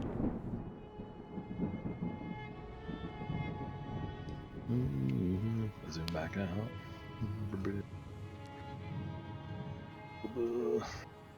I say this way. Well, I say this way. All right. Fuck you! I want to stay right here. This way. Deeper into the forest? That's the way we're supposed I don't to know be where we're going. going. We're supposed to be going. I moved it last time, so I believe we're going that way, correct? That's the way we've been kind of moving. You certainly haven't Do we? deviated from that path. Yeah, that's the direction that we were directed to go, though, right? Roughly southwest. Do we want to head directly into where the basket is, or do we want to follow like the edge of the land so it can't ambush us, at least from one side? Well, I think we're kind of actively looking for signs of basilisks as we're going. So if we catch like a track, we can start slowing down and all that stuff as well.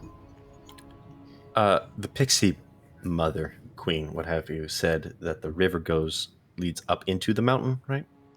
At the end of the river, it Right. leads into the hills that are there. Oh, okay. We're So in we're the already, hills. yeah, we're already in the there. hills. No, you guys are in the forest right now. No. The so next we need hex is over, you'll start entering the hills. to- Yeah, as it stands currently, you guys are just in the entrance of the forest. You guys had passed through the sort of barrier there that made up the tree line, the thicket.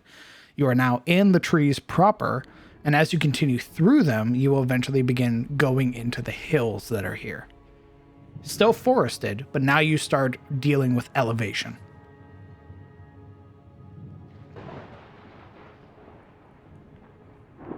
What's our ration supply? How long can we stay out here before we start having problems? Everyone As sound long off as who has there is food. game, and that's true. as long as there Oh, isn't get that. weird shit, Oh. Kellen can continue to find you guys rations. Yeah, I can feed us as long as it's not like a completely desolate landscape, more or less. Yeah, you're right. Never mind. Great, It we're comes gonna be Hakuna Matata and grow. Correct. man's- You will be eating bugs and shit. Yeah, I'm gonna hunt us a giant frog, and we're gonna find ourselves a giant thing of flour and oil, and we're gonna fucking fry that shit. If you're hunting a frog, brother, it's initiative. Oh fuck! Wait. So, which hex are you guys moving to? These two. Well, I guess we're supposed to go into the hills. This line north and south of that is the hills, correct? So all of these that you will enter, aside from this one, this will take you back out following the thicket. Right. So we want to be in the hills if we're Yeah. gonna start. This is hills, and this is hills. So I would say, I guess this one. Everyone's cool with that. Shrug. I say there. Okay. I also agree with the Wilder guy, so that I can blame him when we get ambushed. Right. You would have done that anyway, though. Yes. Mm. You make the rolls, so I blame you anyway. Perfect.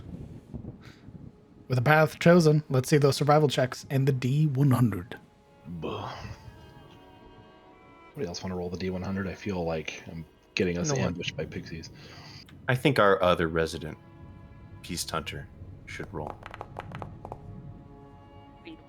The 100? Yeah. Yeah, go for it. Nothing bad happens when you roll. Oh yeah, nothing.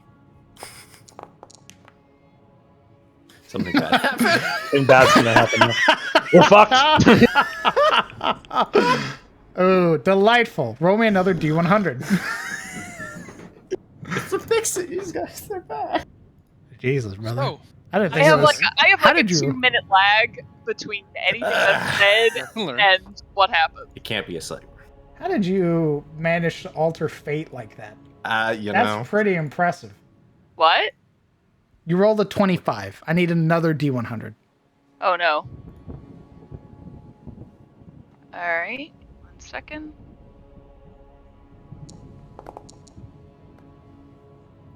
$84.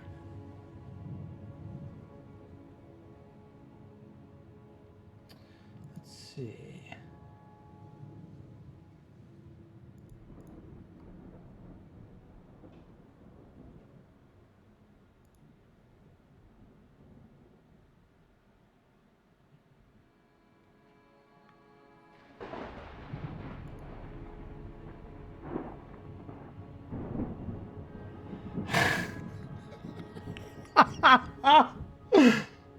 Wow. Okay. Yeehaw. As you are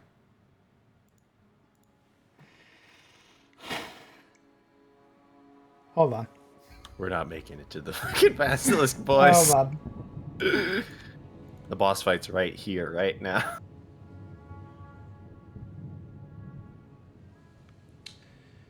Finally, combat.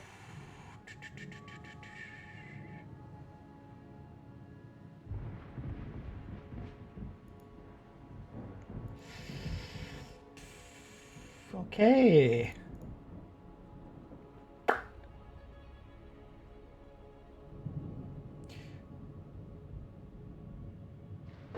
I need a D20. Oh no. From Whoever. If you want Marana to keep rolling, I'm sure it'll Marana. be spicy. Let's go. Oh my god. Dab me up, homie. Listen, Alright, I'll- if we're gonna die, we might as well do it right. True. Oh boy. You want me to I roll want it? to see those 3 giants coming down the hill. Those hill giants running I like need a Attack on D20. Titan. A D20? Yep. Let Alright. me see it.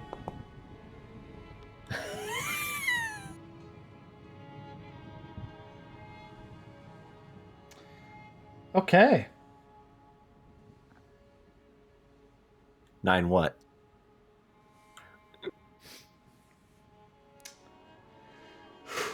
Okay. Oh no, I don't like that. I don't like that. As you all Oh. begin to travel, making your way now where the elevation begins to rise, where you are now having to climb and scale the sides of these hills using the various outstretched roots of trees and the sort of various well-traveled paths, surprisingly. As you're walking, you would notice, at least here in the dark, as there is no real natural light, here in the dark of the forest, you would see humanoid shapes. A number of them, in fact. Give me a moment. As we map transition. Well, shit. At least they're Oh not. boy. At least they're not, basilisks, right, guys?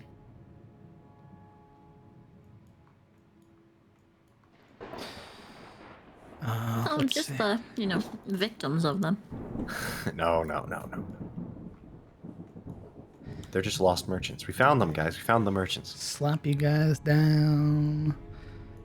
Killing Marana. Let me set the scene before we transition, rather. We need rain. Rain. Top down. Perfect. And we need lightning. I also need to adjust the darkness. Killing my boy. It's very hard for you to see.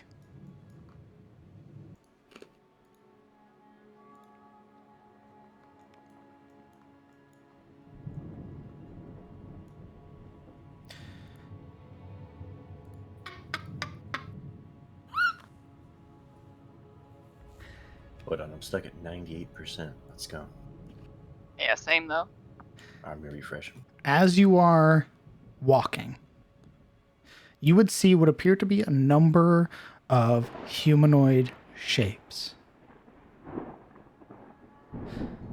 As you continue to progress, those of you with the ability to see in the dark would notice that a number of these humanoid shapes don't appear to be fully intact.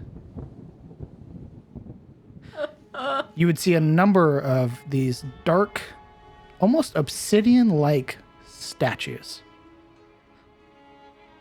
of various humanoids in various positions, their hands outstretched as if in desperation, yet lacking their entire left side of their body. You would see others where their upper torso and arms are intact but fully missing their legs, with deep claw marks that have carved over the top of their body. Others where the entirety of the body is fully intact, except for a head. As you come across 10, 20 different statues here on this path, broken in some way, shattered in others.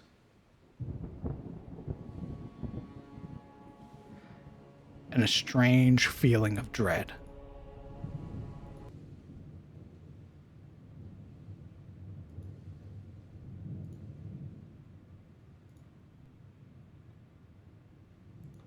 You will see what I see. Orana nods emphatically. Mm-hmm. Oh, do you? Got him. We got him, boys. Exposed.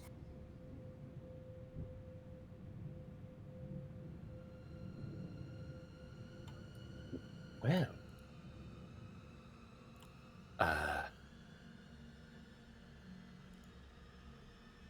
I suppose it's not a very hard trail to follow. We best keep quiet. I spilled the know.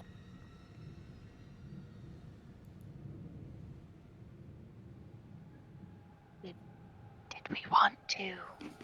She kind of digs the bag out of her satchel.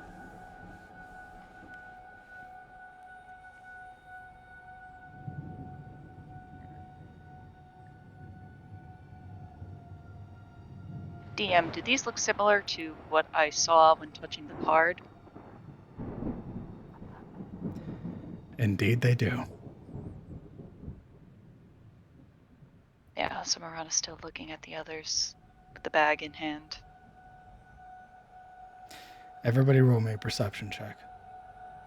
I don't want to. Could I choose not to perceive? You may. I you'd definitely like. chose not to. I closed my eyes, in fact, with a hard 5. Is anybody lighting any torches or anything for Kellen? And Marana, right? So, despite the fact that it's Yes. not night, it's just perma-night because of the weather. Is that what's going on here? Indeed. It is effectively like black clouds up above. Your sources of light come from like lightning strikes. However, given that you travel and you are very adept at moving through, when navigating it, you're able to use small sources of light. But when it comes to combat, you will need a light source if combat should arise. I'm gonna say, Kellen and Marana need a light source. Would Sabine be able to provide, since a torch may not work in the rain? I guess. Okay, who's getting the touch? She looks at them, assesses what each of them do, and does Kellen have like a necklace or anything? Sure. I'm sure he's got like a clasp for his cloak or something like that. She'd put it on the. I just want to make sure, before I take it, and note it down. When Siluril asked if they, like, the party saw what she saw, you answered, Marana. Yes. With a nod, but I want to make sure you meant to do that and didn't forget that you were pretending to be human. Okay. Well, she nodded. And I assumed there was already light. With a 21 and a 23. Oh, I do perception now too. Now that Yes. I have a light source.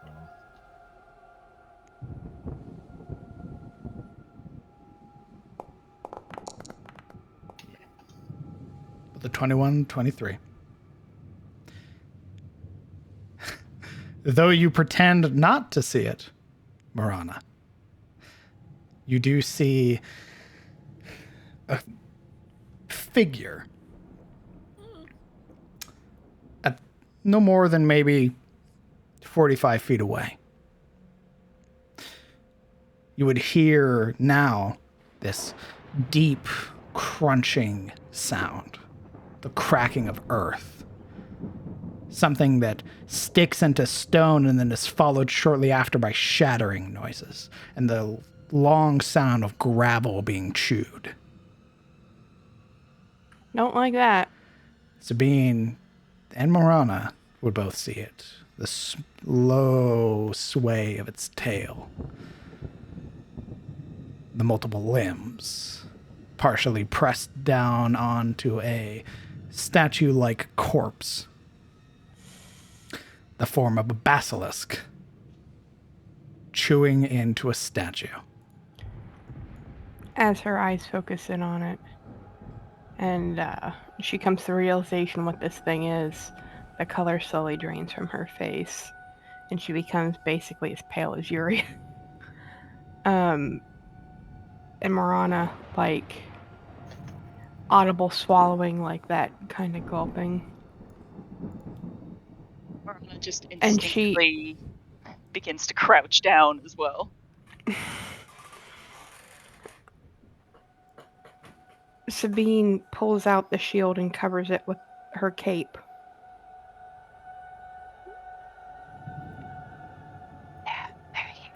Hand kind of shaky as she kind of motions down the path, kind of directing them.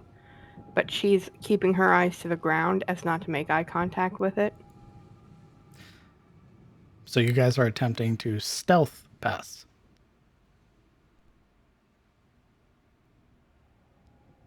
Is that the only one that's seen? It's the only one that's been called out. Have they actually signaled or called it out? Aside from Marana- Sabine getting out her shield. Marana said they're here. She whispered it.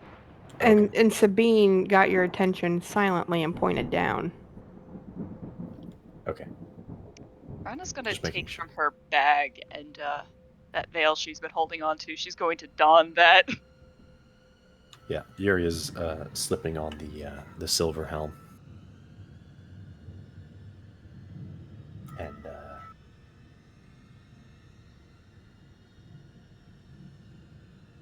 Which one is it? Marana gives a shrug. Did I see? No, I wouldn't have seen. She kind of shrugged.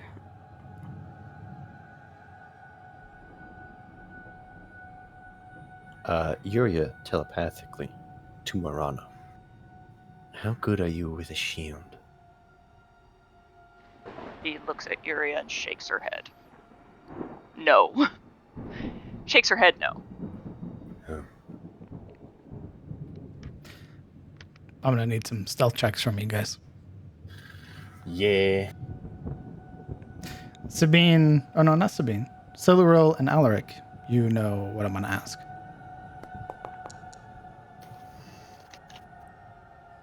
Yeah, disadvantage. Fuck you. I mean, we're not moving, Ooh. are we? I am going to use my inspiration to give myself advantage. Reroll that. Okay, Yeah, whatever, man. Whatever. let's see it. There we go. I don't know what you were gonna ask. To roll with disadvantage because you're wearing heavy armor. But we're not moving. Doesn't matter. You're existing. I assume you're trying to exist quietly, right? I think I rolled it correctly. Okay, yeah, Indeed you control did. is it? Okay. I can never remember if it's shift or control. As you all are shields drawn, messages being received telepathically, there is the shift of Alaric. In that moment where the noise sort of dies down, you would watch as the basilisk's head shoots up.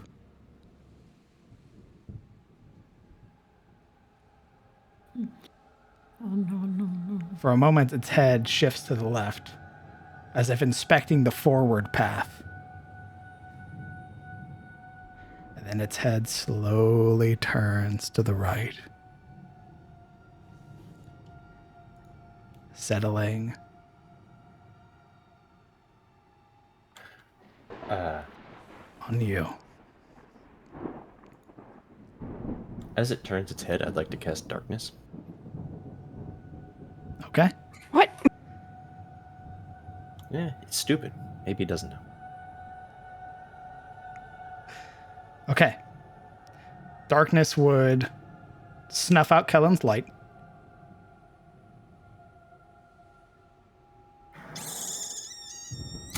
Yeah, it would.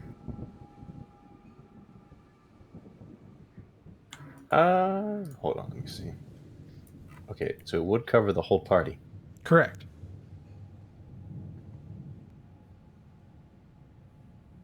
So yeah, she when it seems to be alerted, she'll pull out her alacrity stone and cast darkness on the party. Okay? Everyone's going to be blind except her. Correct. You all are engulfed in magical darkness.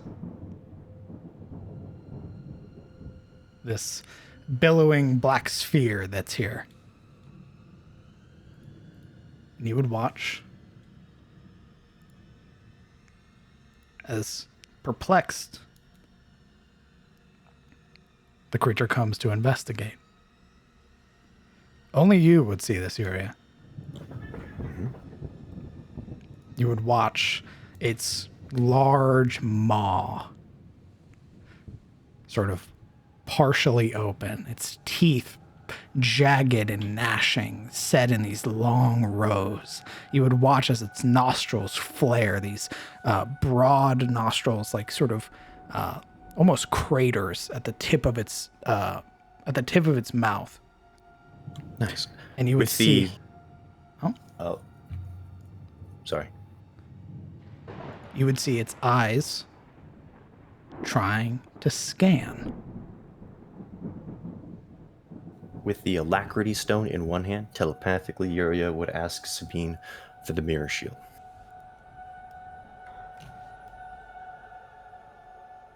Or... Oh, you're in my head. Here, where are you? She kind of holds it out.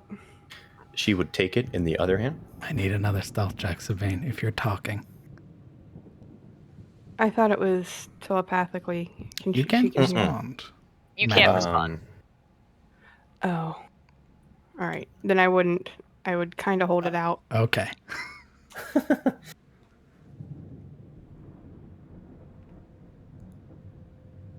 Question.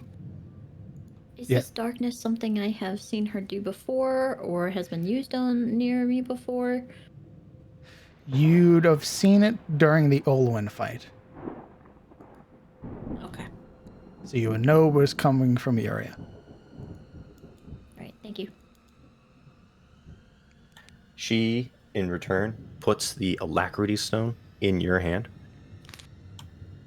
Don't cover this until I say, telepathically again. And she would try to quietly approach the basilisk with the shield in hand to the edge of the darkness. Okay.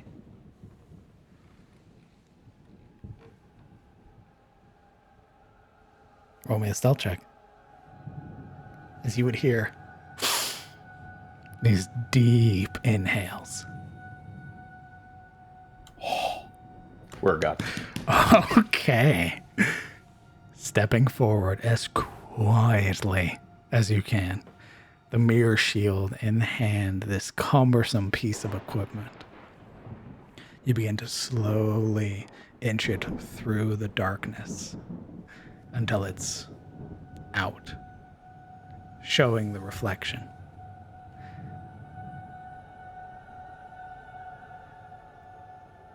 She turns telepathically to Sabine. On my mark, cover that stone with your hand and prepare for combat. She lets out a low breath, raising the shield eye level, basically right in front of the basilisk. I think it's poking out of the darkness already, isn't it? No. Well, that's the way Caleb described it. Now, and she steps forward with the shield, basically shoving it into the thing's face. Okay. In that moment, the stone is getting covered and shoved down my shirt. Why then? Why? All right, fair. Darkness is removed. Kellen's light should be gone, rather. I draw my sword.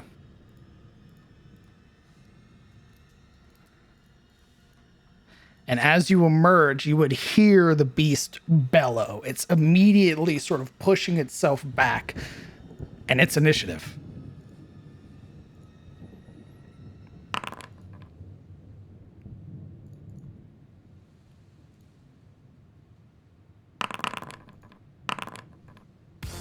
I think mine would be a 15 because I don't have the alacrity stone on me anymore. You're still attuned to it. Oh, okay. Oh, and I need a shield in my return. I don't know how to add that. Oh, wait, maybe I do.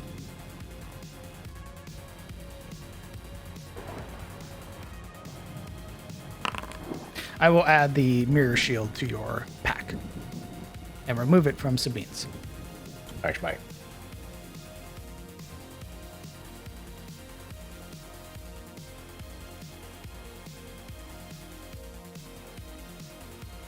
There you go. Mirror shield that's been added. This music is giving me some Hotline Miami vibes. It comes from Fury. So, top of the initiative. It is Marana. Neat. So, the way that a basilisk's gaze works is that you have to call at the start of your turn if you are averting your eyes or not.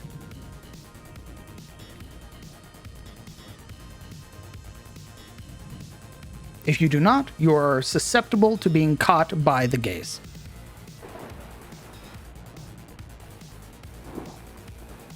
okay. Okay. Well, I guess, avert gaze now that we know what it is. Okay. You are considered blinded.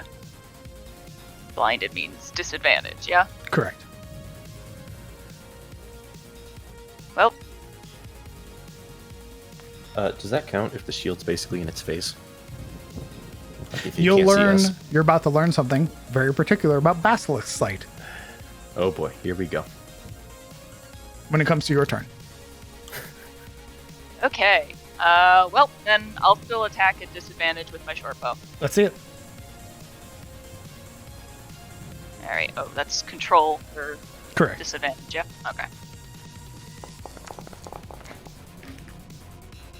8's gonna miss. Indeed. The arrow goes wide. Attempting to avert your gaze, you knock the arrow, draw back, and loose it. It doesn't fly in the direction of your compatriots, thankfully, but it does go wide, sort of clattering off of one of the obsidian statues that are out here. Okay, and then gonna... Is this like a behind a tree over here? It can be, yes.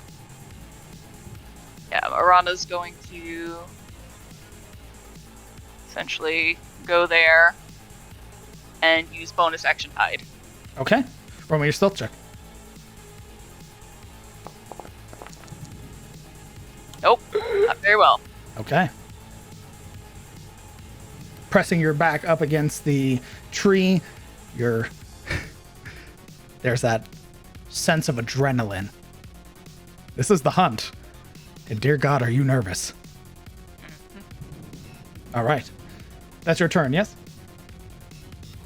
Yep. Okay. Kellen, things are not looking good for you, brother. Are they fucking ever if it's perpetual night and I'm the only human in the party? Technically, you're not the only one in the party.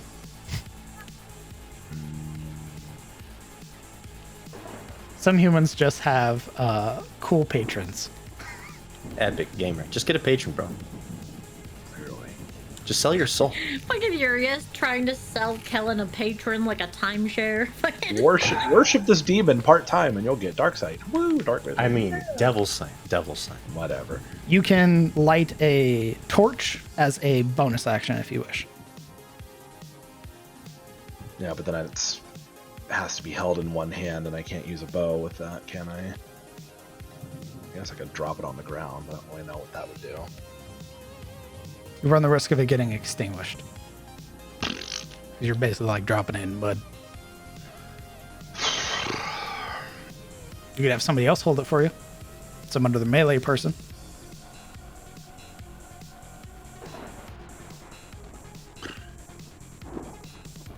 Two-handed, I don't really know if that's viable.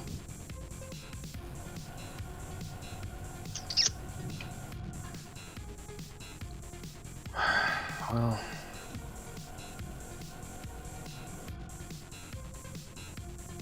yeah, fuck, I have to roll disadvantage because much else. Gotta shoot it with its big noisy face. Hopefully that's something. Okay. 11, I'm sure, does not hit. It does not. Your arrow going wide, attempting to find purchase, and it does not, I'm afraid.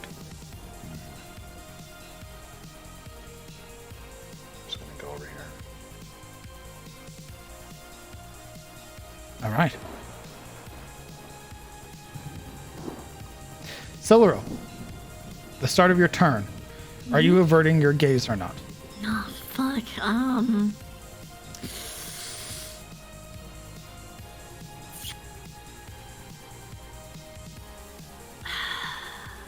Yeah.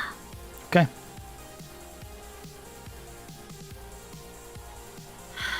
I guess for the sake of it, I should be averting my eyes. Not that it matters, I can't see anyway. In your case, because you cannot see the basilisk, you do not run the risk. There we go.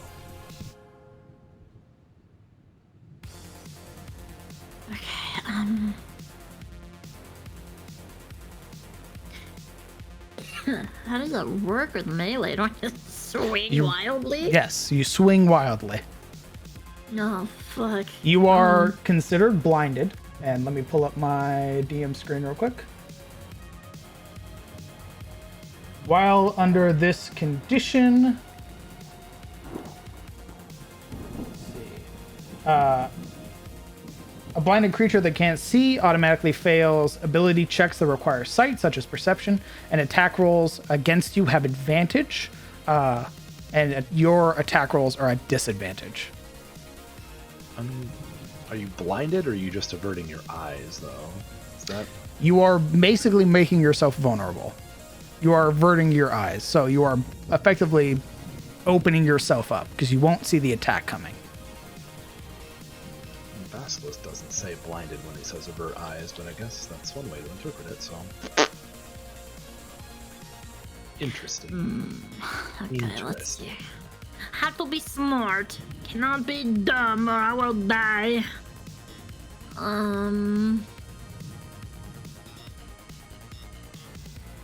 Well, Aziria is up there. I'm going, if I want to be able to be useful to her, I'm gonna move here. To her side, placing my, how would averting my gaze look for RP wise?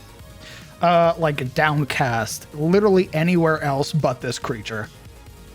Alright, she'll step to the side with her back to the side of Yuria and attempt to swing the Nazir's wrath upon it. Using the flail, okay. Yes. Let's see it. Okay, control, click. Okay. I can do things sometimes. Oh. A 10 does not hit. Striking, you would watch as the flail head slams into the earth, in which you wrench it free.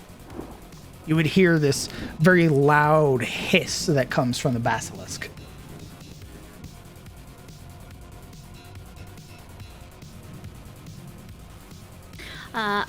Can I not wrench it free and leave it there? Like drop the weapon? No, just leave the heads of it forward, kind of like almost imposingly. Sure. Cool.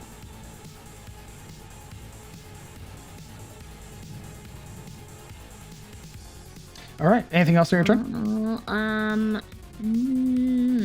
Nope. I'm pretty simple until level 5.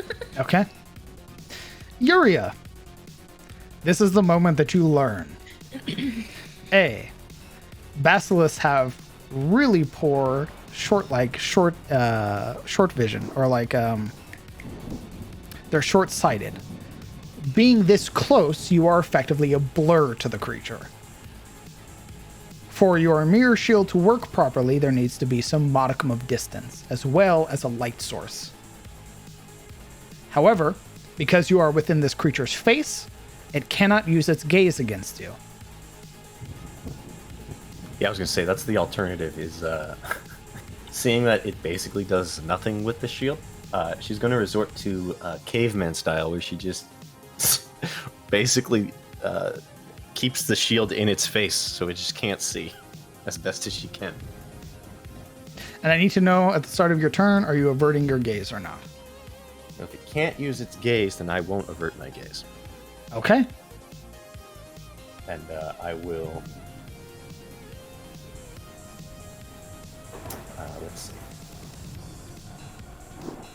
Drawing a weapon with a free hand, is that a bonus action or a free action? That is a free action, drawing a weapon. Drawing and stowing. Okay. In that case, we will hex the creature. Okay. As a bonus action. We are going to murder its strength. Strength, okay. And that does what? Extra 1d6 damage when I attack. And it has... I don't know why it does, but it does. There's disadvantage on ability checks. Okay, cool. Yeah. So any ability checks to strength, they will have disadvantage on. Cool. I don't think it affects saving throws. And then we're going to draw out Gogglad and sort of basically strike at it, reach around the shield and like stab into its neck. Let's see it.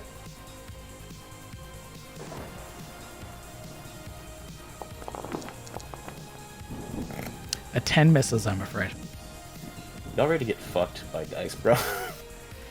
Let's go. I don't know anything about that. It's that time again. We used all our 20s on history checks. Well, that's my action and bonus action. So, yeah, that's my action. I'm basically just rubbing the shield against the thing's face. Indeed. You would effectively, rubbing it against its face, it's not able to see its reflection. It is going to attempt to move backwards. Sort of bringing its claws up to try and push away from this very invasive thing. So you would get an attack of opportunity. Nice. Oh, it's Silveril. Indeed. So yours will be a disadvantage. A 19 does hit.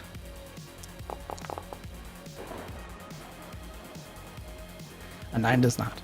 Roll your extra hex damage as well. Oh, yes. So I was making sure that Gogglite actually... Oh, baby! No one. Woo! Pushing itself back, its attention flicks to you, Alaric. Oh. You are within 25 feet and have not averted your gaze. What? I have. It goes before you in initiative, brother. Oh, averting the gaze is like, okay. Yeah. Never mind. I need a Constitution saving throw. That is a success. Undefined. It's at Stop clicking. 21. Stop clicking the box. Start clicking your stat. I will. Because when you do your box, I don't know what it is, but for some reason it doesn't register your box as a save. It's just a D20 roller. But with a 21, you would feel this weight, this sort of unnerving presence as the creature locks eyes with you, as if you're held there. But the moment that it tries to enforce this power upon you, it takes no purchase whatsoever. Nice. And with that, it's going to scurry away.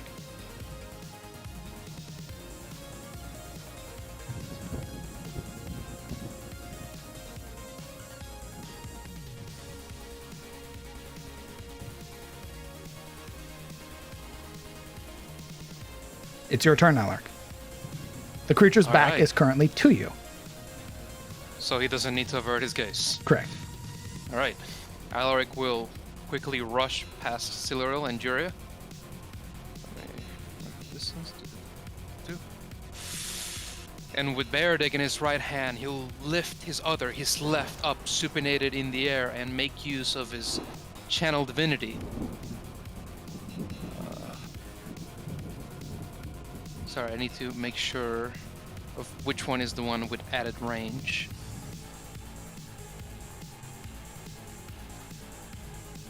I believe it is Nature's Bra. Yes, it is. So you can use your channel divinity to invoke primeval forces to ensnare a foe. Oh, wait, no, it's within 10 feet. Fuck. Just out of range. Just out of range, correct. Can you not move into its range? Can Already I moved use its my full 30. reaction What would your reaction be? to telekinetically move him closer? Is that what your ability says it can do as a reaction? I can move an object or a creature, willing creature, 30 feet in front of me. But is it a reaction? Yeah, is it a reaction? It's under the other tab. It doesn't have a. It doesn't specify. Telekinetic movement. Cost 1 action. So this will have to be something that you would spend on your turn. As an action, you target 1 loose object that is large or smaller or 1 willing creature. Okay, sorry. It's alright. All right. So, re-narration, apparently. As he rushes after the basilisk, he stows away his hammer and manifests a javelin. And as he's at the last 5 feet, he does like a Greek tossing plunge where his whole body lurches forward, and as he's tossing it and it flies out of his hand, vines appear across the javelin. And with it will be added ensnare and strike. Okay, roll me an attack roll with the javelin. Here it is. Hi, Mr. Javelin.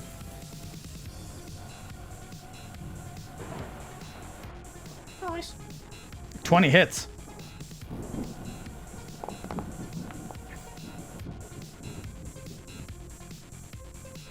And it will roll its save at disadvantage because that's a strength save. Yep. That is a 7. All right, as the javelin lands, it wasn't actually aimed at the basilisk, but rather in front of it. And from it is where the damage surges. Vines explode out of it and seek to wrap around its legs and bind them together and pin it to the ground.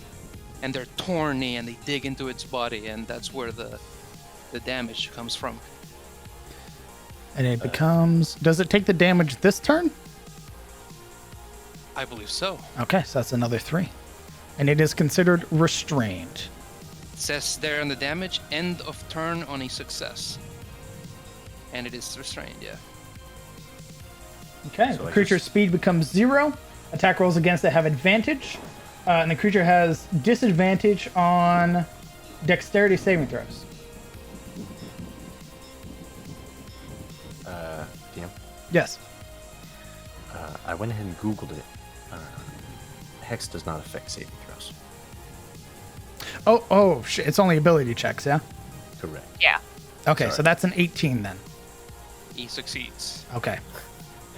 Sorry to ruin everyone's. He is not restrained. But yeah, Hex is Sorry, I thought not that great. my brain completely flopped ability checks and saving throws. Yeah, no. Thank you for being honest.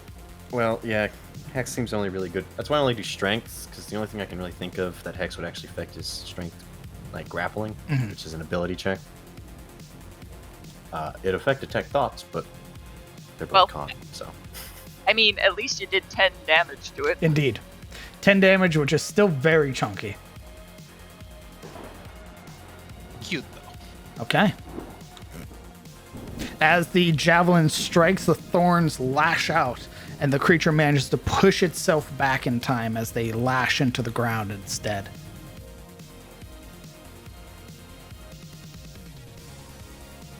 Okay, is that your turn?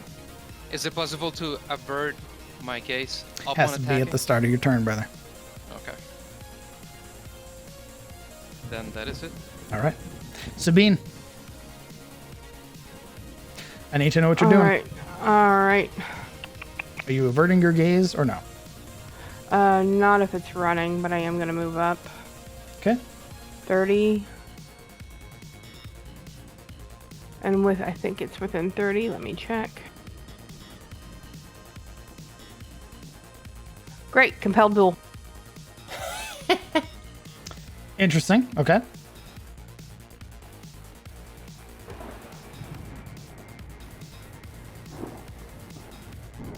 Wisdom saving throw.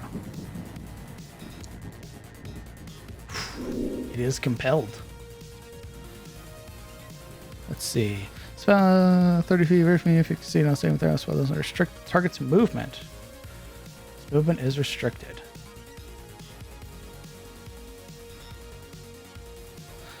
Okay.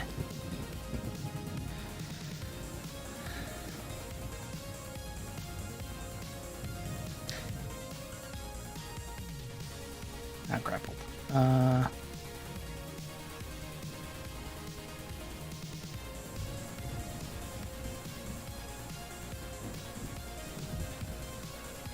Consider it charmed.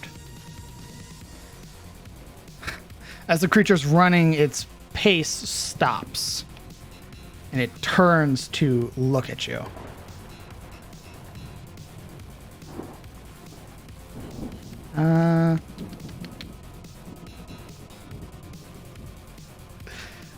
Okay. I immediately need you to make a con save. That's what I thought. This is what I get. Yeah, I had to double check, but it's just a constant active thing. 16. Stop. Stop clicking the box. Click your stat. I clicked the stat.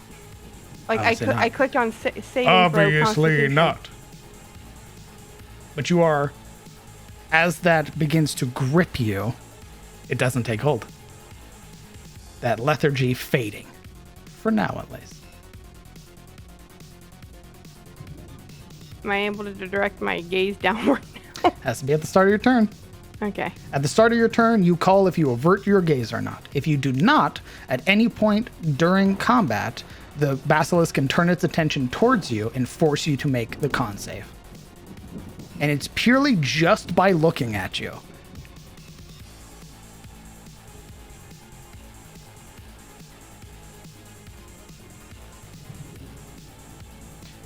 All right, you have Gross. compelled the creature to duel.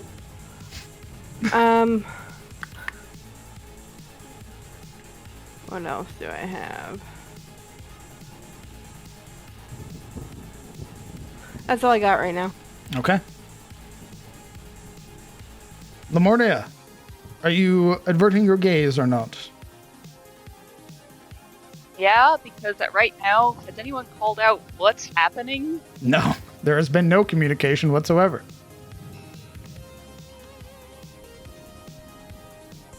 Can we communicate even if it's not our turn? You can communicate on your turn, Okay. though keep it brief. It is only 6 seconds. Moved to another position. Just gonna move to another position and attempt to, just kind of blind fire around a tree. Okay, you would be blind firing around 2 trees. Oh, this is 2? This is a tree. This is a tree. Oh. This is also a tree. Okay, well, in that case, I'll probably move more like over here. But, hey, That would do it from right there. yeah. She'll go ahead and try that. She's just What is the range on your short bow? short bow has a range of. I think it's Let like me check. 60, 120, something like that. Yeah. Well, it's within range. Well, I can't get any more disadvantage. Oh, it has a range of 80. Oh, 80. All right. Can't get any more disadvantage, so here we Let's see go. Control and short bow. Nice. And is it? I can't see where it is, but is it within 5 feet of It is not. a ally? Okay. Hey, I gotta check. I gotta ask. And a creature in the compelled duel is ended. Okay. 9 points, though. That's beefy. All right. Your attention still Going on. averted. Yeah. Is it still in combat? With Yuria. All right. Anything else on your turn? Hide. Okay. Bonus action hide. Let's see it. Much better this time. Yeah. All right. Pressing yourself into the large tree trunk. You are hidden. Kellen Aldane.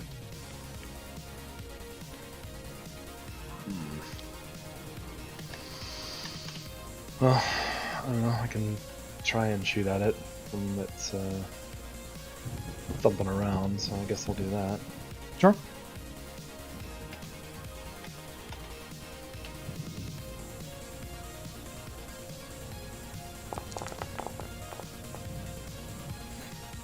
Wow.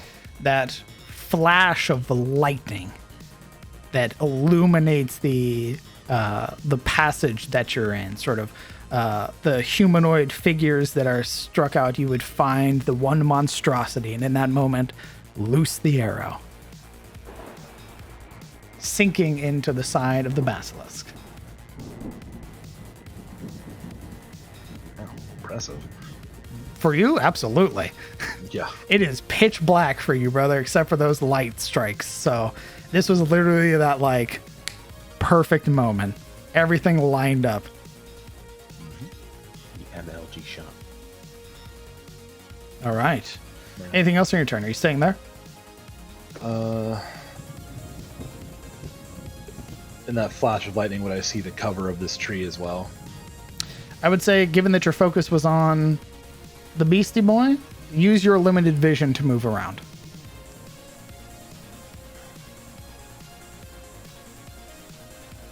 There you go. Okay. That's your turn. That is. Siluro, at the start of your turn, are you averting your gaze or not? Am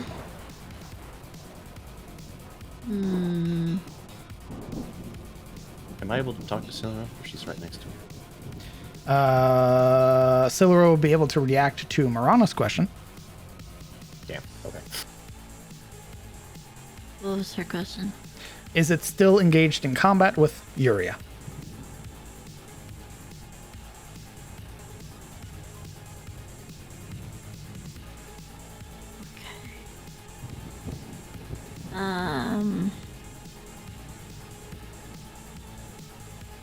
Yes, I will avert my gaze.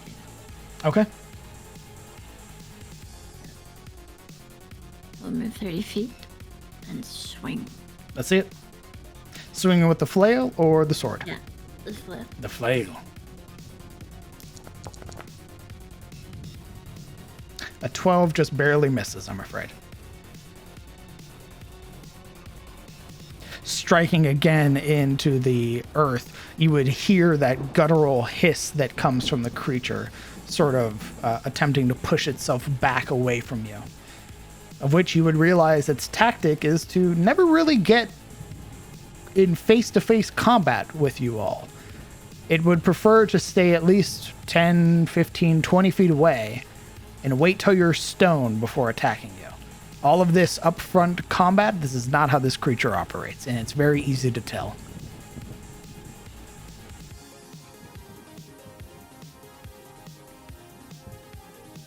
All right, anything else on your turn?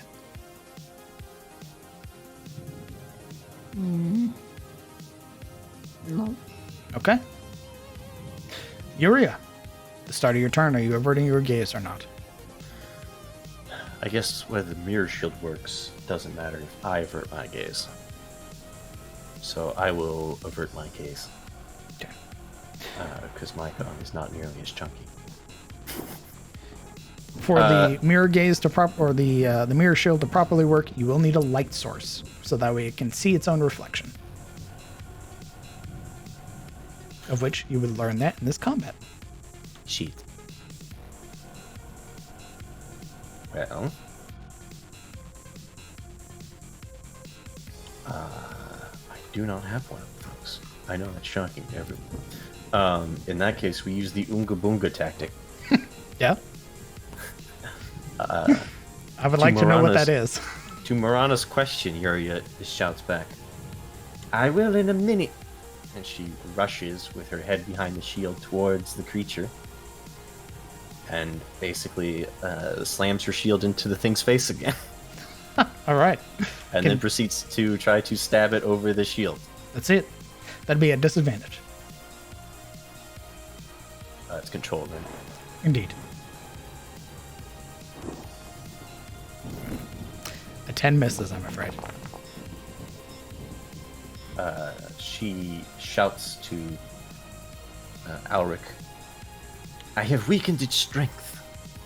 Grapple this beast, so it does not escape. Okay. Trying desperately, it's going to bite you, Uria. This is twice now you have shoved the shield in its face. It does not like that. That is a 22 to hit. That is 8 points of piercing and 11 points of poison as it bites into your leg, sort of reaching underneath the mirror shield, and you would feel this pulse of sort of sickly feeling rush from your leg up through your body. Yeah, as she's shouting, the thing bites her in her leg, and her, like, the command is abruptly halted by, like, this cry of pain. You both will get an attack of opportunity as it attempts to scurry backwards.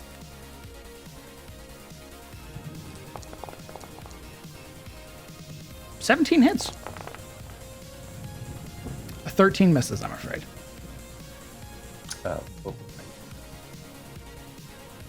And do your hex damage there. Nice. Nice. Okay.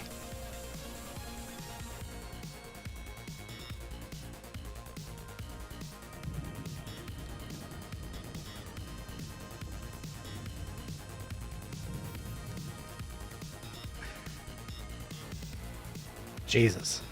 What'd you roll, Siluro? 13. Okay. This thing looks mortal. You would see where you had caught it, you had cut a deep divot into like the top of its sort of top of its head.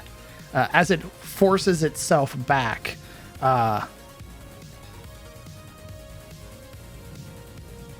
you dueled it. Sabine, need the Constitution saving throw. With me in between her and Basilisk and Sabine, would the mirror shield do anything? Again, you need the light.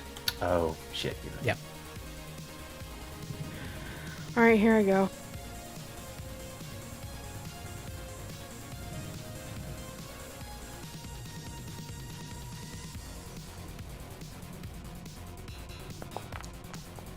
Nope. You are restrained. As you lock eyes with the basilisk, you feel this cold wave of dread wash over you. It's finally managed to land it. You feel your blood run cold, your legs beginning to grow numb, the sensation in your fingertips beginning to grow distant as you lose sensation in your extremities. You have one more turn to make your save, or you are turned to stone. Yay! Alaric, Okay. I need to know at the start of your turn if you are averting your gaze or not. Nope. And screw grappling too. Alaric operates like Doom itself from beyond Uria. Revenge made manifest. Hammer in hand and aloft. He rushes If after you are the basilisk. rushing it and not averting your gaze, you need a con save. Ooh. This is just a constant thing. It's not something Very you well. have to roll for. You are fine, however. And he'll be taking a swing. That's it. And 11 misses. Swinging into the ground, the creature pushes itself back, its small, bloated legs striking the earth and creating a gap that Verdict slams into.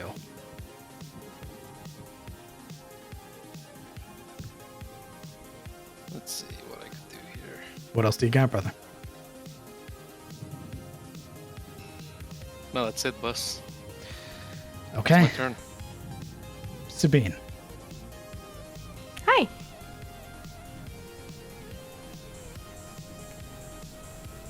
So do I save on my turn?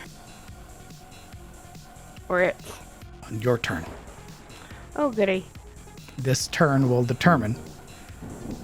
On a success, the effect ends.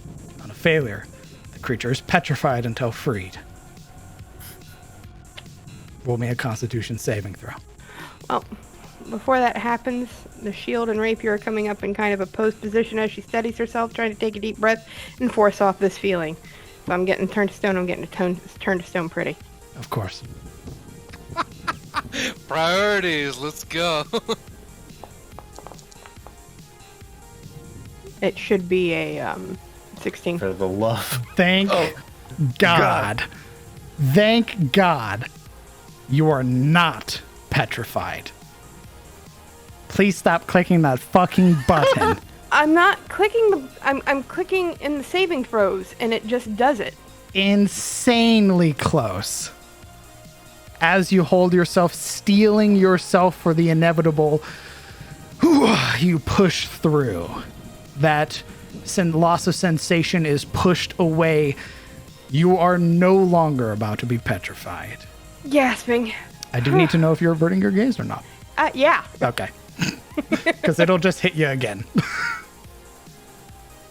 Gaze is down and I'm gonna move up.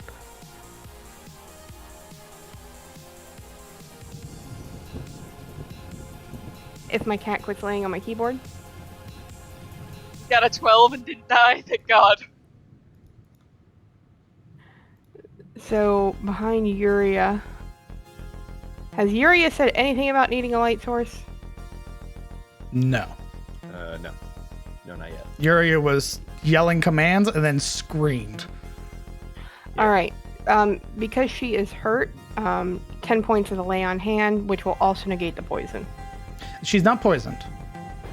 Oh. It was just, it is just like eroded her blood.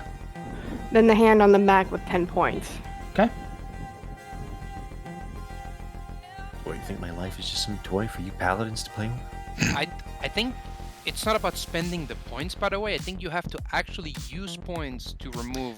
Yeah, Correct. it is 5 points, I believe, dedicated to cleansing the poison or disease. That is in fact how lay on hands works, yes. So I only Okay. get 6 HP.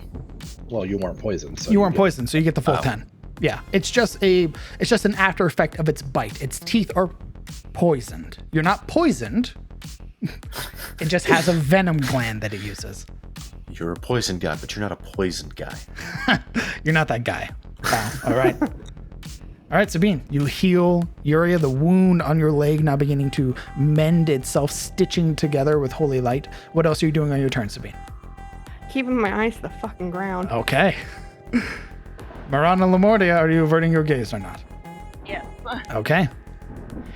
And like before I heard my arrow take purchase, I'm going to use my bonus action to do steady aim, which would give me advantage, but it will cancel it out.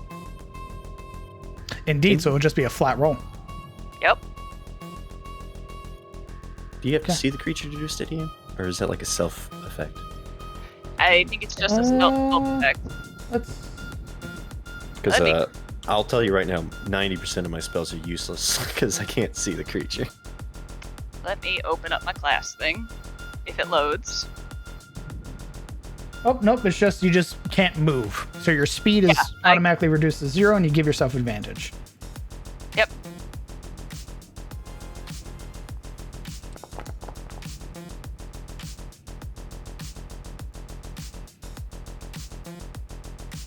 I think your foundry decided to be... 16 Oh, never mind. hits.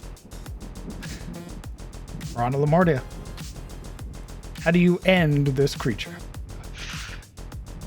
Marana just kind of steels herself, having heard the arrow take purchase before. Eyes closed, veil on. She just pulls back the arrow and just deep breath, arm like stone itself, and then looses the arrow. Needles that probably too close to Siluril for comfort. Indeed. Striking into the creature's head, you would hear this wet gurgle followed by this desperate hiss, this death throw, this final cry out into the air before its body falls limp. And with that, combat is over.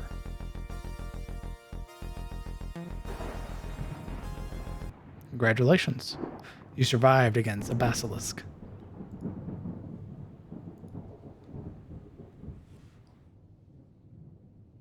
Do you ever doubt it, baby?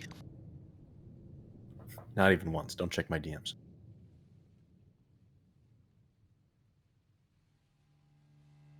Ooh.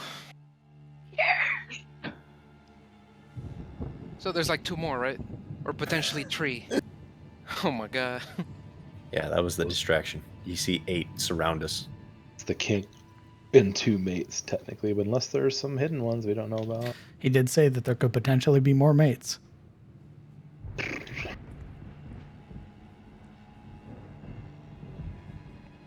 At least we know we're in the right place. Indeed. Furia weakly gives the shield back. You can do that next time. Her face is white. Uh-huh.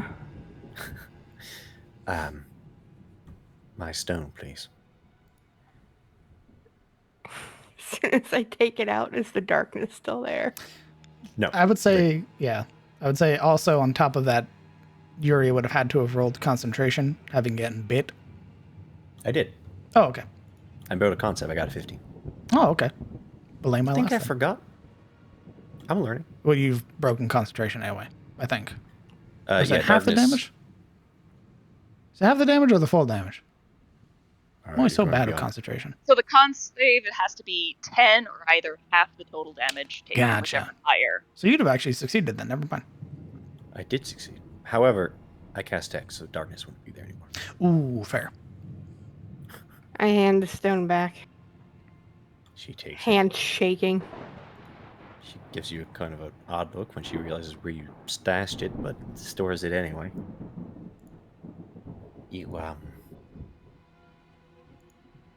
She looks down at her leg, look back at Sabine. If I didn't know any better, I'd say you were the one who got bit. No, I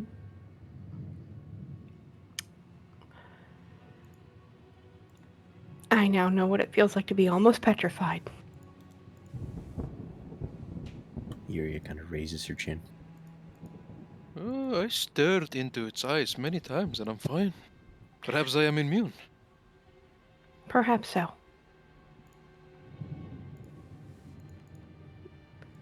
But I felt my legs seize up underneath me. And I was steeling myself. I took in one more deep breath and I was able to move again. By Sariel's grace. Piranha kind of peeks out from around the tree. Is it dead? Yes.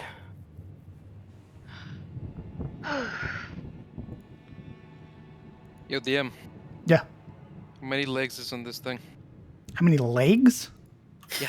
Pretty sure you can count the legs right there, brother. Zoom in. Oh, pretty good. All right. It's a fully detailed token, brother man. Alaric will unspool out a rope from his pack and begin binding together our friend here to tie him around his torso to carry him. That is, you can certainly try. That's a big lad. I should hope. He's fucking that I can huge. try. He is what you would call very stocky. Is this chunky boy? Very chunky. Oh, that's so cute. Do we have to kill it? We just did. Yeah, it's called a lament. Alright?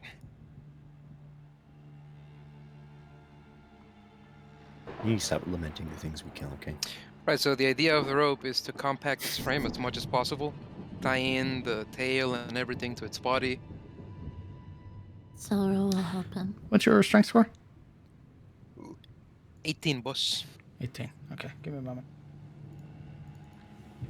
Yuria turns watching them do this.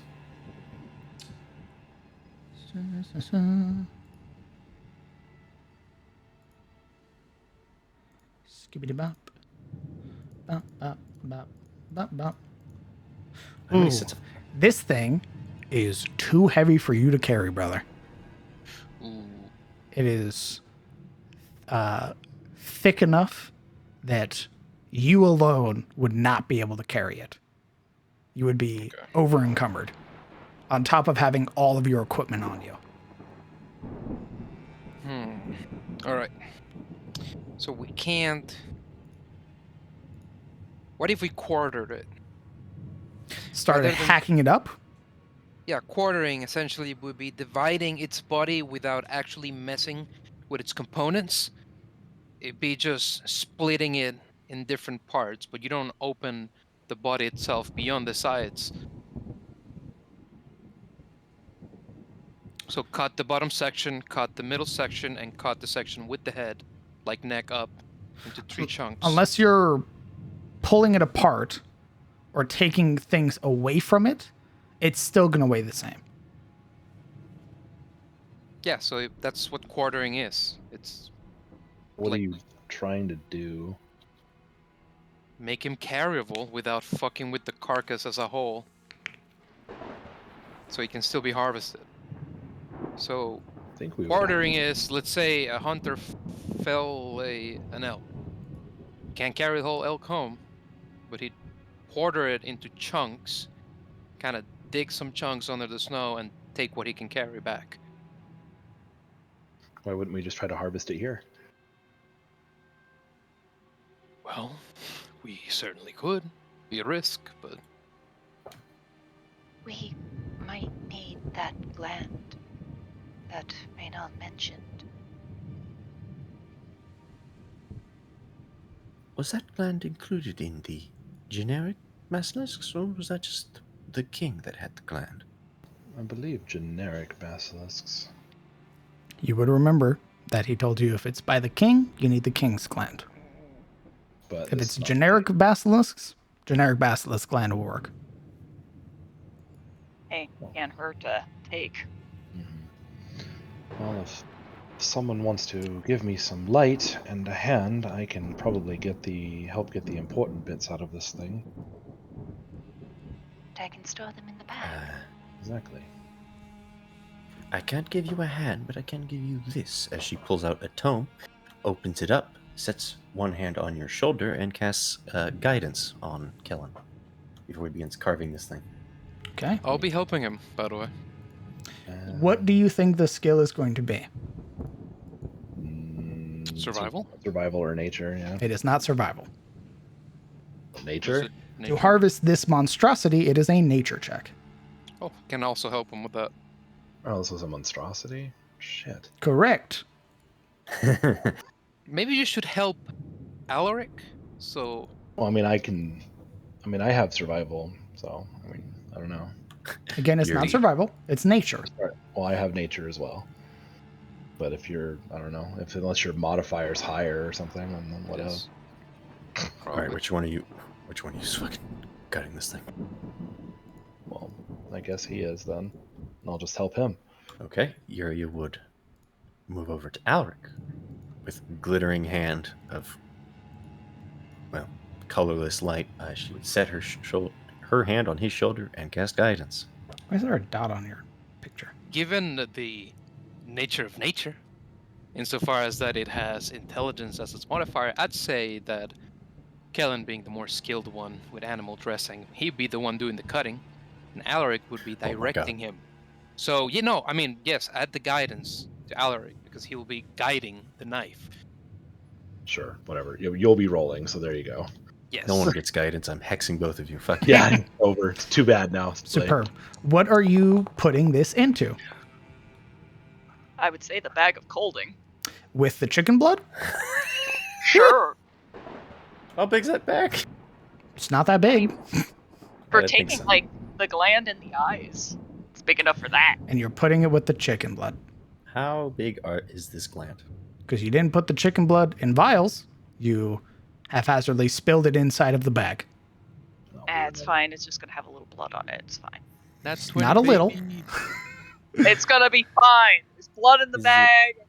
It's just sloshing around. It's gonna be a soup. No, don't. They're body parts, and so Okay.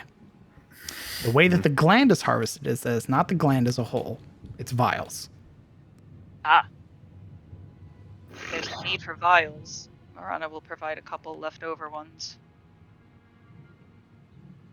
He probably only has a handful more that are empty. it's not the gland; it's the juice in the glands. Is that what you're saying? Correct. I think that's what he's saying. That's what the book says. Gross. We gotta get the juice. Indeed. Your vials could work, but they are small, right? Yeah. Okay. Well, they're like test tube size, so yeah. Yeah, this is accounting for like normal like health potion vials, effectively. So you probably need 2. A couple. Yeah. You need like If 2. you can get at least one dose, that'll be useful. You would be able to harvest, being able to wrench free. You'd be able to harvest a small pouch of basilisk teeth, both of the eyes, and a 1 vial's worth of basilisk bile. Can you post that? Yes, Yeah, I can will. you Now, while in the bag of colding, their time is effectively doubled. So, a basilisk eye expires in 2 days normally, you have 4 days. The bile expires in 7 days, you have 14. Make sense? Yeah. Perfect. Julia didn't roll her guidance. Would that have affected No, the harvest? you got a 24. Okay. Yeah, but think about a 28. If you would like, sure, roll 28. He We get an fucking extra. Roll a maybe. d4. This one had a third testicle, so we get another. he starts parting it like it's like fucking Jesus with loaves. It just starts more. There's just more and more eyes coming out. Hands shaking. Kellen's freaking out.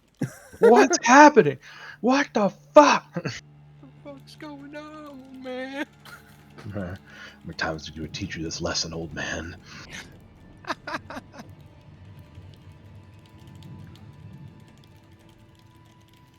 Sabine's just keeping her eyes down, not able to look at it with all the squelching noises as they're carving this thing up. I'm sure she casted light though for the funsies. For I don't you believe guys, she can. Light is a cantrip, is it not? it is. Don't you only get to use it once? No, Okay. I can Oh, use no? it as much as I like. Belay my last. Continue.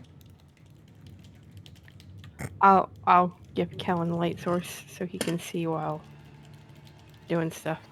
Nothing like being the only person who can't do shit in the dark in this party. Yeah! What? No. Bro, I want to Look. play a human. All right. bro, I want to make the continent dark. Nah, Bro, just how's that going? I can solve all of your problems right now. I don't want to be indebted to your patron. He sounds like a mean person. Oh my god. He's good when you get to know him. Son of Sam was pretty nice at first too. Your body now belongs to the religion of Sariel. CTF has been updated to account for your loot. I should also add the weights. So in all of this, so there was a pouch of teeth, right? Indeed. What are the size of these basilisk teeth? Just curiosity. Basilisks use their teeth to crunch and grind stone. As such, their teeth are extremely hard and sharp. Basilisk teeth are prized for their use in tools and weapons. What would you You say tell the me. Size of They can be made into daggers. So, you tell me. Wow. Holy Holy shit, that's big as fuck. Okay, well, how much is in a pouch of basilisk teeth that you gave us? How many It says a teeth? small pouch.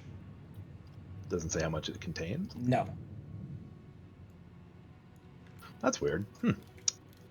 What would you But guesstimate? They can be made into daggers. I think like That's the like- teeth are like small karambits. Several. Yeah, at least a hand long. At least several. Well, I think that's stop asking.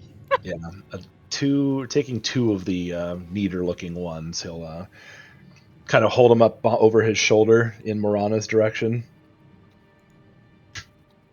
just clutching them in his hand and palm up. Oh. You when? And she points back at the bag. Well, your kill, your trophies.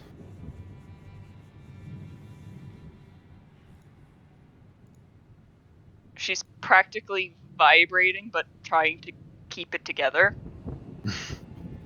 Turns his head to look up at her and kind of like gives that scar-lipped grin. Go on.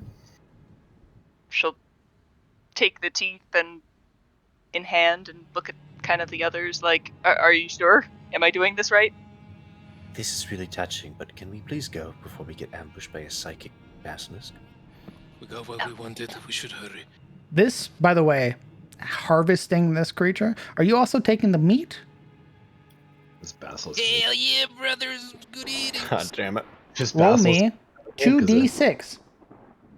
Because Don't do it. if it's got poison in its body, I kind of like I'm a little wary of anything. Well, I mean, I guess you could eat rattlesnake, so I'm not afraid of the poison meat. okay. Can so you repeat the roll? Yeah. 2d6. 2d6. I'm So- afraid of what smells the blood. Oh, not that much. That is...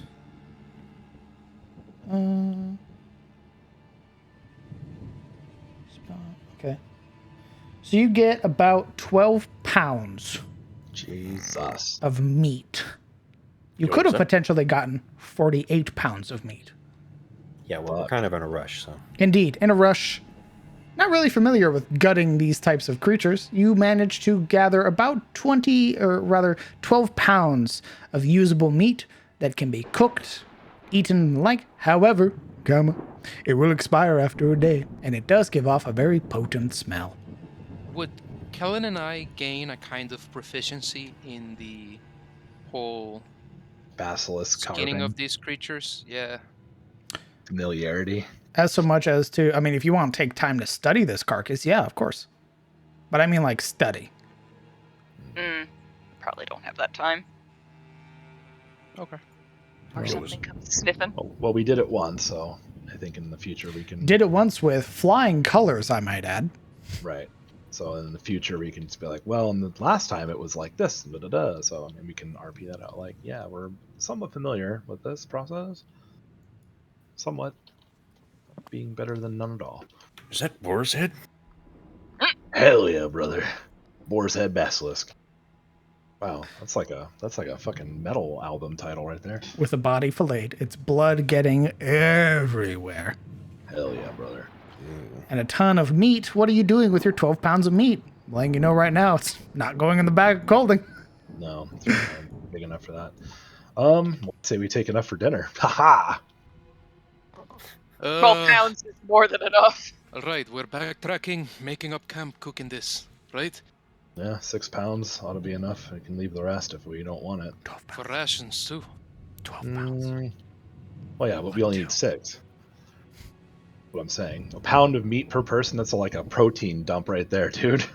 After we make camp, Sure, are we'll we heading take. back? Sure, 2 we'll take pounds all per 12 person. pounds. Holy fuck! This isn't our house. This is the party. 2 pounds per person. Guess we're eating hearty tonight. Tonight we dine in hell. Hard? Listen, our serving is serving family a family of 4, so just give us the 2 pounds of meat. Correct. Family of me? You mean a family of me? You also Very well. only have a day with this before it expires. Yeah, So. might as well get fucking fat and happy off this then. Indeed. Indeed. So we're gonna gather our supplies. Is there any like around this area? You said there was like a bunch of statues and shit. Anything valuable? Metric ton of statues. You can roll an investigation check if you'd like. Hey guys. I was role-playing. Go Before you ahead. start. Go. Yeah, Continue, yeah. Continue.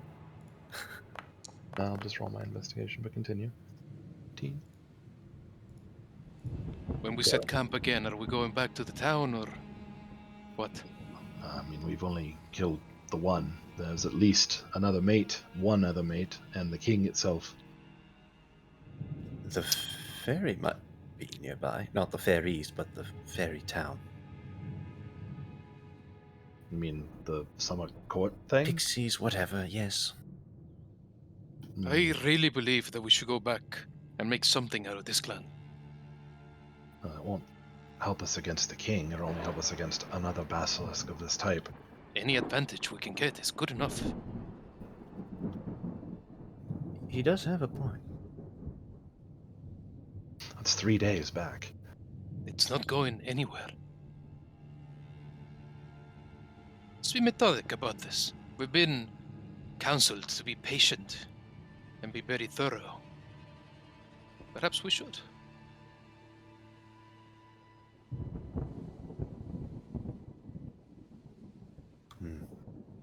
Quick trip back, speak on what we've seen, 3 days. make whatever it is we make, and then we come back.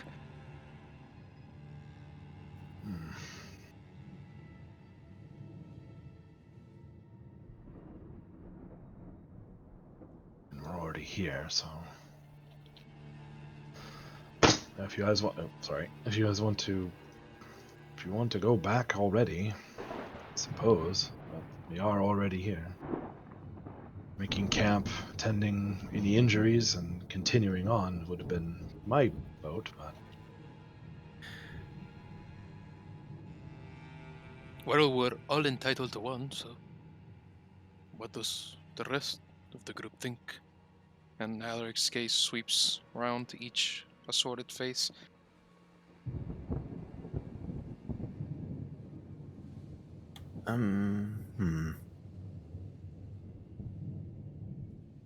It has been emphasized both by the Kingsmen that we have no time limit to this.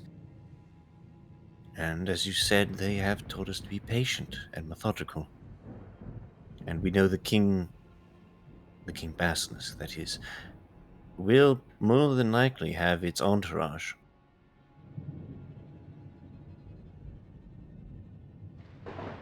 this was probably part of its entourage. It would be better to try and lure out the other and kill it as well.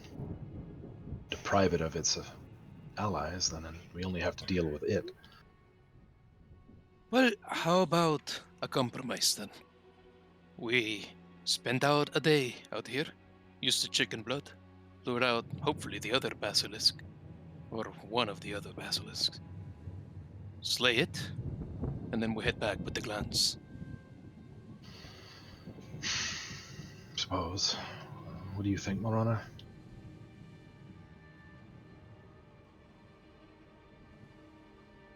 She looks thoughtfully for a moment.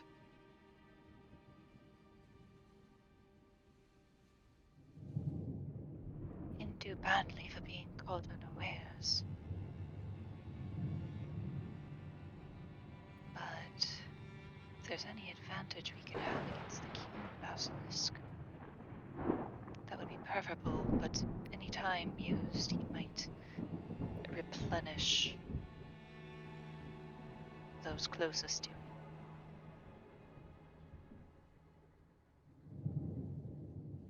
Think they reproduce that fast? He might simply take another as a mate. Oh. And yeah, I was hoping there weren't any more. We could still lure out the other.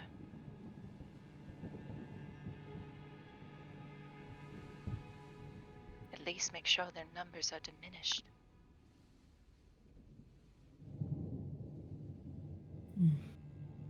Why don't we see how we feel after we make camp and what the prospects are of luring out the other basilisk before we make a 3-day journey back.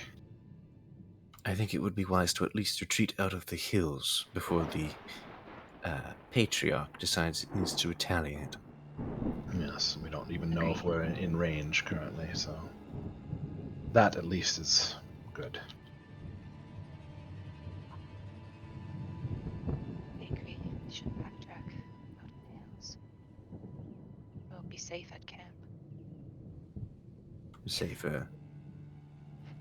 Safer. We'll need to find a place with where we can easily spot something approaching. Yes, well, a hard lesson learned about not being able to see for shit in the dark. It's starting to vex me greatly. Yuria kind of smiles.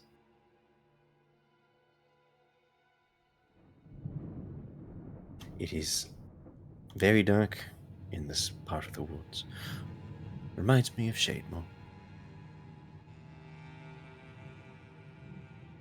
Silveril, you're sort of from this region, Ash? Is it normally the weather this bad?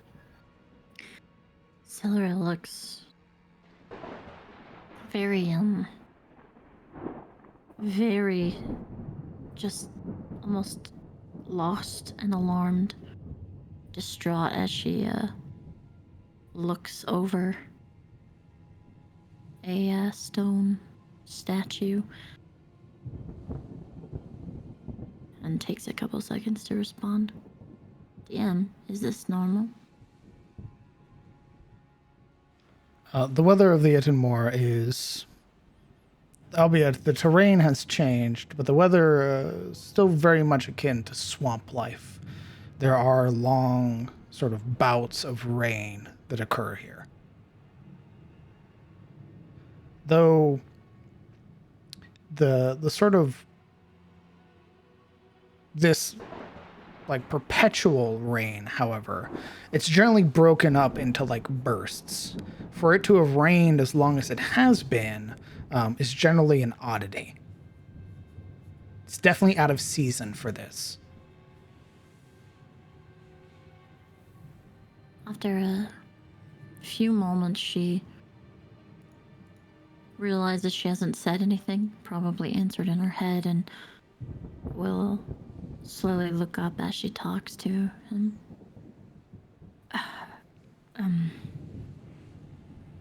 It is known for strange weather here.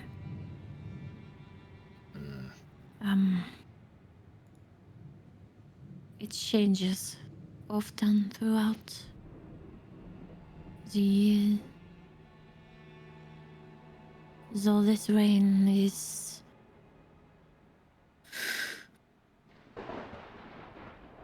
definitely not the norm. It does not rain this much in the capital. Nor does it rain from the word of mouth of travelers who have come through. Not like this, anyway. I don't mind a little rain now and again, but this is getting a little out of hand. She will turn back to continue just staring at this stone statue. Well, I suppose we will be about it then.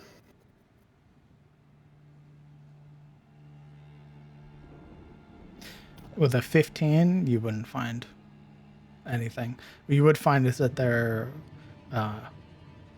rather, this area is not as frequented as you would hope. You would see that aside from the most recent tracks of this basilisk that you slew, the other tracks are like weeks old. This is more than likely an old hunting ground. And only one basilisk track, specifically? Indeed.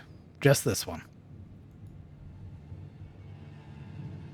This one probably wandered out a little far. Indeed. More than likely went hunting outside of its normal territory or outside of the king's domain to one of the old hunting grounds.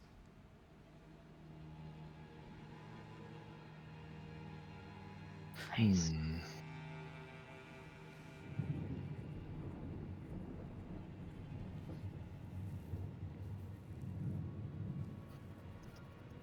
Sabine.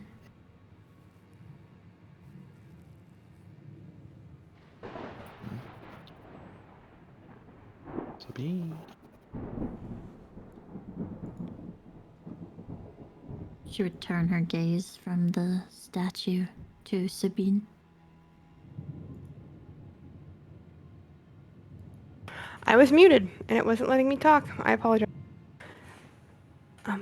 Yeah? I am not very versed in the ways of this. She gestures to the statue. I would not deserve the colors I wear if I did not at least attempt. Do you know of any way they can return to life?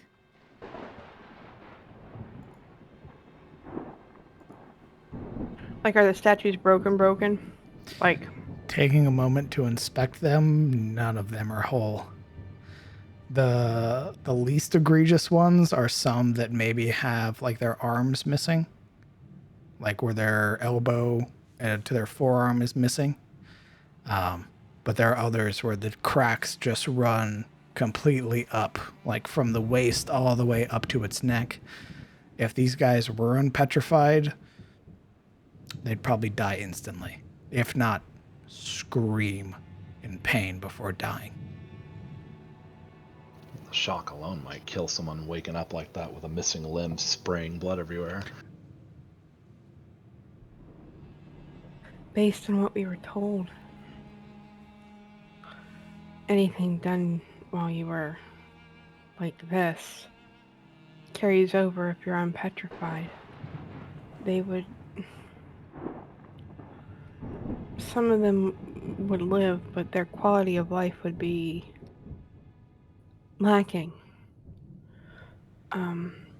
And others, as soon as we would cure them, they'd either die from shock from the pain or just die from the injuries themselves. It would take divine intervention on a massive scale. Some clerics with, I mean, if they had the ability, but I don't know of any clerics that strong. Celeril's expression will go dark and deeply saddened. She simply nods and walks away. As Siluril walks past, Alaric reaches up and gives her a pat on the back while looking off towards the statues. It's got a empathetic look in that sense, that he's also saddened by it.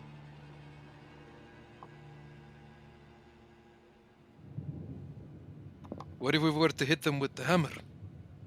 Could we break them loose? You'd break them into pieces. All right. Good thing I didn't try. I was thinking about it. At this point, what would be the difference? Sabine has this kind of horrified look on her face. Didn't he say they're awake in there? I don't recall him saying that. But if they're as good as dead, perhaps the right thing to do would be to break them down so they're not living statues of horror. We don't have the luxury. We are in the middle of hunting grounds of basilisks, with a bleeding corpse sending scent in every direction. We need to leave. I meant later on, once this is done. I'm not sure if it's our call, our say, to deal out mercy like that.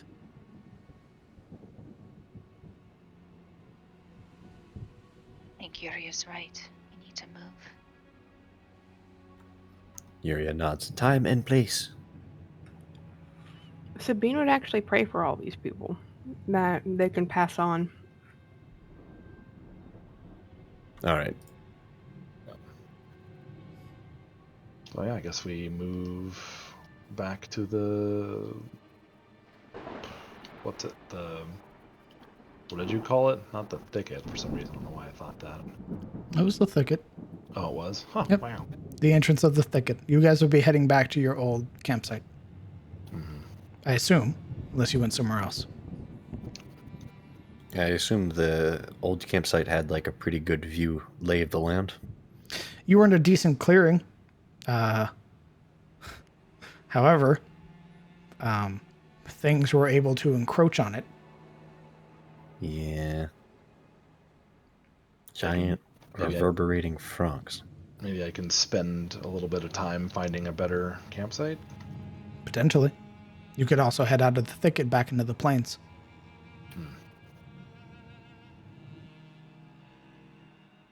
Well, either way.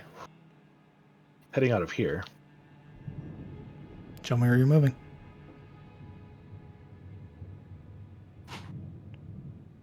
Back out. This would be Because- back into the plains, right? Correct. You'd be heading past the thicket where you had initially stopped and be traveling several hours out of the forest back into the plains. Here you would vote to do that. So which square? I had to zoom back over. 'Cause, It's not a square. well, it's a... It's a hexagon. The bestagon. How about you, Hexa, go fuck yourself? Yeah, hex of these You're nuts. roll me 2 Constitution saving throws. Oh, Very well. As the eyes that you picked up look at you. no. Joke's on you. My dainty hands never touch that icky stuff. Doesn't have to, just has to look at you. Dum dum. God damn it.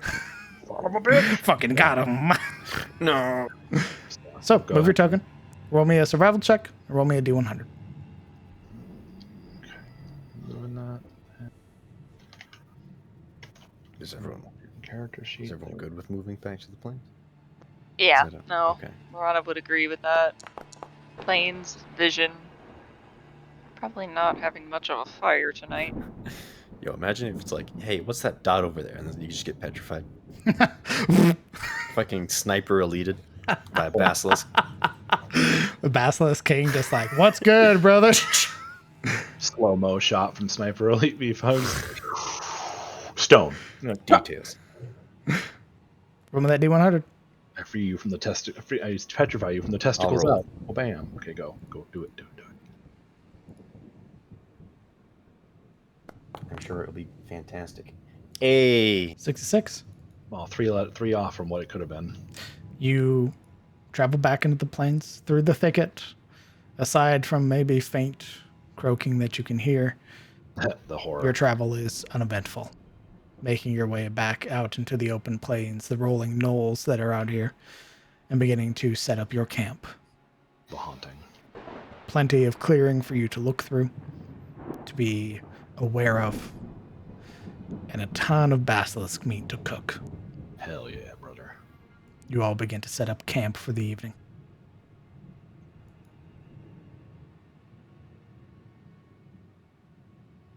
In doing so, who's rolling the cook check? Ooh. Intelligence. But you don't have proficiency, so it'd just be an intelligence check. I think, unless anyone has a higher intelligence than 16, and with her mediocre experience with the cooking and alliance tier, Yuria will try to cook the meat. Yeah? Yeah, Nice. yeah. Let's that's see it, right. brother. Look what I learned from Guinevere. Here we go. Assuming- Show me that she you were isn't- paying attention. Assuming she isn't immediately ganked by Alric. Clubbed over the head. No, mine. Oh, you're Bro. good, bro. You're good, bro. Hell Bro. yeah! Oh, fuck. 22. Hell, brother. Apparently, you were paying attention. Not only were you paying attention, you learned in one of the moments of having cooked with her how to properly cook a steak. Although you lack many of the commodities that a kitchen has here in the open plains over a burning fire, you managed to make for you and your compatriots 6 huge basilisk steak cooked to what type? Medium rare or get out of my Well, party. since I'm pure evil, well done. Oh my god. Fucking, You all are served a pound of boot leather. yeah, roll initiative. Roll initiative. Saying, roll initiative right now. I was gonna say that's when PvP starts. Yeah. What this if is we the end want of it well? roll initiative? How are you a paladin? Yeah. I don't want to see Jesus. but a bit of pink on my steak. She would cook it medium. What? Mm. You fuck this. At Because- least medium well. Fuck you. Except She doesn't medium- know what how cooked basilisk meat needs to be. You before it's would. done. There Yeah, so you is cooked it well. there is like thick marbling on this meat as well. There is a lot of fat in a basilisk. Like they Hell are yeah, they brother. are pudgy creatures. So there is that very thick marbling that it does. You generally have to cook it a little bit slower. If you cook it on if you cook it too fast, you will burn it. But cooking it slower, you would get generally to the perfection that you want, Yuria. You were taught how to make medium and medium rare. I like how you took out well done. Yeah, that's You exactly took my correct. options away. It's so fucked up. The DM once again directly. This is what opposing Guinevere the party. taught her.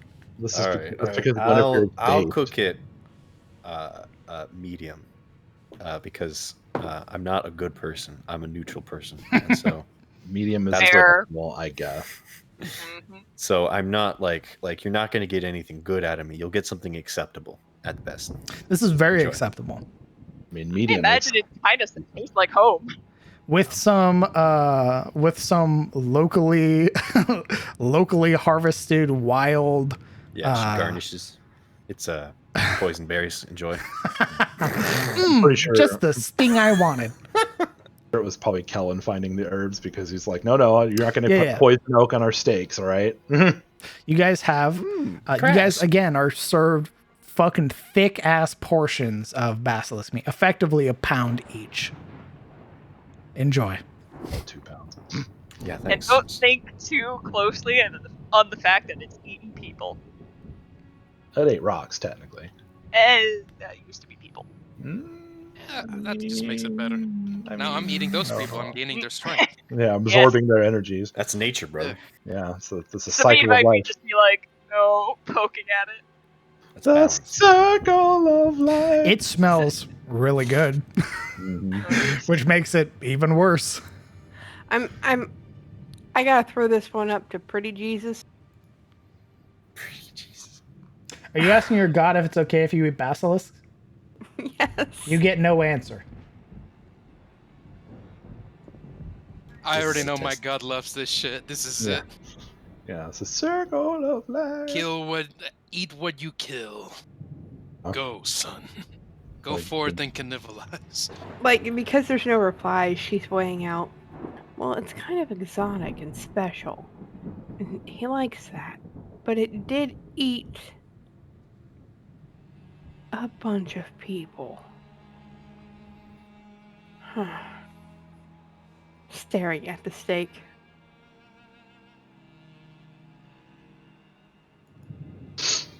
Just eat it.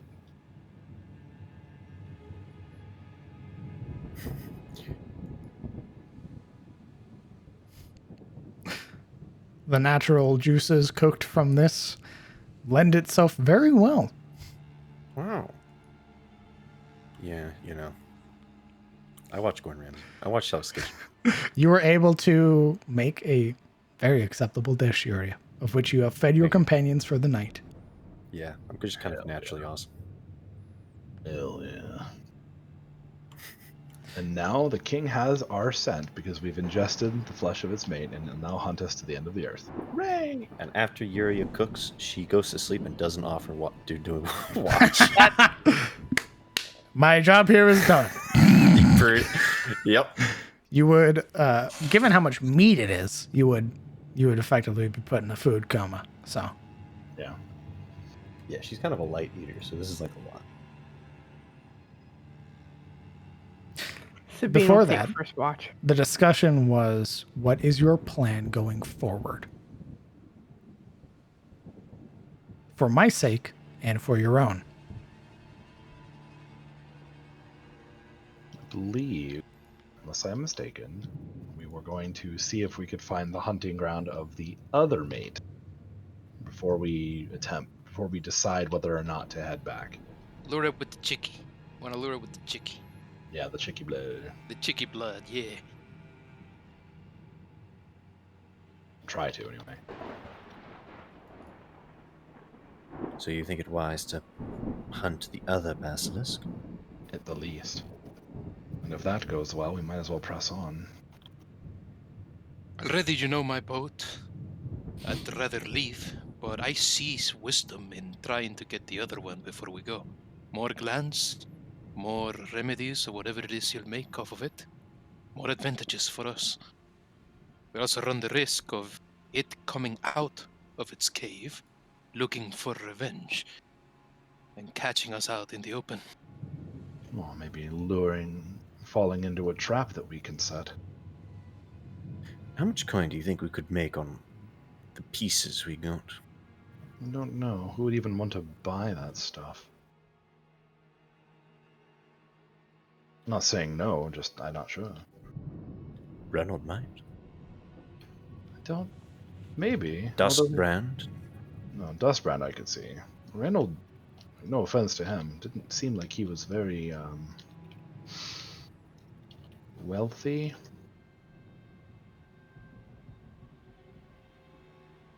He had a wealth of knowledge.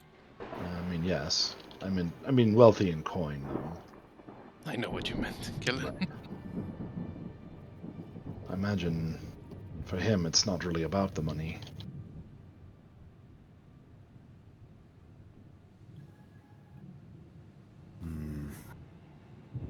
Dustbrand, however, might enjoy some of the eyeballs that we got.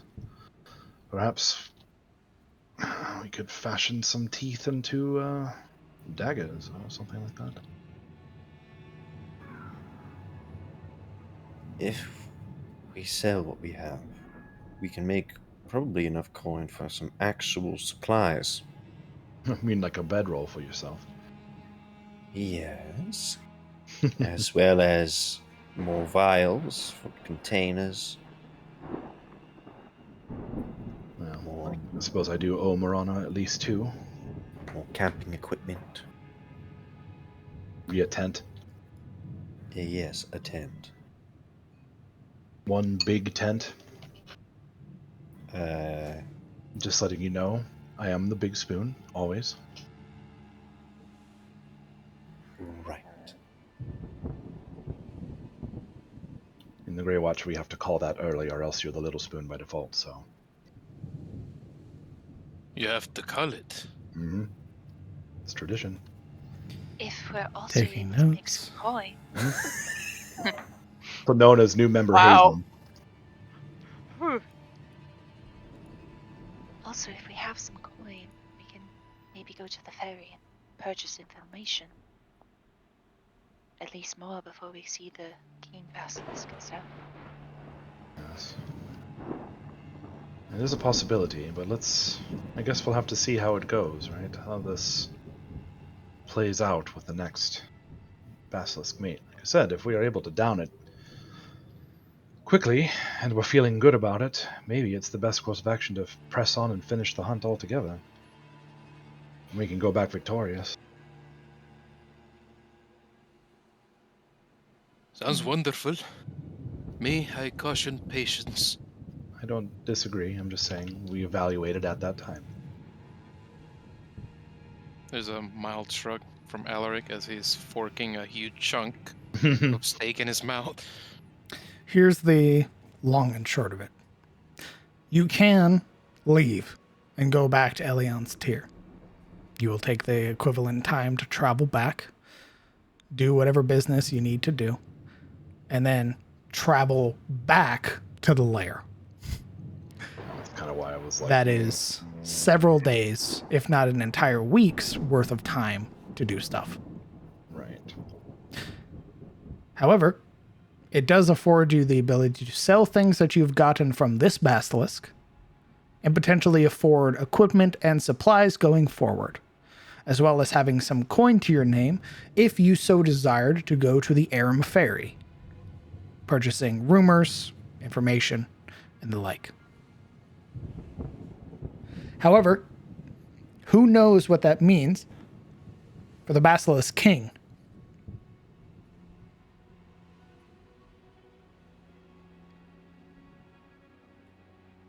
Indeed. That's why I'm like, I don't really want to have to do a lot of traveling back and forth. So this is what's going to happen. You're going to take this upcoming week to decide what your plan is, because that's what we're calling it for tonight. Boo. Ah. I knew it was coming. Yeah. All right. See you later, man. Thank you guys for playing. Yeah. Yeah. We will My pick this pleasure. up next week on the 10th for part 2 of Hunting the King Basilisk. Always super fun. Yes. And then Well we get part done. 3. Woo. I mean, How's- Regicide will continue to be the name until you kill the king, or you decide to break the contract. We kill the Oh. other king. Do That's the we break the irony. contract if we leave back to town? It's not what he said. Okay, good. Probably, Starts chasing us with a probably- fucking axe. they'll probably just shit on us for like, why are you back? What the fuck? You fucking turncloaks! Like, I guess if you want to be weird about it, just in a hail of curses and then He's finally. got like a pail full of water in his hand. He wants to throw it, but it's really heavy, and he's only got one arm, so he's gotta like, It's you gotta know, be like Yep. spin like he's got a disc, and he's Yeah. in the You gotta Olympics. You gotta Gotta stay do on the his right lineup. side. As long as you stay there. So DM. Yeah. How does it feel to finally have combat after 8 sessions? It feels it was euphoric. How's it it? did feel good. Euphoric. I would have liked it more if I could see anything. Well, Get used to it. if you get some money, you can buy the Waste Lantern from Roy. Hey, What? who needs a waste lantern when you have incantations? Brother, for the low You- price, Of just your entire soul. Got it. it's not your soul. If you go just gotta back- do. To Mr. Broadhurst, you can buy the Waste Lantern that's there. It's the free use or free hand use lantern that hangs from your belt. Yeah. I'm gonna be real with you, Chief. I never once used an item in Elden Ring. Weak. Weak. Weak, Weak. my friend. It's not weakness. It's determination. Okay. I also didn't Weak. use summons. Why no Fuck sound? some. Jesus. Yeah. Classic D&D style. All right. I'm not gonna let the game play itself like some pussa. Jesus Christ. But yeah, you guys can go back with the items that you've acquired, sell them off, sell some of the other stuff you've been carrying around, make some coin. And if you so wished, work. What? No. What? Work? I'm What? going back to the Basilisk King. Bullshit. I mean, like, This is why you Fuck guys it, I'll take- are poor, by the way. Is Yeah, I've offered we're you nobles. jobs and none of you took them. We took the jobs that we had to do. I mean, stuff just kind of keeps happening. So we're like, well, we got to do this, we got to do that. And we're like, well, we could stop to get meaningful employment, and it's just like, but all this other shit keeps going. Maybe when we go back after this, we shall see. Could be worthwhile. Who knows? And when I say you have the week, if I don't get any plans from you guys, I'm fucking killing you. Well, you see, I'm outside of your 10-foot range, so easy clap. My preparation is determined by your player actions. So if your player actions are not conveyed to me, it's like a fart in the wind. You will have no preparation. You will get nothing next week. It's a Why do you grudge. sound upset? I thought we had a good time, and you're here harshing our vibe. I had a great time. I had a phenomenal time, actually. I just want to convey that. Yeah, Please give me what your plan is. That's all. I will DM you every day with a new plan. I hope you're ready. It's gonna be like Hanukkah. You gave every me day a I give billion you- plans and didn't use any Yep. of them. Well, yeah, we didn't. You use were any of them. honest. That wasn't in any of your plans. That wasn't the first plan. Or the second. That was Or the third. The first plan was to be honest, and I had to because Kalen basically said, "Here's this person. Here's the situation." All right, I got. If it was just me opening my mouth, we'd probably be dead. To be honest. It was a jointed effort by the whole party, I think. Indeed. But congratulations on surviving against the basilisk. Which, by the way, fucking hilarious D100 roll. It was like, Consulted my table, and it's like a petrified like convoy of like petrified bodies and a basilisk, and I was like, holy fuck. like, I could not have written this better Yeah, I myself. told you that D&D card I pulled put us there. Huh? Shit was insane. Damn, Baron, I didn't realize you were that good of a monster hunter. How'd you lead us right to it? Like, did you like sniff Yeah. it out or something? Wow. Marana leads it straight to the monster, like, oh shit, this is not what I meant. I know Some what I meant. latent part of her teaching, just like, I know exactly way. where it's at. I didn't quite mean to do this unless finger poke. And She's got the Just like puts a fistful of dirt in the mouth. she's got that eagle vision from like Assassin's Creed. She just sees the target through walls. and Sabine, Uh-huh. good job on not dying today. Oh my lord. Wink. Yeah, that's I lit- brutal. Where I literally thought, like, oh god, her like deepest fear that she's been like stressing about all week is actually going to happen to her. Ha! I was Yep. I was very surprised when its action was gaze because I thought, oh, okay, it's a reactionary thing, right? Like we're gonna get stunned, and then our next turn we'll have to roll again, and then it was like, nope, I'm gonna petrify you, and then 2 turns later you have to see if you die forever or not. Well, not. It's Oh really no, it fucked. was no, the basilisk was going before me, like Yeah. right in front. So it was like he hits me with it, and then it's do or die time. That's what Yuri was saying, is that it was Yeah. fucked, that it was initiative was it went, you failed, you immediately are restrained, Batter up. you go again. Yeah. So it's 'cause- not like you get to hold your breath, wait 10, 15 minutes to your turn. It's you hold your breath, somebody goes, guess what, motherfucker? Open up. Yep. It's con save time.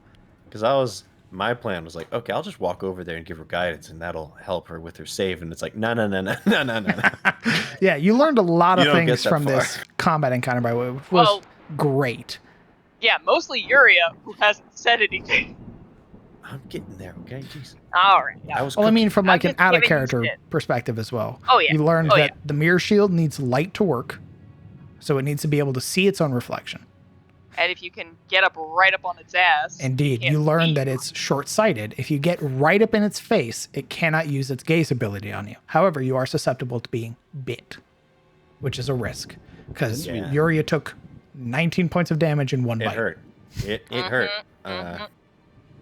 Didn't we also learn from Reynold that the mirror shield won't turn it to stone, the king? But It won't will- turn King. the king to stone, but it will turn the lesser basilisks to stone if they are a stone eye.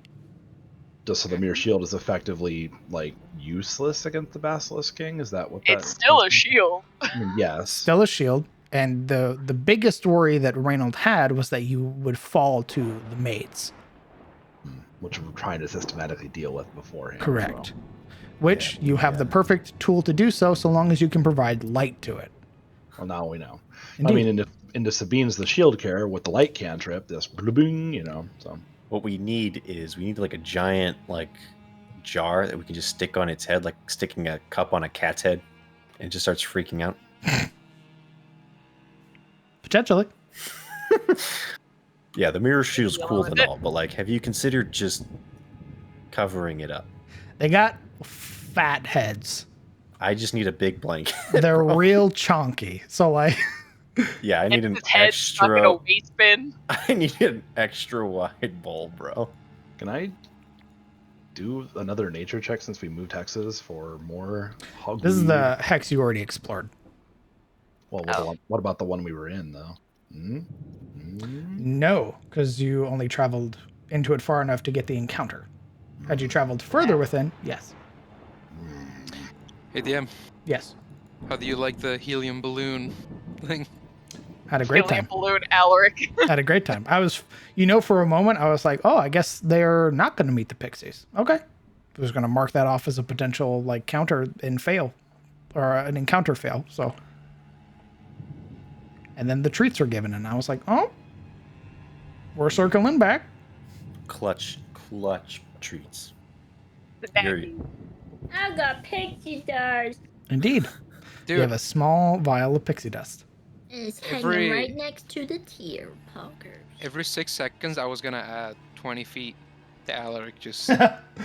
It's effectively what it Floating. was. It was like you can fly, but you're not aware that you can fly. So you're just floating and getting higher, and you're invisible.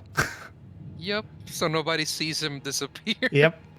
Higher and higher. And it effectively been like, you're high enough, fly wears off.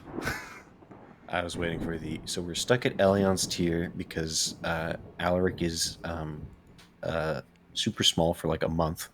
We have Smurf Alaric for a month, so we can't fight anything. Dude, I'm so glad I didn't have to do the voice. Like, That's your punishment. You kept talking shit, brother. I was like, dude, they're super petty. They will leave your ass transformed like this for a month. Like, I know. You said Trust me, forever, and I was like, oh no. Like, oh dear. I don't know. Motherfucker, I know. I'm real happy I got We're to just kill gonna have it. to like get used to Alaric being a halfling. indeed, a basilisk kill under your belt. I feel sorry for the next people they prank when they strip them down and put Covered honey on in them. honey. Oh yeah, now that they have the idea, strip them down, put honey on them. Ooh. Hogging. Yeah, I was about to say, you ever want to see Pixie's Pog? It was that exact moment. My god, that's brilliant. Making friends. What are you talking about? It was literally like giving a fraternity a new idea of how to haze their newcomers. Like that's effectively what you gave them. Chat, I need art of all the party members sleeping at a bonfire and 6 giant toads pogging at them right now. I need 6 pogger toads. I was not asleep. I need Okay, You- but something like still, You need hot art of toast. that. I need art of Silveril putting her hands out like fucking Chris. What's his Chris name? Pratt. Chris Pratt, like with the Raptors. with And like everybody ration else is sleeping behind them. with like a ration in each hand. You did it. Like, okay. You calm down. effectively stopped them from just capping your teammates, by the way. Had you not started offering food, it was going to be Yuria gets grabbed by a tongue, you get grabbed by a tongue, Kellen gets grabbed by a tongue, because there were enough frogs there to just grab everybody.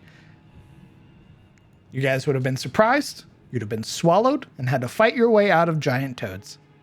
Wow, it's just like Darkest Dungeon. I got one shot before it was even my turn. Dude, if they Wow. didn't go for Alaric, he would have slept through that shit. Just the muffled sounds How the of fuck your could you friends. sleep through that? These things are like the size of fucking Yeah, when I say dryers, they're large, they are 2x2 squares. brother. Do you know how loud frogs are? Like IRL. Like, I know. They're And insane. there were 6 of them. I know. I Like, know. God, that would be like ear piercing, like your bones rattling inside your chest as you hear this. Yeah, sleep through that shit real good. No problem. Yeah, I mean, This man does not live in the south. frogs, frogs. There's no silence in the night. That frog is so derpy. Where's the squeaky frog? There's this cute ass frog. Oh. Don't do it. Yeah, that's definitely not the frog we fought. Definitely not. No. We got the toad. We got the toad vibe. You got Actually, I giant. have the token because it was potentially a combat encounter. Yeah, so. there's some ugly fucking. Yeah, There's some they're fugly. big toe.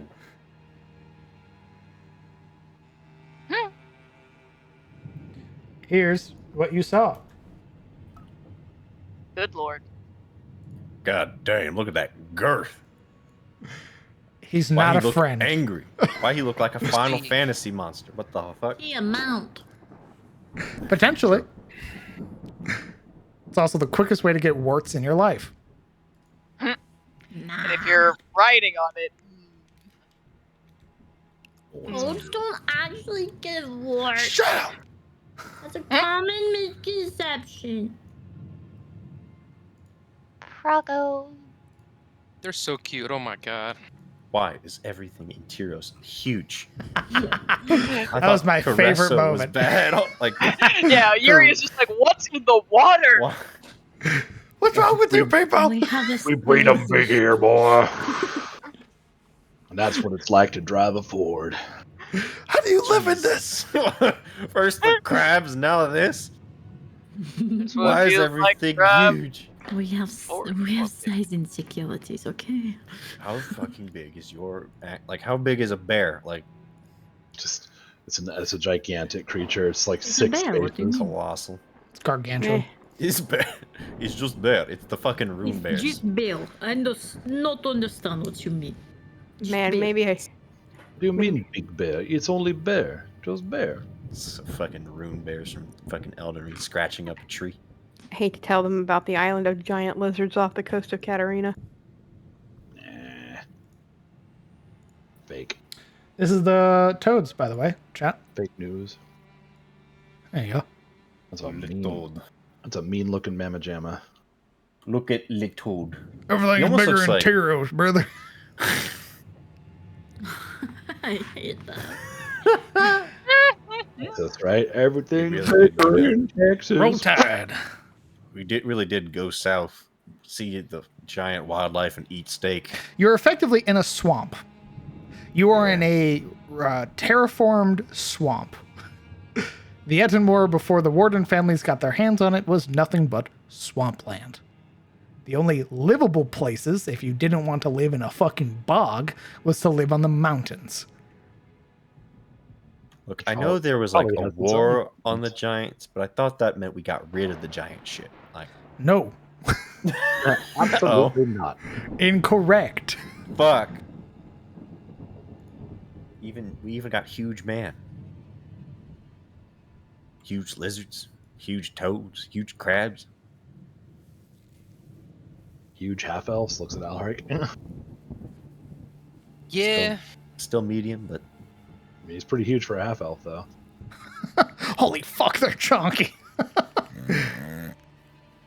And there were 6 of them, they almost look effectively like creating a tremor.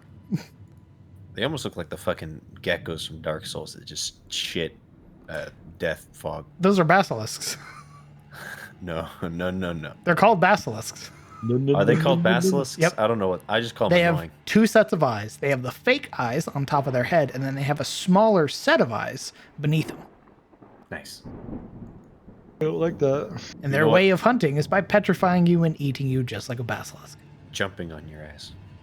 Shitting everywhere.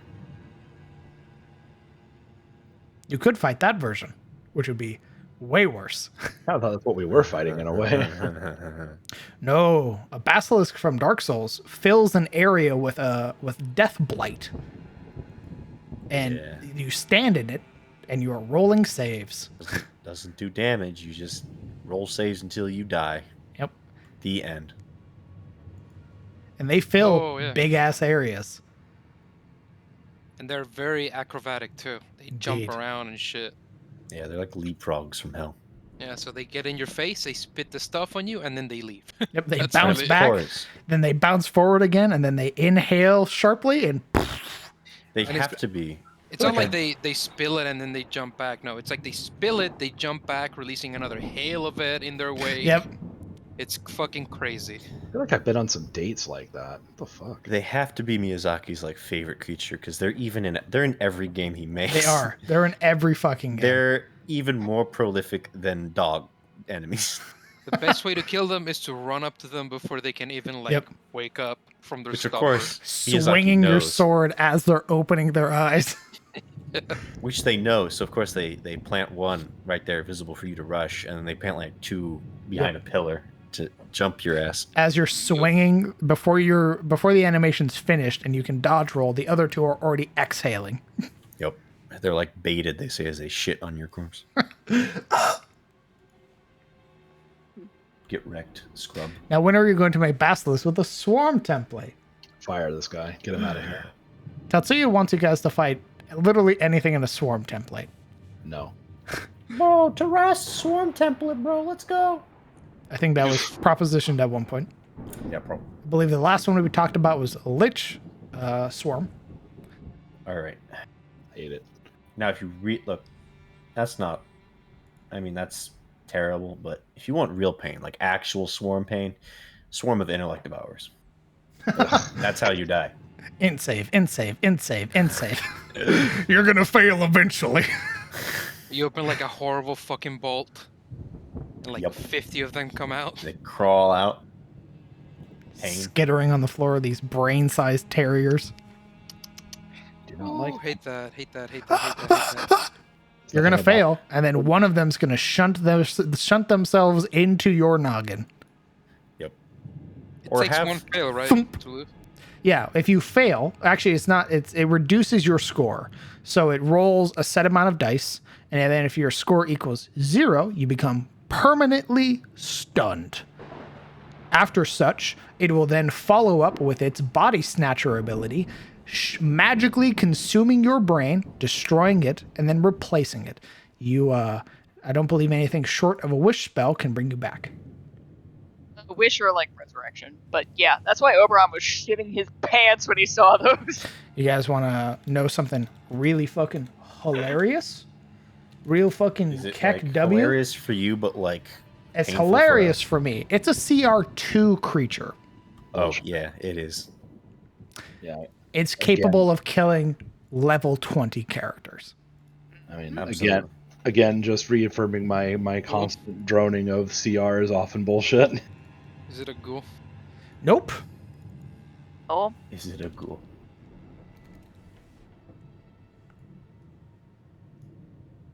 You could also just do like a swarm of tadpoles. Just little newts coming at you, trying to get in your eyeball. Ooh.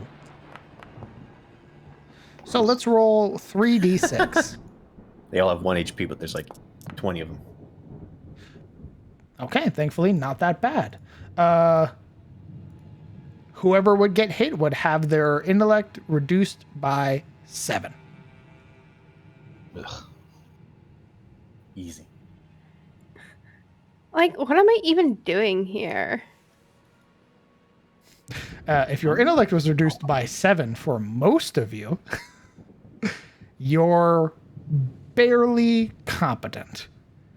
You are capable of speech, not reading or writing. You're almost feral for most of you. People like Yuria and Siluro be a little bit better off. Yay. Huzzah.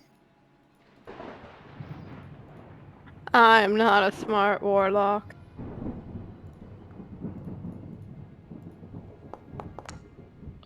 you're Ooh, a paladin. I'm a That's a warlock. 16. That kills everybody. Yeah. Nuh-uh. Yeah, no, it does. Yeah, your intellect's reduced to 0. You're permanently stunned. Perma-stun. Correct. Until you at least gain 1 point of intelligence. Damn. There's You no may be way asking yourself, to- how do I do that? Like a restoration spell, maybe, or Funny enough, let's see. I just drink a potion of intellect. Sometimes these effects end up wearing off. They like last for 24 hours, but if you're in the middle of combat, 24 hours is a ways away. Yeah, Oh, it's never basically gonna never. Not the intellect devour. It's permanent. Okay. Yeah. Go. Good night. Fine, night. punk. What? Going to What bed do at you a want? normal time. Normal? DM? Given that she goes to bed at like 7 in the morning, yes. Don't out me. How do you even know I stay up that late? Come on.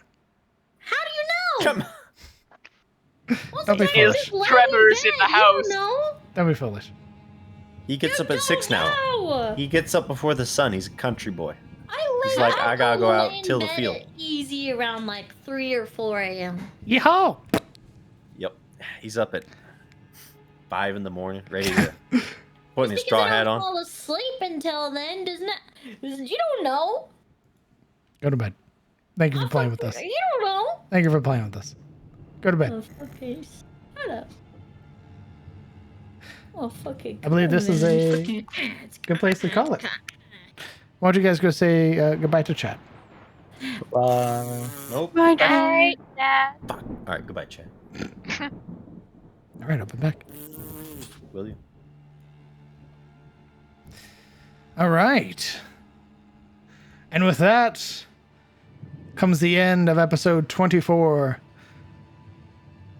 and the end of D&D for tonight. Thank you guys so much for coming out and supporting the players and supporting myself.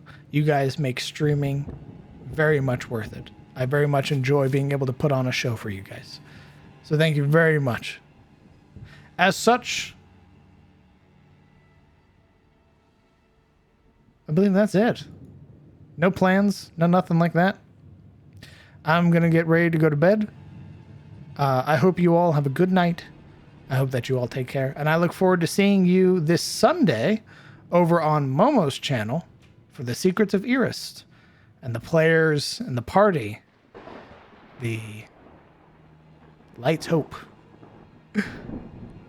Eventually making their way away from the Cathedral of Light and on to new adventures. I hope that you guys take care, stay safe, join the Discord. We have a bunch of really cool folks in there. Tell your loved ones that you love them and care about them.